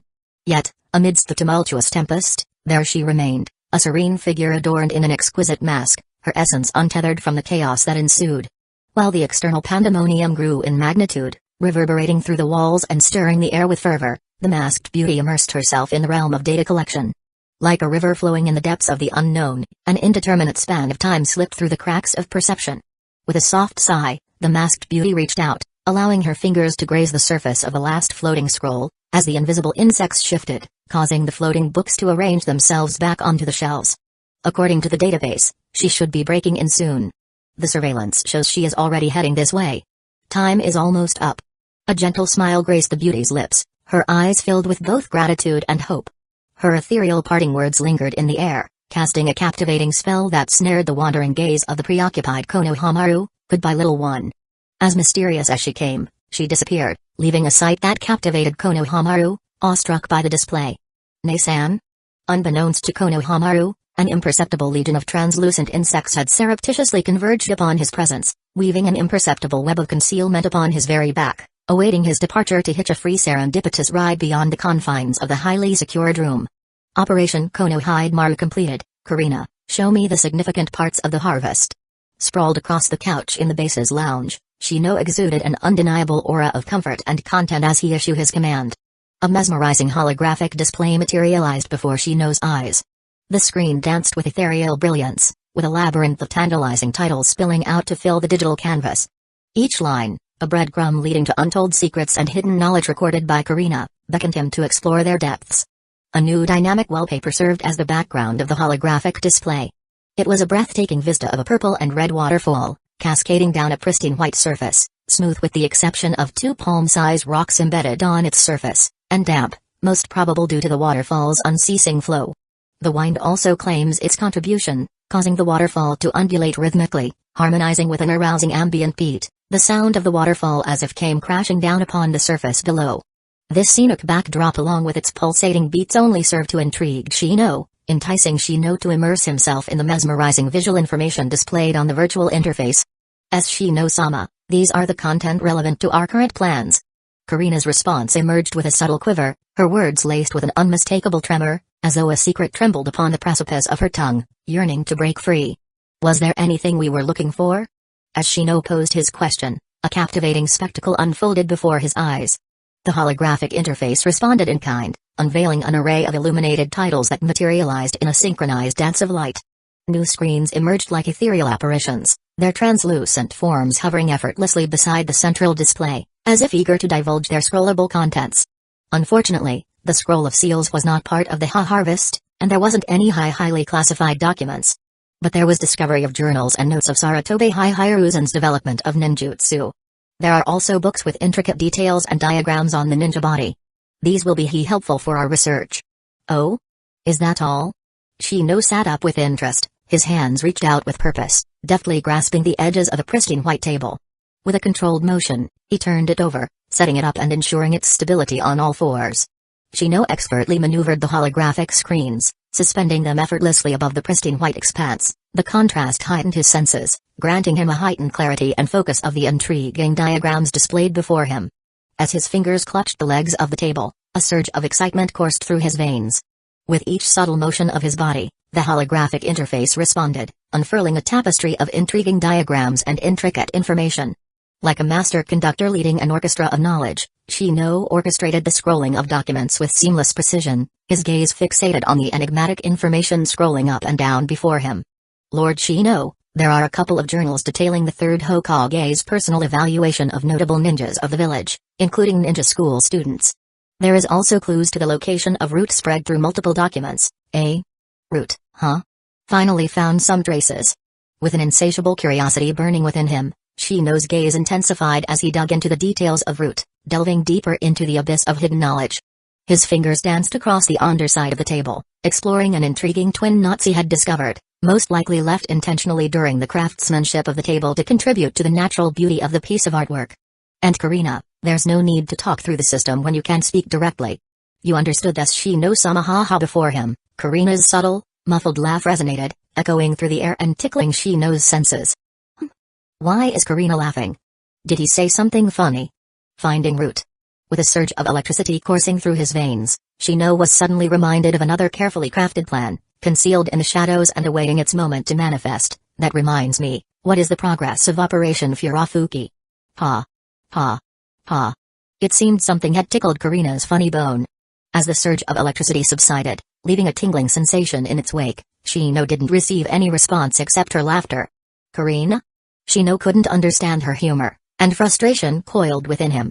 Feeling the mounting storm of emotions, he could only forcefully overturn the table with anger, commanding as he muted the system's superfluous audio, "You may respond with the system." Lord Shino, the progress of Operation Furafuki is still low. 23% of Aburame clan members have been infiltrated. Only 2% could be fully controlled at any time. Target Furafuki still has no signs of discovery. No insects have infiltrated Root yet. According to the final feedback from the insects, they have been brought to a hidden lab before being dissected. Root. Still so cautious, but will being cautious let you find anything? Shino's eyes betrayed a hint of intrigue as his hand traced through the flowing purple-red river, praising the nature's beauty in his heart. Lord Shino, Karina will dispatch more bugs to search for clues of Root's location based on the hints of the documents. As for the target Furafuki, we currently do not have the necessary drones to carpet search the Jafuku Mountains for her location. We've controlled a tainted batch of insects in the Aburame clan, but these still failed to lead us to the forest or its source. Some drones have already been stationed in the nearby villages to gather intel on the location of Jafuku Forest. But there are no results so far. Good. What about the progress of the flesh clone? Shino's eyes were filled with anticipation and excitement as he felt the arrival of his newfound power. Lord Shino, the Uzumaki clone is nearing its completion, and it should be ready by the end of the day or sooner. Oh? Then, it seems that we should try to speed up the progress. With calculated intent, Shino released the muted audio, his hands arranging the table with purpose as an effective plan had already taken shape within the depths of his mind. This time, the plan was produced without Karina's input because strangely. Ha. Ha. She still seemed to be afflicted with the enigmatic laughter contagion. Still laughing? Seriously, Shino couldn't understand what was so funny. Did he miss the joke in between the lines? So, Shino's form leaned in, drawn towards the holographic interface like a moth to a flickering flame. Like a master detective, he located the anomaly within the blocks of texts, the lines he believed were the cause to the laughing issue. These lines seemed to be written in messy small font, so Shino grasped the table legs, pulling them closer. With each pull, the distance between himself and the holographic interface diminished, bridging the gap between observer and observed. With the table now in perfect alignment, Shino leaned forward, his body poised in a stance of focused determination. Guided by unwavering resolve, Shino entered the world in between the lines, hoping an in-depth exploration would allow him to discover the gist that eluded him. In the realm where time weaves its intricate tapestry, a pivotal moment approached, the culmination of meticulous effort had arrived, the flesh clone was ready to be used. It was finally time for Shino to embrace the legacy of the Uzumaki. What new abilities will be bestowed upon him? Chapter 50, Uzumaki Bloodline Merging. Finally, the day arrived when the clone was ready to be merged. Shino and Karina stood before it, their eyes fixed on a lifeless, humanoid figure suspended in the chamber, a vessel crafted with purpose and intent. In its veins coursed the blood of the Uzumaki and a Burim lineage, intertwining with his own essence as a Zerg, promising a convergence of strengths that surpassed the limitations of mortal bounds. Shino-sama, are you ready? Karina asked, her voice barely above a whisper. Shino nodded, his eyes glinting with determination. Let's do this. With a calculated touch, Karina's finger descended upon a button on a nearby console, triggering an orchestrated symphony of hydraulics. As the neighboring chamber yielded to her command and slid open, it revealed a sight that both intrigued and unsettled the senses. Its seamless integration with the surrounding lab, entwined with the unmistakable fleshly essence of the Zergs, cast an eerie purplish hue across the metallic contours. A fusion of the organic and the artificial, it beckoned with an air of mystery, promising secrets waiting to be unraveled in the depths of its enigmatic embrace. Shino, with unwavering determination, stepped forward, his gaze fixed upon the enigmatic visage of the flesh clone revealed in the other chamber. With each step, he bridged the divide between aspiration and actualization, his heart alight with the fire of ambition. With steady steps, Shino stepped into the chamber. As the chamber brought him into the embrace of darkness, Shino stood at the precipice of transformation, a seeker of knowledge and power, ready to embrace the legacy of the Uzumaki. With bated breath, the world held its collective gaze upon Shino, for he was on the threshold of discovery. What secrets lay dormant within the dormant recesses of the flesh clone? What limits would he unlock, and what new dimensions of prowess would he traverse? Or will all the dramatic momentum end in a farce? Lord Shino, Project, Bloodline Fusion, Stage 1, is ready to be initiated. Estimated duration is 7 days. The estimated safety index is 98%, the predicted success rate is 90%, the risk of mutation is 4%. Permission to proceed?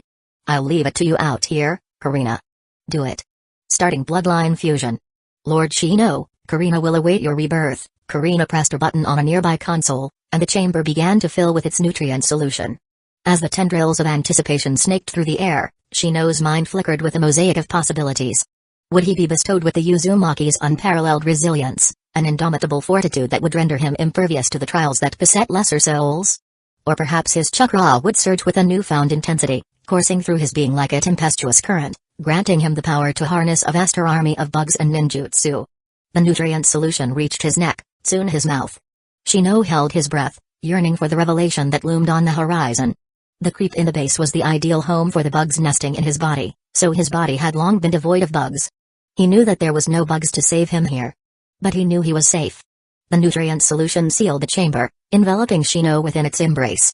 Defying his primal instincts, Shino yielded to the embrace of the nutrient solution, allowing it to seep into his essence. A fleeting moment passed, and the tendrils of drowsiness coursed through his being, beckoning him into a state of tranquil surrender.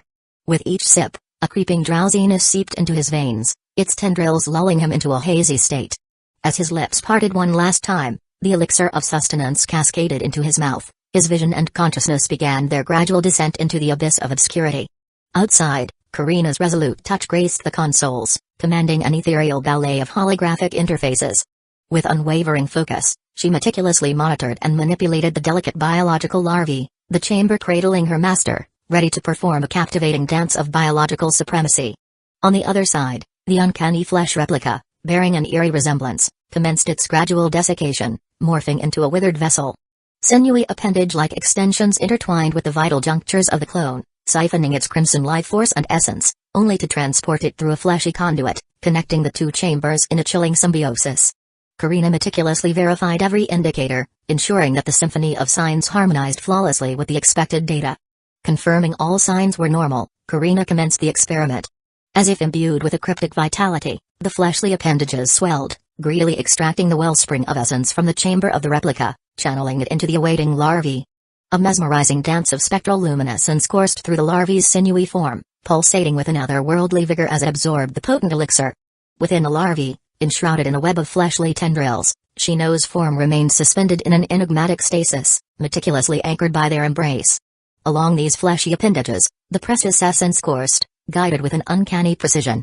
Needle-like tips adorned each appendage, penetrating Shino's corporeal vessel at vital nexus points, injecting the corresponding mystic bloodline upon their enigmatic host. As the flesh clone's essence merged with Shino's blood, a cascade of energy surged through Shino's form, igniting dormant channels of potential. But at the same time, Shino's body began to convulse slightly, his body attempting to adapt to the intrusion of the foreign substance. Rejection is still within the safety index, but it's slowly climbing.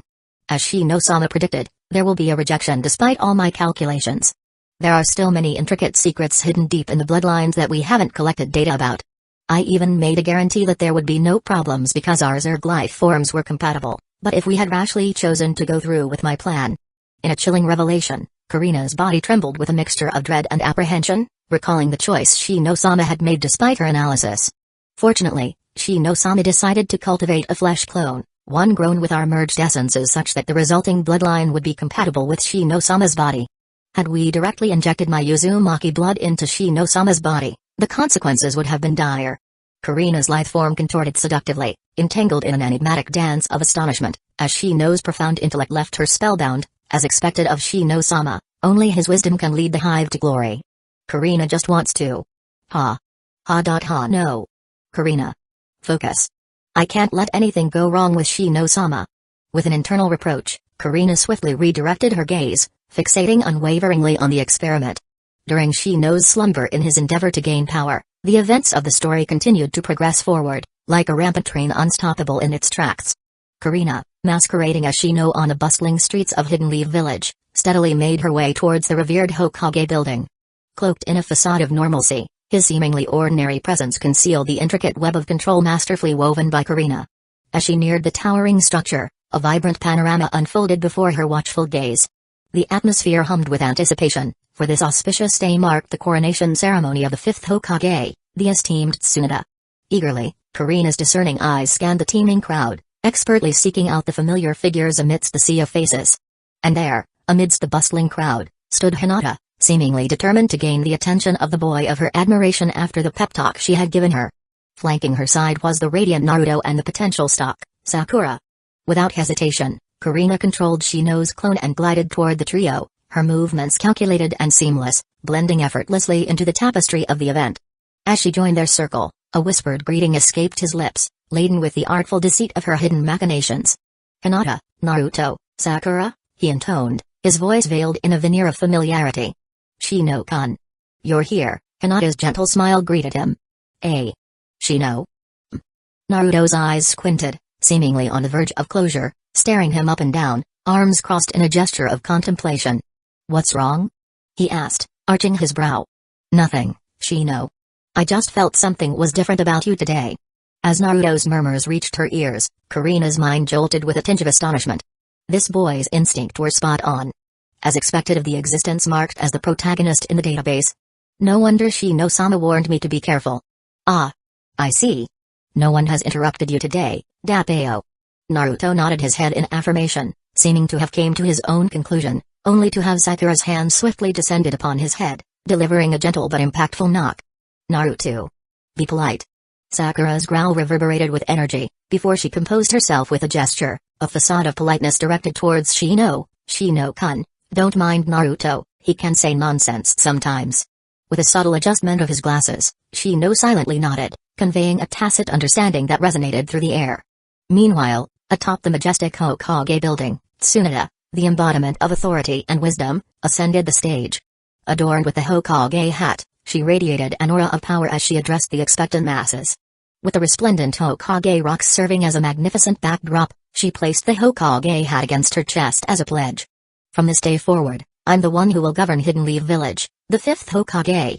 Tsunade declared with a commanding voice, her proclamation echoing through the air, filling the hearts of the onlookers with a sense of reverence and hope.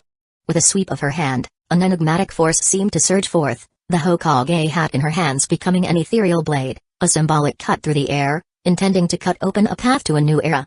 The audacious gesture, a convergence of power and symbolism, whispered secrets of transformative change and untold destinies.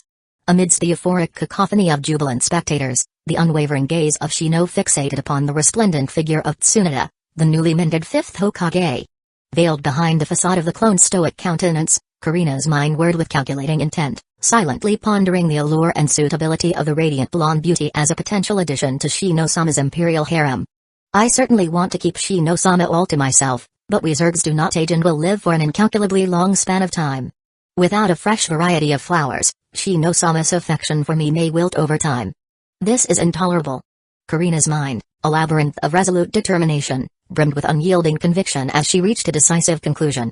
I must plan well for Shino-sama's future, finding suitable mates for Shino-sama whose unique talents shall both enrich the Zerg Empire and satisfy Shino-sama's insatiable desires for both power and pleasure. Anyways, it wouldn't matter if there were more, for I will be Shino-sama's only true queen and the rest will all be under my control. Her thoughts, shrouded in secrecy, danced with intrigue and possibilities, plotting the intricate tapestry of Shino's entangled fate. His eyes, like a hunter's, swept through the crowd, scanning the sea of faces with a calculated discernment, choosing the most beautiful flower to add to his bouquet. Add these ones to the list for Shino-sama to pick from.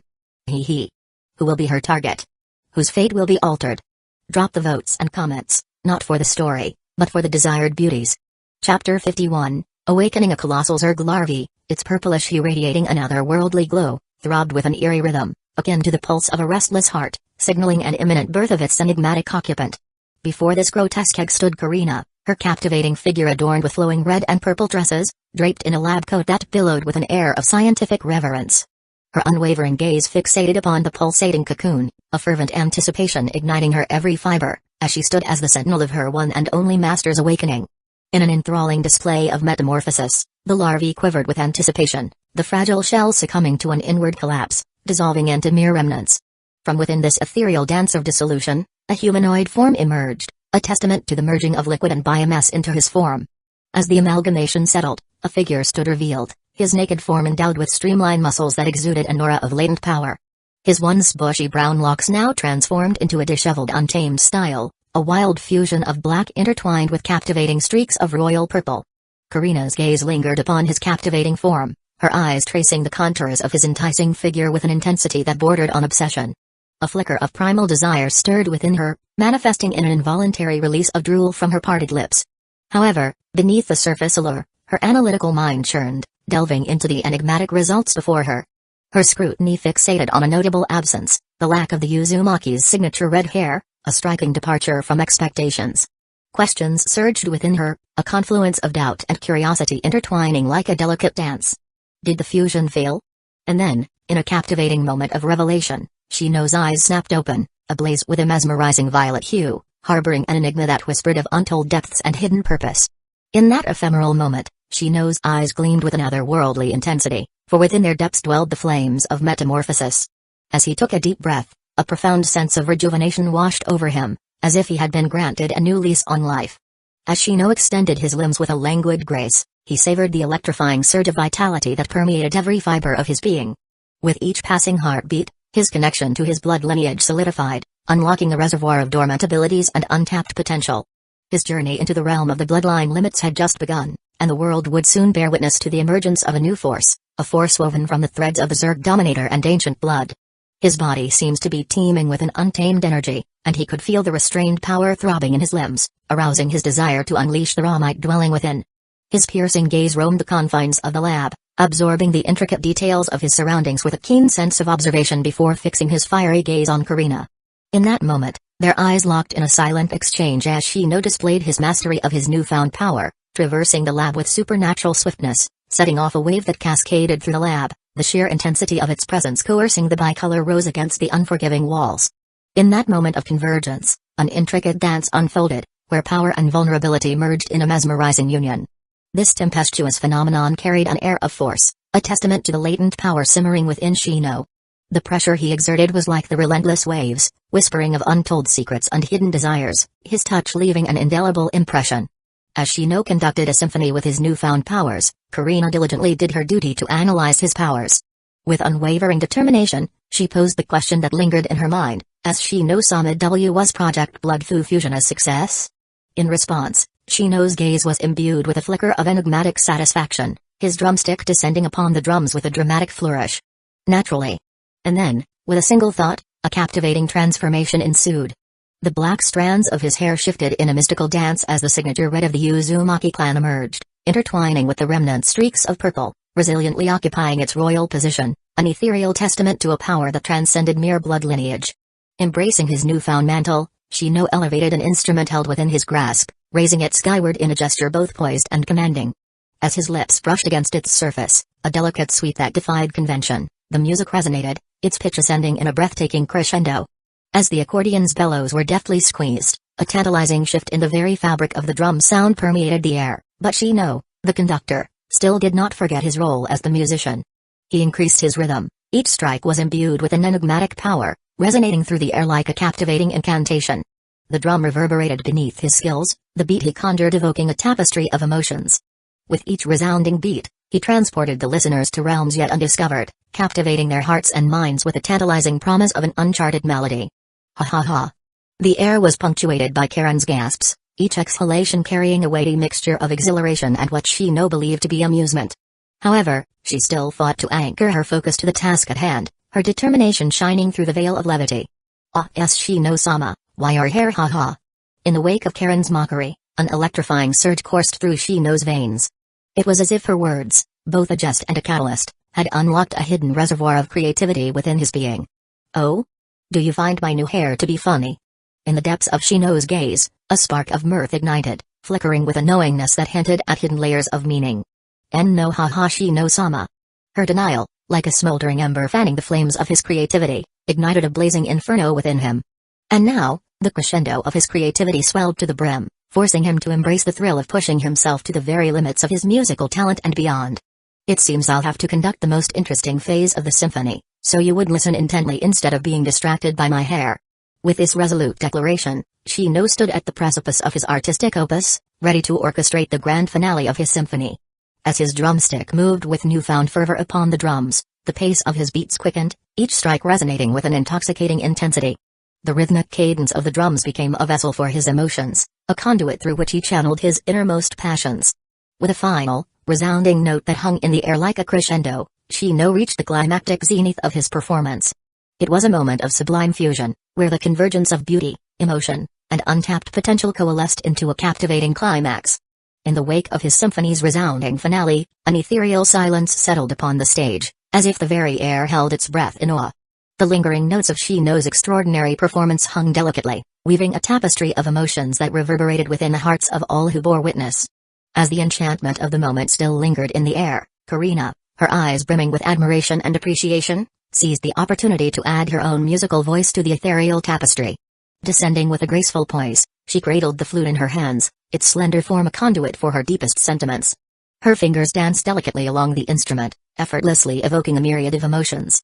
As a heartfelt tribute to the profound impact of Shino's performance, her alluring lips touched upon the instrument, dancing delicately along the instrument's silver keys and summoning seductive melodies that danced upon the edges of perception. The soft yet resonant tones of the flute cascaded forth, mingling with the fading echoes of Shino's symphony, as if engaging in a secret dialogue of harmonies, hoping to evoke the creativity of the musician. While her external presence graced Shino with her captivating artistic expression, Karina displayed her dedication to her duty as her inner consciousness delved into the vast expanse of the system's space, ready to begin her analysis of the results of the experiment. Lord Shino, it seems Project Blood Fusion was a success. Karina has deeply analyzed Lord Shino's body and compiled an initial estimate of Lord Shino's abilities. As expected, there is a great growth in chakra capacity, Initial estimates reveals at least 5 times the original amount, and it may continue to grow as the new bloodline stabilizes. Lord Shino's body is also brimming with an incredibly strong life force, and the predicted consequence of this is a high recovery rate, much more resilient stamina, and excess energy. However, the talent in sealing techniques remains to be determined. Shino nodded in acquiesce, intrigued by Karina's unique quirk of onding with In the enigmatic realm of his musings, he spared but a fleeting thought to this peculiar phenomenon. After all, within the intricate tapestry of Naruto's universe, illustrious figures like Naruto and Deidara also exhibited such quirks, a unique habit of appending distinctive phrases to their utterances. With a gentle and appreciative stroke of his hand against the musician's head, he bestowed upon her a praise that transcended words, a tender recognition of the depth and skill she had poured into her art and analysis. However, as the echoes of admiration lingered in the air, Shino's commanding presence re-emerged, casting a captivating spell upon the atmosphere. Continue. Lord Shino, Karina has analyzed the genes of your essence, decoding some resemblance of abilities from them. After matching them with the database, Karina has confirmed the following abilities. As the minutes stretched on, each passing moment filled with intricate explanations and revelations, Shino's keen intellect absorbed the knowledge imparted by Karina. With each word, a mosaic of understanding formed within his mind, revealing the depths and intricacies of his newfound abilities. That is all. Oh? Interesting. A subtle smile curved upon Shino's lips, an expression of both intrigue and appreciation. With a gentle touch, his fingers caressed the strands of the beauty's lustrous purple and red hair, an intimate gesture that conveyed gratitude and admiration for her tireless efforts in breathing life into his completed symphony. In that tender moment, his touch became a new symphony of appreciation, an acknowledgement of the profound value her analysis had brought to his understanding. However, even amidst the warmth of gratitude, Shino's commanding presence reasserted itself. Continue the analysis. Understood. It seems Lord Shino's capabilities exceeds Karina's initial estimation. It seems there was a mutation due to Lord Shino being the Dominator, and this mutation has brought more changes than initially expected. Karina will do her duty as an analyst and confirm Lord Shino's abilities thoroughly, as Karina diligently reassessed and reanalyzed his stamina, taking a fresh perspective and delving deeper into her examination. In a mesmerizing display of heightened mental prowess, Shino split his consciousness, forging an ethereal bond with his bud clone, one completely unlike before. The limitations that once confined him were shattered, as his now upgraded mental power transcended the boundaries of possibility, allowing him to simultaneously control his clone and main body. No longer constrained by the confines of singular existence, Shino's consciousness expanded to embrace the world through 2 distinct lenses. The visions from both his main body and the clone danced before his eyes, seamlessly merging into a kaleidoscope of sensory input. There was no discord, no conflict, only the harmonious convergence of 2 parallel existences. It was as if he had sprouted an additional limb, a second hand that moved in perfect synchrony with his primary vessel. In a dance of duality, his consciousness split as a part reveled in the intoxicating embrace of brewing creativity with his main body, while the other part merged seamlessly into the depths of his clone, an enigmatic fusion that defied conventional boundaries. With uncanny precision, Shino's clone embarked on a purposeful journey, its course towards the illustrious Hokage building. As streams of bugs elegantly surged towards the awaiting embrace of his enhanced clone body with heightened capacity, a palpable air of anticipation enveloped his every move, for he had been summoned for a mission, a special mission that brought infinite regrets to the original Shino. But perhaps the new Shino may have a different experience. Chapter 52, Special Mission. The morning sun cast its golden rays over the towering walls of Hidden Leaf Village, enveloping the bustling village in a warm embrace. As he approached the Hokage's office, Shino's heart quickened with a mix of excitement and trepidation. With his foreknowledge from the anime, he had expected the special assignment, and he can't believe he is saying this, but for once, there was a lack of a filler in the anime, only adding to the mystery of Shino. Silhouetted against the shadows of the Hokage building, Shibuya Barame, his father with his trademark sunglasses and a Barame outfit, stood waiting with an air of quiet confidence. Shino, I'm glad you made it, Shibuya greeted his son, a rare warmth glimmering in his usually reserved eyes. I have a mission of utmost importance, and father thinks it would be best if you came along. Originally, I intended to delay a bit, but you've attracted that man's interest, and it's best for you to avoid the wind for a bit. A knowing glint shimmered in Shino's eyes as he nodded, not too surprised. What kind of mission, father? Shibuya motioned for Shino to follow him. I will explain everything on the way. But first, we must report to Tsunade, the Hokage, and request a leave of absence. Together, father and son ascended the stairs, their footsteps echoing through the silent halls. As they entered the mission brief room, they coincidentally intruded on an intriguing event. Shikamaru Nara, the lazy genius, stood before Tsunade, surrounded by the Chunin exam proctors. The room buzzed with ceremonial mood, for it seemed that Shikamaru was about to be promoted to Chunin. Shikamaru's eyes widened as he spotted Shino and Shibi. "Oh, Shino. You're here? I almost I thought you would find it too troublesome to come." Shino wore a neutral expression, his voice laced with no emotion. "Mission? Mission? What a drag." Shikamaru scratched his head, perplexed. "But shouldn't you be here with me? I mean, you've also been recommended." "Oh, is it after?" Shino's gaze shifted to the ground, his voice barely above a whisper. "It's not about becoming a Chunin, Shikamaru, because..." No verbal conclusion was necessary, for the essence of his statement lingered in the air, and within the depths of his mind, Shino believed Shikamaru could effortlessly unravel the hidden veracity concealed within his spoken words. "Not Chunin." Shikamaru's brows furrowed, his analytical mind working overtime. "I see. What a drag. Well, good luck with your mission, Shino. I know you'll do great." Hearing the exchange between the two, Tsunade's eyes sharpened. "It seems there is something I was not informed about," Tsunade demanded, her voice sharp as a kunai. "Shizune." "Hi, Tsunade-sama." Shizune hurriedly sifted through a stack of documents. Shino Aburame participated in the previous Chunin exam, proceeded to the final round and performed outstandingly, displaying abilities beyond a Gainian. Sandame praised his unique variant of insects that was suitable for a special task force, and his willing contribution to the village deemed him worthy of rewards. Shizune's gaze traversed the document once more, her eyes tracing every line, searching for special notes, until a subtle shake of her head betrayed the results. "But there is no mention of his promotion, Tsunade-sama. No one should have passed this time, so maybe there is no mistake." Just as the words left Shizune's lips, Tsunade, the fifth Hokage, slammed her fist on the table, causing everyone in the room to startle. Her emerald eyes burned with a mix of anger and frustration, seemingly not believing this to be the case. "What is going on here?" The Chunin exam proctors exchanged glances in confusion. Behind Tsunade, Kotetsu and Ishizo shuffled nervously, exchanging glances. One of them stepped forward, hesitantly whispering into Tsunade's ear. The news struck her like a lightning bolt, her anger transforming into a mix of disbelief and regret. She sighed heavily, her voice tinged with disappointment. "I knew it. Those old farts. They've messed with things in the background again. Unfortunately, it's not my place to have any opinion on the matter right now. TCH. Ah, what a drag."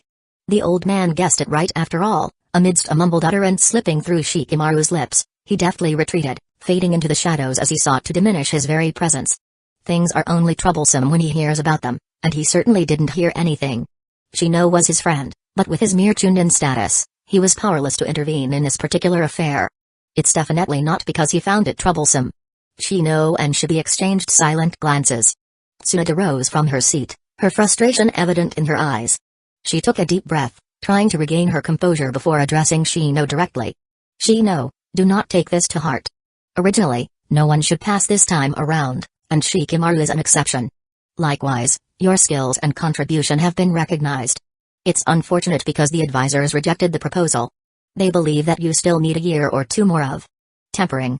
Shino met Tsunade's gaze, internally contemplating the possibility that the newly appointed Hokage's outward demeanor might be a facade, for deep within his discerning mind, he recognized that if the renowned Sannin harbored genuine fury, the table would find itself swiftly requiring a replacement, bearing the weight of her ensuing tempest.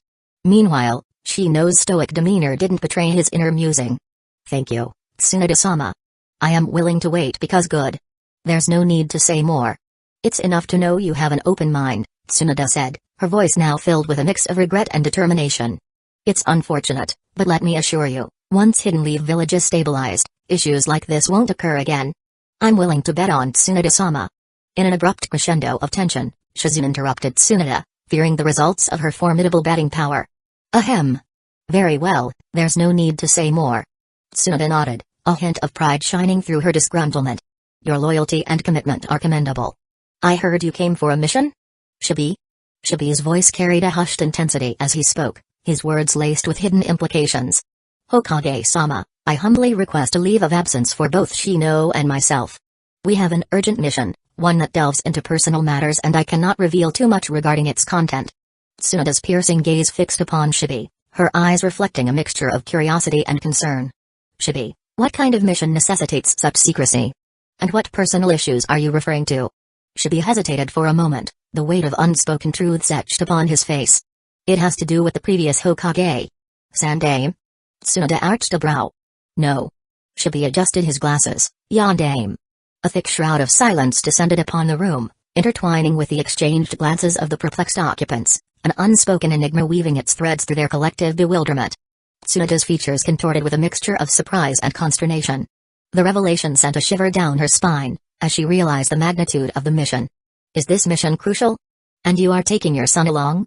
No, it's just checking on something, a small personal favor from years ago. Before Yondaime Shibi shook his head, betrayed a hint of disappointment before he placed a hand on Shino's shoulder, his countenance transformed into a mix of pride and affection.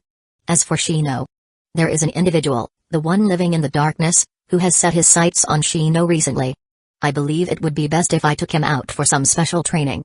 Tsunade placed down her brush, her brows furrowed in deep thought. Her authoritative eyes fixed on Shibi. However, she knew that the Aburame clan harbored secrets not easily unraveled, unless they were willing to reveal them. Shibi, the safety of the village is paramount, and I will trust your judgment in this matter. Tsunade declared, her voice laced with determination. I grant you the leave of absence, Shibi. Shino will be assigned a special task to accompany you. As for the other matters, I will handle them. Shizun. As the words spilled from Tsunade's lips in a single cryptic call, an unspoken language of profound understanding passed between her and Shizun, triggering a flurry of swiftly scribbled notes by Shizun. A flicker of gratitude danced in Shibi's eyes as he bowed respectfully to the Hokage. Thank you, Tsunade-sama. Your understanding and support mean more than I can express. With Tsunade's blessing, Shino and Shibi turned to leave the room, their purpose renewed. While the air crackled with intrigue, Shikamaru stood amidst the gathering with a gaze seemingly dulled. Ah, what a drag. When can he leave? Meanwhile, Shino and Shibi descended towards the entrance of the Hokage building, ready to embark on their mission. Shino, you have always been capable of great things. Remember, titles do not define you, your actions do. Shino turned to his father, nodded with determination etched on his face. However, it was unknown what emotions were truly hidden under his facade. Let's go home, greet your mother and pack some supplies. Also, notify your companions, lest they worry. It wasn't long before the father and son converged at the village's entrance, their presence pulsating with enigmatic purpose, one burdened by the weight of a formidable gourd, the other a cryptic box. With a shared glance laden with secrets yet untold, their journey commenced, propelling them through the dense foliage of the forest in a dance of swift shadows. Father, can you tell me where we are headed to now? As the ethereal glow of twilight cast an enigmatic aura upon the forest, Shino's voice hung in the air, laced with a curious blend of anticipation and trepidation. The land of wind. Shibi's gaze swept across the scene, affirming that there were no eavesdroppers. With an air of enigma shrouding his words, his eyes held a glimmer of hidden knowledge as he whispered the name, Loran. With those words, the Aburame duo ventured into the unknown, their hearts burdened with their own thoughts. Chapter 53, Climax. As Shino's clone embarked on the special journey with his father Shibi, after a full assessment of his abilities which extended from the lab to the lounge, Shino's main body comfortably leaned back on the couch. With an air of nonchalant grace, his fingers leisurely extended towards the alluring popcorn, like a predator entranced by its prey. Amidst the captivating ambience, a spectacle unfolded beside him, where Karina's head swayed in harmonious rhythm, indulging in another delectable movie snack, a unique hot dog adorned with an audacious topping of mayonnaise. Unfolding before their very eyes, hovering in the ethereal expanse of the lounge, materialized a virtual movie theater, a holographic cinema screen, radiated with ethereal brilliance, beckoning the beholders to immerse themselves in the afternoon recording of the riveting live-action Naruto series. Yet, this was no ordinary viewing experience. Surrounding the central screen was a tapestry of multiple holographic screens unfurled like woven dreams, unveiling real-time scenes of interest, capturing the very essence of the events happening in the village and granting an immersive experience. With Naruto and Sasuke's brotherly display of love on the hospital rooftops, the series had just arrived at its climax, but Shino knew another climax will come soon. Unknown to the villagers, the fate of their personal battles intertwined with the destiny of the village itself. In the heart of the village, hidden whispers swirled, carrying tales of a brewing storm and a young shinobi's desire for power. The shadows grew restless, the will of revenge blazed.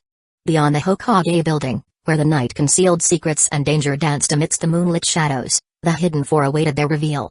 Karina, how goes the preparations for Operation Uncle Snake's Leaks?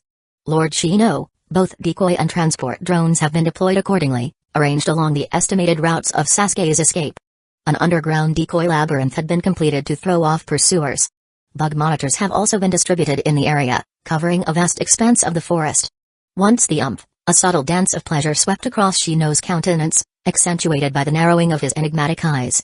Like a connoisseur savoring a rare elixir, he reveled in the symphony of sound effects emanating from the battle, coming from the movie series he was watching. Once the Sound 4 have been incapacitated, the drones will discreetly harvest the leaks, bringing them back to base. Karina will attempt to acquire targets alive.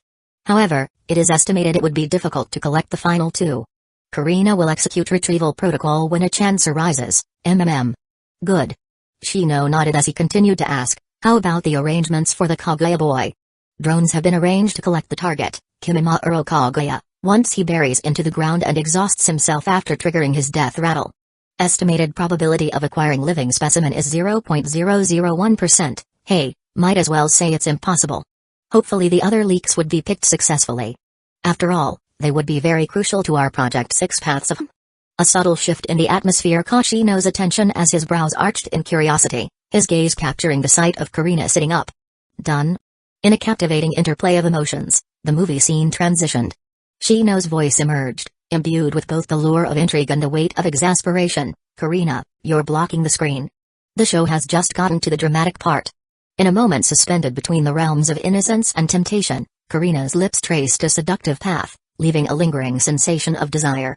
Her gaze, ablaze with an enigmatic fire, forged an intense connection with Shino's eyes, weaving an unspoken tale of clandestine longing. What is there good to watch about a soap opera between an uninitiated avenger and a bored?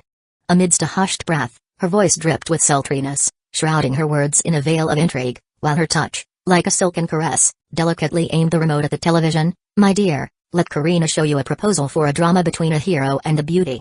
Its potential will certainly invoke additional investment in Project SPP. Hey!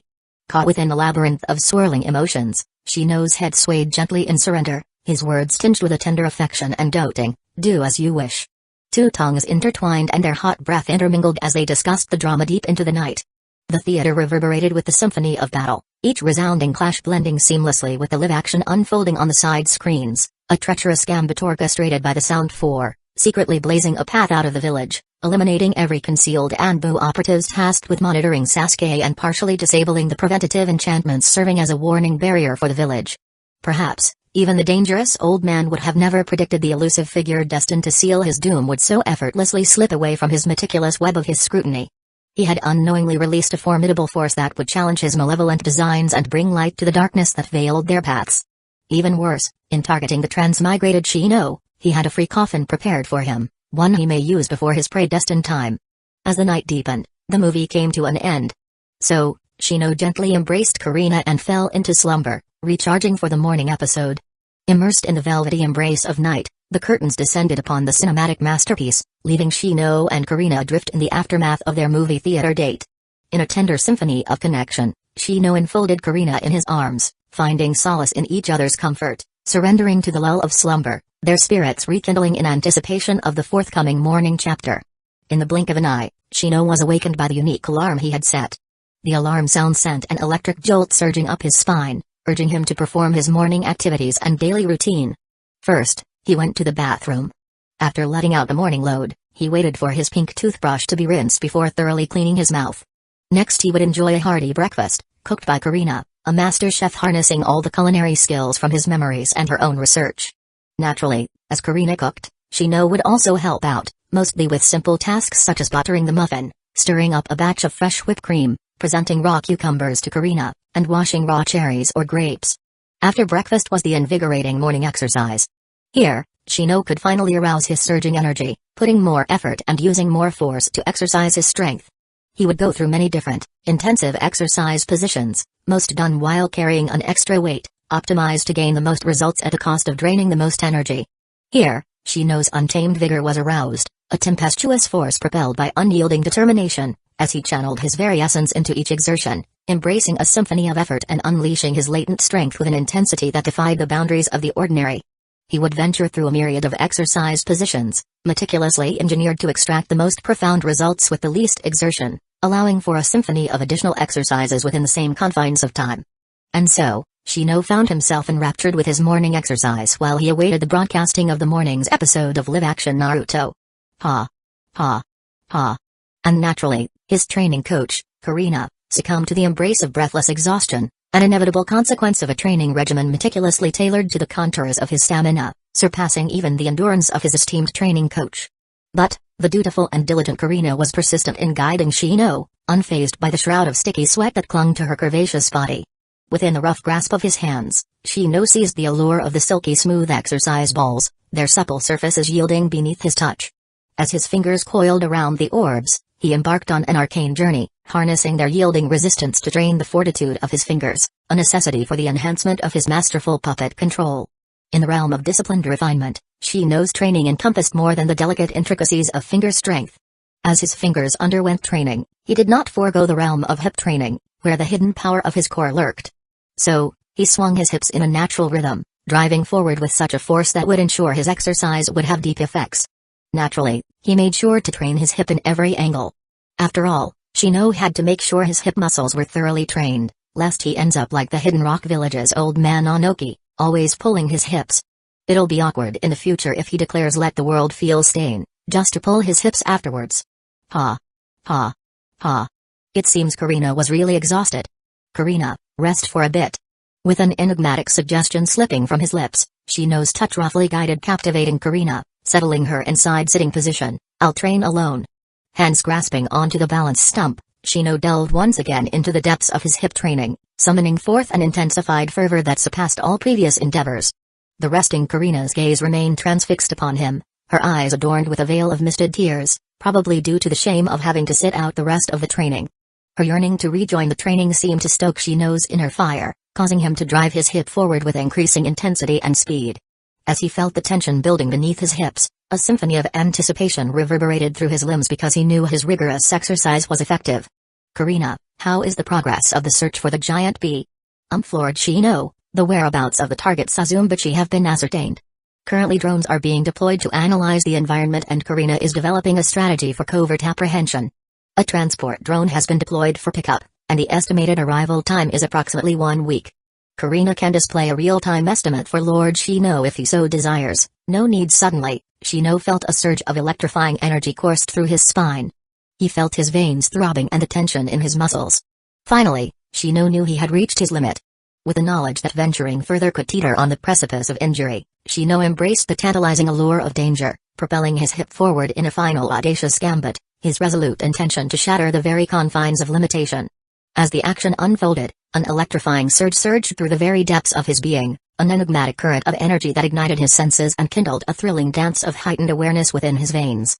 He could feel a sensory feast of pulsating sensations enveloping his lower limbs and hip, a contrast between fiery heat and coolness. He knew he has broken the limit, his profound strength has risen once more. A cascading feeling of relief washed over Shino as he concluded the arduous rite of his exercise. As his hips relinquished their tension, Shino stepped back, succumbing to a realm of sublime relaxation, while the residual torrents of excess energy continued their beguiling descent, seamlessly draining away. Moments later, Shino's gaze became ensnared by the captivating trainer before him. Karina's countenance, her face adorned with a rosy hue and glistening from sticky sweat, beckoned his attention, while her parted lips, gasping for precious air, revealed the profound impact of the resting time he had bestowed upon her. Clearly, the rest time did not allow her to recover much. She deserved better, but there was still work to be done. As Shino settled upon the sofa, an air of intrigue enveloped him, his proud gaze imbued with a mesmerizing aura as it danced across the holographic interface and the intricate details of his exercise.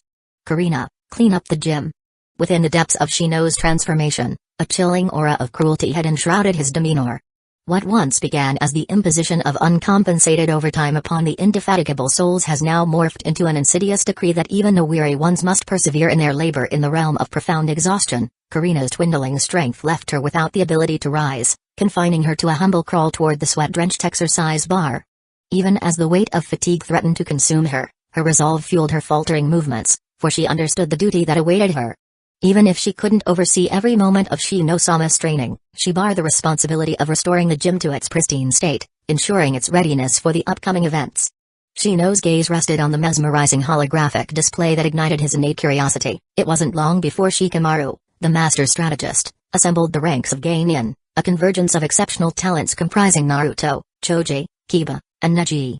Grasping a purple-red towel to clean his sweat, Shino's gaze fixated upon the ethereal projections dancing before him. The morning show is about to start. Karina, is everything in place? Yes, Lord Shino. Everything is ready, good. After picking the leaks, the clone projects can finally truly commence. Karina, what is the progress on the required supply for the project? Lord Shino, the estimated collected percentage is 11%, oh. Then you'll have to work harder, Karina. Understood, Lord Shino. Karina is always at your service, then. Let the operation commence.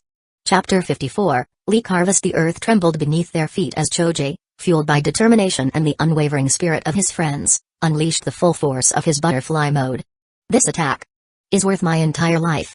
With muscles bulging and chakra surging, Choji unleashed his ultimate attack, the butterfly bomb. His arm propelled through the air, smashing down toward Jirobo like a meteor. Jirobo's eyes widened in surprise, realizing too late the true extent of Choji's power. Wait. Don't be hasty. Jirobo begged for mercy, but he had unfortunately crossed the finish line with his earlier taunts, earning his villain talk too much award. So, Choji showed congratulated him no mercy. Boom. The impact was cataclysmic, an explosion of earth and dust obscuring the battlefield. As the debris settled, a triumphant smile crossed Choji's face. He had done it. Jirobo lay defeated, his body lifeless on the forest floor. Exhausted and battered, Choji stumbled back. Turning towards the direction his friends left, he struggled forward, but eventually his legs giving way beneath him.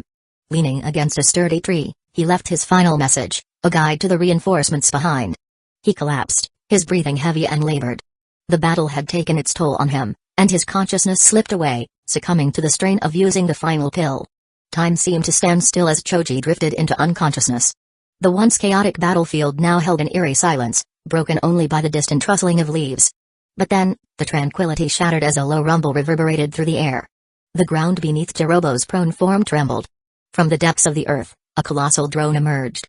Its enormous carapace looms with an undeniable presence, revealing a menacing maw that stretched wide open. With swift precision, it descended upon Jirobo's lifeless form, engulfing him whole. The drone's jaws closed shut, sealing the valuable corpse within. And with a fluid motion, it burrowed back into the ground. At another location, the battlefield was a dense forest, where rays of sunlight fought their way through the thick foliage, casting a dappled pattern upon the ground. Amidst the chaos and carnage, a lone pale figure stood resolute, his heavy injuries tells of his tough encounter, but his pale eyes continued to focus on his opponent. It was Neji Hyuga, the prodigious young shinobi of the Hidden Leaf Village, facing off against Kodomaru of the Sound Four. The tension in the air was palpable as Neji's Byakugan, the all-seeing eye of the Hyuga clan, met his match. A glimmer of desperation flashed in Neji's eyes as he analyzed Kodomaru's movements. He knew he had to end this battle swiftly, before his own stamina waned. Kodomaru, a master of long-range combat and a member of Orochimaru's elite group, the Sound Four, grinned wickedly as he prepared to unleash his deadly last blow. A golden gleam radiated from the arrow in Kodomaru's hand as he drew his makeshift bow, an ethereal weapon capable of firing his special arrows with unrivaled precision and strength. Neji's keen senses picked up on the subtle shift in the air as Kodomaru drew back the string, the tension building with each passing moment. In an instant, a golden arrow drilled through the air towards Neji, guided by Kodomaru's expert marksmanship using the attached guiding thread. But Neji's years of training and strategy kicked in, his body struggling to move as he slightly dodged the incoming projectile, avoiding a fatal blow with hairbreadth precision. The ground beneath him became a canvas of destruction, as the arrow carried him backwards with its momentum, smashing him against a tree. Focusing his chakra, Neji unleashed the full might of his gentle fist technique, delivering a counterattack with unparalleled force along Kodomaru's thread. Kodomaru's defenses faltered, and Neji's strike found their mark, incapacitating his foe. But Kodomaru was no ordinary adversary. Kodomaru's body contorted with unnatural flexibility, swinging forward to deal the finishing blow. Neji's Byakugan, however, saw through Kodomaru's assault. With a surge of his remaining chakra, Neji lunged forward. The young Hyuga then unleashed a whirlwind of attacks, his palms striking with precision on Kodomaru's pressure points. As Kodomaru crumpled to the ground, defeated but not yet vanquished, Neji spun dramatically to a halt. After his impromptu speech, he knew he had given everything he had, and it was time to rest. His body staggered, his body strained from the intense battle. But as Neji's vision blurred and darkness threatened to claim him, a peculiar sight caught his eye. In the blink of an eye, a monstrous figure emerged from the ground. It was a colossal Zerg drone, its pulsating exoskeleton glistening with a sickly green hue. With a cavernous maw that seemed to defy reason, the creature swallowed Kodomaru whole, leaving no trace of his existence. Shock and disbelief surged through Neji's weary mind as he watched the horrifying spectacle unfold before him. The Zerg drone, An abomination of nature, returned to the earth with a fluid grace, its tendrils plunging into the soil like roots seeking sustenance.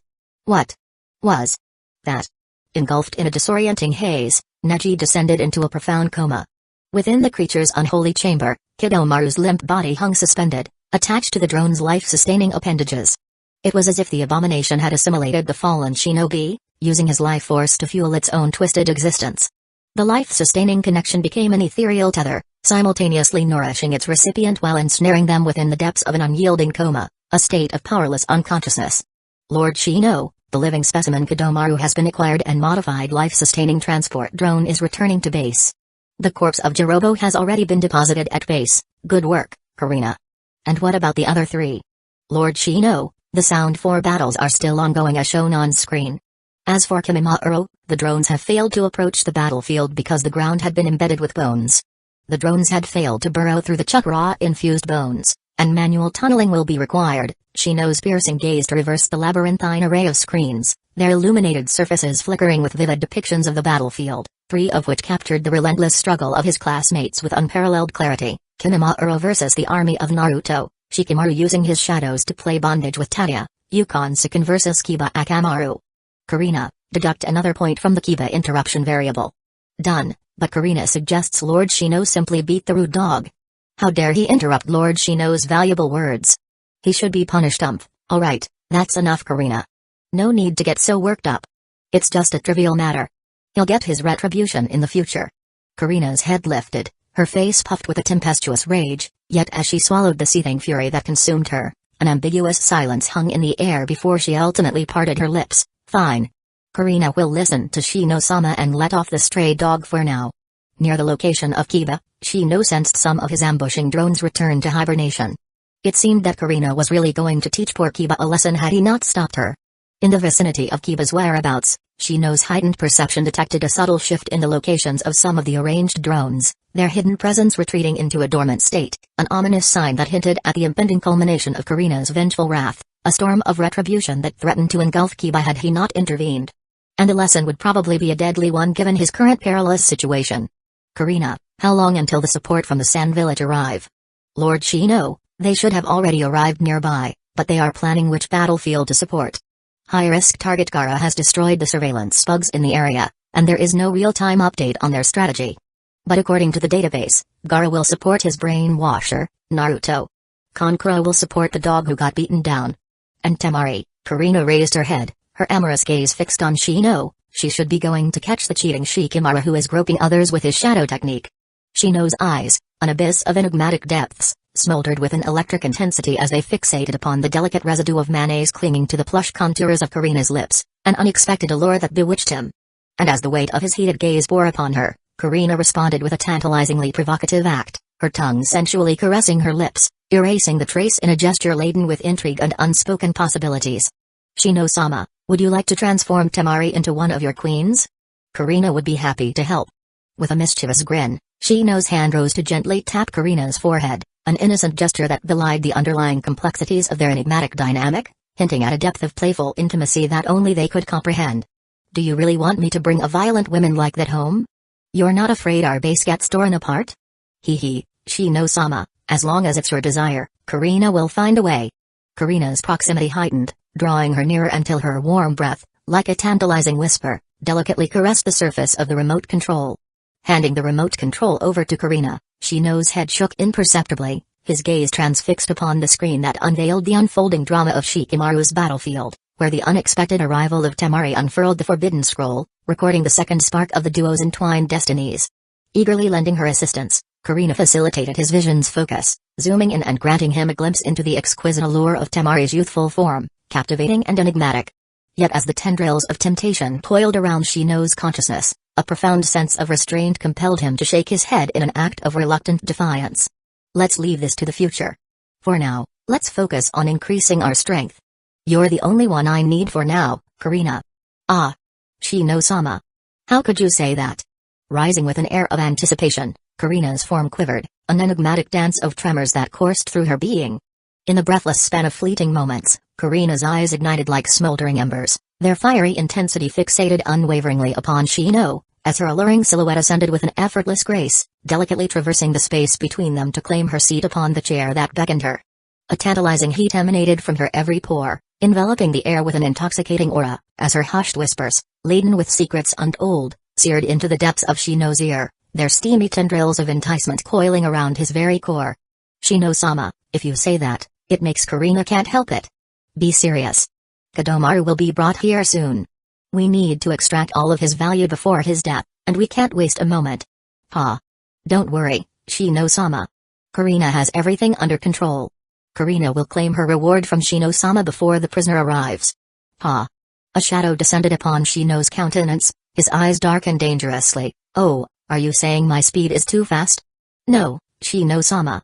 It's because Karina is happy. Karina paused, her bewitching voice lingered in the air as her hands danced over the console. So, Karina will be using a new jutsu. Within the depths of Shino's gaze, a minuscule tremor rippled through his eyes, causing them to contract, their once expansive orbs shrinking with an unsettling intensity, as a foreboding sensation of tightness hinted at a perilous path that lay before him. Shadow Strangle Jutsu? As the weight of curiosity hung heavy in the air, Shino delved into the depths of his interrogation, seeking to unravel the enigma that shrouded Karina's newfound jutsu, yet time itself seemed to warp and distort, flowing with a languid, viscous quality akin to quicksand. The arrival of the unconscious Kodomaru disrupted the delicate exchange, signaling the arrival of a crucial moment for interrogation, where hidden truths would be pried loose from the depths of shadows to nourish the rise of a new era in Shino's domination. Chapter 55. Arrival at Loran. The scorching sun cast its relentless gaze upon the vast expanse of the land of wind, turning its desert into a searing inferno. The grains of sand danced in the hot wind, forming swirling dunes that stretched out as far as the eye could see. After half a week's journey, it was in this unforgiving terrain that Shino Aburame and his father, Shibi, found themselves, their purpose shrouded in secrecy. Their journey through the desert had been arduous, the heat relentless and unforgiving. His father, Shibi, led the way with a determined stride, his eyes hidden behind dark sunglasses, his face covered in a thin layer of sweat. Beads of perspiration also dotted Shino's brow, his normally stoic expression strained under the weight of the unrelenting sun, but only Shino knew this was a mere guise, for he was just an insect clone, granting him the uncanny capability to manipulate his own perception at will, so he could switch off a part of his senses if required. Assuming it was a sense he actually felt. Amidst the sweltering embrace of the desert's searing breath, his bugs did appear a bit sluggish, a minuscule manifestation betraying the oppressive heat's whispered influence. However, Shino found this to be inconsequential in the overall picture. Despite being in allied territories, his father's cryptic words had warned him to be wary regardless. However, his father did assure him there would be no danger on this mission. Probably. As they trudged through the scorching sand, Shibi's deep voice cut through the oppressive silence. Shino, I believe it is time I share the truth about our mission in Loran with you. It is a secret I have carried for far too long. Shino turned his gaze toward his father, his curiosity piqued. What is it, father? Why have we come all this way? Shibi's eyes darted around, making sure no one else was within earshot. He leaned in closer to Shino, his voice dropping to a whisper. In the past, I served alongside the Yondaime Hokage during a mission in Loran, before he had become the Yondaime. It was during that time that he made a decision that would alter the course of our lives. Shino listened intently, his mind racing with questions. What decision did he make, father? Shibi's voice carried a tinge of regret. The Yondaime decided to erase everyone's memories of that mission. Oh? Then, father, your memory. A glimmer of skepticism danced within the depths of Shino's gaze as his eyes briefly locked with his father's. The Yondaime. Shibi's fingers delicately adjusted the rim of his glasses, an unassuming gesture that belied the layers of hesitation woven into his very being. In a voice infused with self-deprecation, he finally spoke, each word a delicate brushstroke unveiling the intricacies of his own helplessness. He forgot to include me in the memory-erasing circle. An awkward silence loomed between the father-son duo, as the weight of their special ability cast a haunting pall over their shared experiences, hinting at hidden depths of lamentation and untold tragedies waiting to be unraveled. As the flush of momentary embarrassment subsided, Shibi gathered the fragments of composure, forging ahead with his speech. At first, I thought it was an accident, an oversight. But as the years went by, I began to suspect it may have been intentional. In the depths of Shino's enigmatic gaze, a flicker of intrigue intertwined with a subtle dance of surprise. Intentional. But why, father? Why would the Yondaime want to erase everyone's memories except yours? Shibi paused for a moment, his gaze fixated on the distant horizon. I do not have all the answers, Shino. But I believe the Yondaime entrusted me with a crucial task, one that required me to keep a watchful eye on a seal hidden within the ruins of Loran. Shino's mind whirled with thoughts as he recalled the plot. A seal? What does it do? And why is it so important? Shibi's voice grew solemn. The seal holds immense power, Shino. It is a key to an ancient secret, one that could change the fate of our world. My job has been to secretly check on the seal, maintain its integrity, and ensure it lasts until the time is right. Shino's eyes gleamed, his voice adorned with a tantalizing hint of intrigue, as he played along. And what is the time, father? When will the seal's purpose be revealed? Shibi's gaze softened as he looked upon his son. That, my son, is something you do not need to know yet. But I believe it is drawing near. Shibi's gaze stared into the distance, an air of mystery hanging over his countenance. The signs are becoming more apparent, and the world is on the precipice of great change. Some events will be inevitable. But we, the Aburame clan, never seek to stand at the front of the stage. We just need to do our duty and maintain the status quo. The duo continued their trek through the scorching desert, the ruins of Loran looming closer with each step. Finally, they arrived at the remnants of the once great kingdom. The buildings stood in ruins, with sand and time eroding away their former glory. Shino's eyes scanned the surroundings, his insect army buzzing softly through the air. The wind whistled through the broken structures, carrying with it a sense of forgotten stories and lost memories. Shibi's gaze fell upon an abyss that lay in the midst of the dilapidated towers. It was there, deep within its recesses, that the seal awaited their arrival. Father and son approached the large with caution, stepping over rubble and remnants of what once thrived. Peering into the deep abyss below, Shino arched his brow. Were they going to jump down? In the depths of anticipation, Shibi Aburame's lips parted with purpose, his teeth sinking into the flesh of his finger. With measured precision, a bead of crimson blood emerged. With a determined grace, his hand met the earth, summoning jutsu. A swirling maelstrom of smoke erupted from the very fabric of reality, unveiling a colossal creature that defied comprehension. Majestic wings unfurled, casting elongated shadows upon the barren ground. As the summoned entity took form, a giant, iridescent beetle, its carapace shimmering with an otherworldly luminescence. With a gesture both authoritative and cryptic, Shibi bid Shino to mount the beetle's back, its sturdy carapace offering an assurance of protection in the face of the unknown. A sense of anticipation mingled with trepidation filled the air as the duo embarked on their descent, their journey guiding them into the fathomless depths of the underground ruins. Like a feather borne by the wind, the colossal beetle gracefully tipped and weaved its way down the passage, navigating the shadows with an uncanny intuition. After their descent, the beetle was sent away. The duo trekked on foot into the dilapidated tower, its walls worn and cracked. It wasn't long before the duo found themselves in an ancient chamber, clearly within the confines of the ancient tower. As they walked across the dilapidated rocky bridge, their footsteps echoed through the empty tower. As they approached the core of the tower, Shino's keen bugs detected faint traces of chakra lingering in the air, perhaps a sign that someone had been here recently. His curiosity intensified, speculating whether McCade had already found this place. Or could it just be leakage from the seal? Shibi's voice broke the silence. Shino, be prepared. We are about to witness something few have ever seen. A subtle nod of affirmation graced the contours of Shino's countenance, his heart harboring a wellspring of enigmatic tranquility that belied the mysteries swirling within his depths.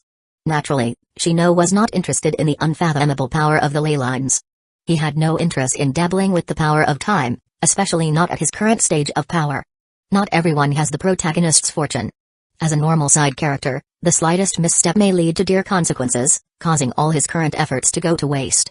Instead, Shino's interest was piqued by something else. If he remembers correctly, a remnant of that coveted jutsu he yearned for is here. They stepped onto the core platform bathed in dim light, the floor etched with intricate seals. At its center stood a pedestal, upon which a mysterious object rested, an orb, akin to the subtle opening of an ancient eyelid, and like the sword in the stone awaiting its fated owner, an ornate kunai sealed with an ancient emblem. The air crackled with a subtle energy, as if the very kunai pulsed in greeting. Shino's gaze locked onto the glinting kunai, his mind a tempest of calculated directives, weaving intricate webs of strategy and unseen agendas with the assistance of Karina. Yet he masked it expertly with a composed exterior, betraying no inkling of the intricate dance of thoughts and turmoil that echoed through his being. Father, what is that? Shibi approached the pedestal, his hands trembling slightly, a wave of nostalgia washing over him. This, Shino, is the key to sealing the ancient power. It is part of the seal which serves as the final barrier to the secret that was sealed away. And I believe it is also something you would be interested in? A mischievous flicker ignited within the depths of Shibi's gaze, as he extended a subtle, intriguing gesture towards the gleaming kunai, the Yondame's thunder god kunai. With a subtle nod of assent, Shino's body swayed in a mesmerizing rhythm, each deliberate motion a calculated dance as his eyes remained unwavering, locked upon the kunai's captivating presence.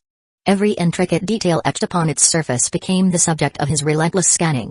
At first, father wanted to bank on some favors to get the thunder god jutsu for you.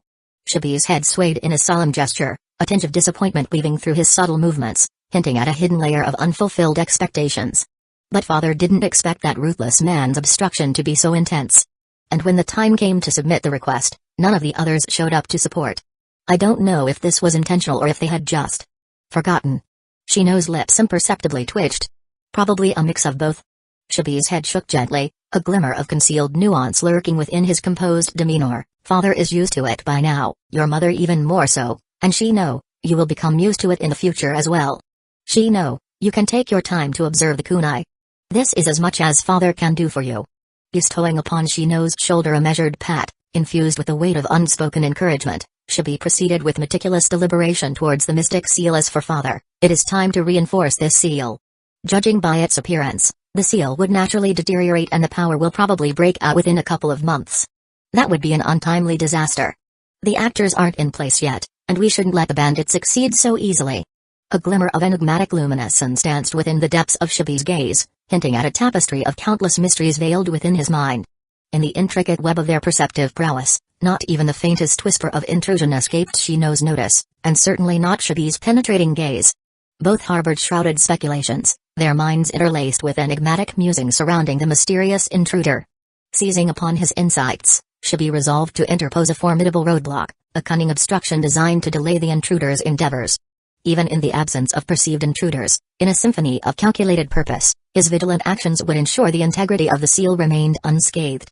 With an air of calculated purpose, Shibi retrieved a withered scroll, its ancient pages whispering secrets long forgotten.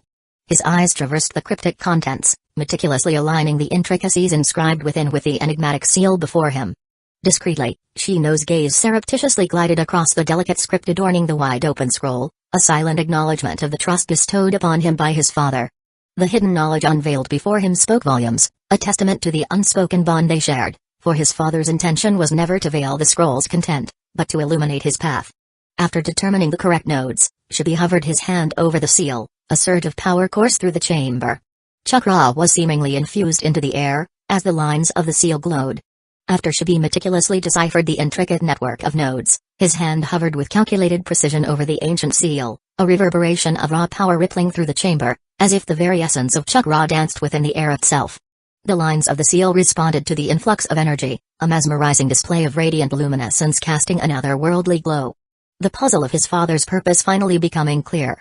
With a deft touch, Shibi infused a measured amount of chakra, ensuring the validity of his knowledge to avoid inadvertently destroying the deal. Sensing no problem, he increased the amount of chakra, his confidence unwavering, delicately balancing the delicate equilibrium between repair and reinforcement. As his chakra became exhausted, his father finally stopped for a rest, the once glowing ceiling lines gradually vanishing without a trace behind him. His gaze remained transfixed upon the vanishing seal. Shibi's voice, weary and fraught with the echoes of exhaustion, trembled with a subtle vulnerability as he uttered his command. "Guard the area while I recover." With father's proficiency, the seal reinforcement can't be done in one day. Shino stepped forward, his resolve firm as he adjusted his glasses. "Father, I understand. I'll make sure not even a single bug gets through to bother your rest." The father and son duo stared at each other, a dance of mischief playing upon their lips. "Indeed, Shino. The Aburame clan will never let others bug them." A subtle nod rippled through the currents of Shibi's being, his voice drenched in an alluring cloak of mischief, hinting at the depths of untamed personalities lurking beneath his composed facade. Yet, in an instant, the atmosphere shifted, a veil of seriousness descending upon his words. "But this is no playing matter. The responsibility lies upon our shoulders. We must tread carefully and ensure that this knowledge isn't shared with others until the time is ripe. At least 4 years to be safe." The seal repair went without a hitch. Unfortunately, the elusive intruder remained veiled in the shadows, away from the ruins and coincidentally avoiding a dangerous duo.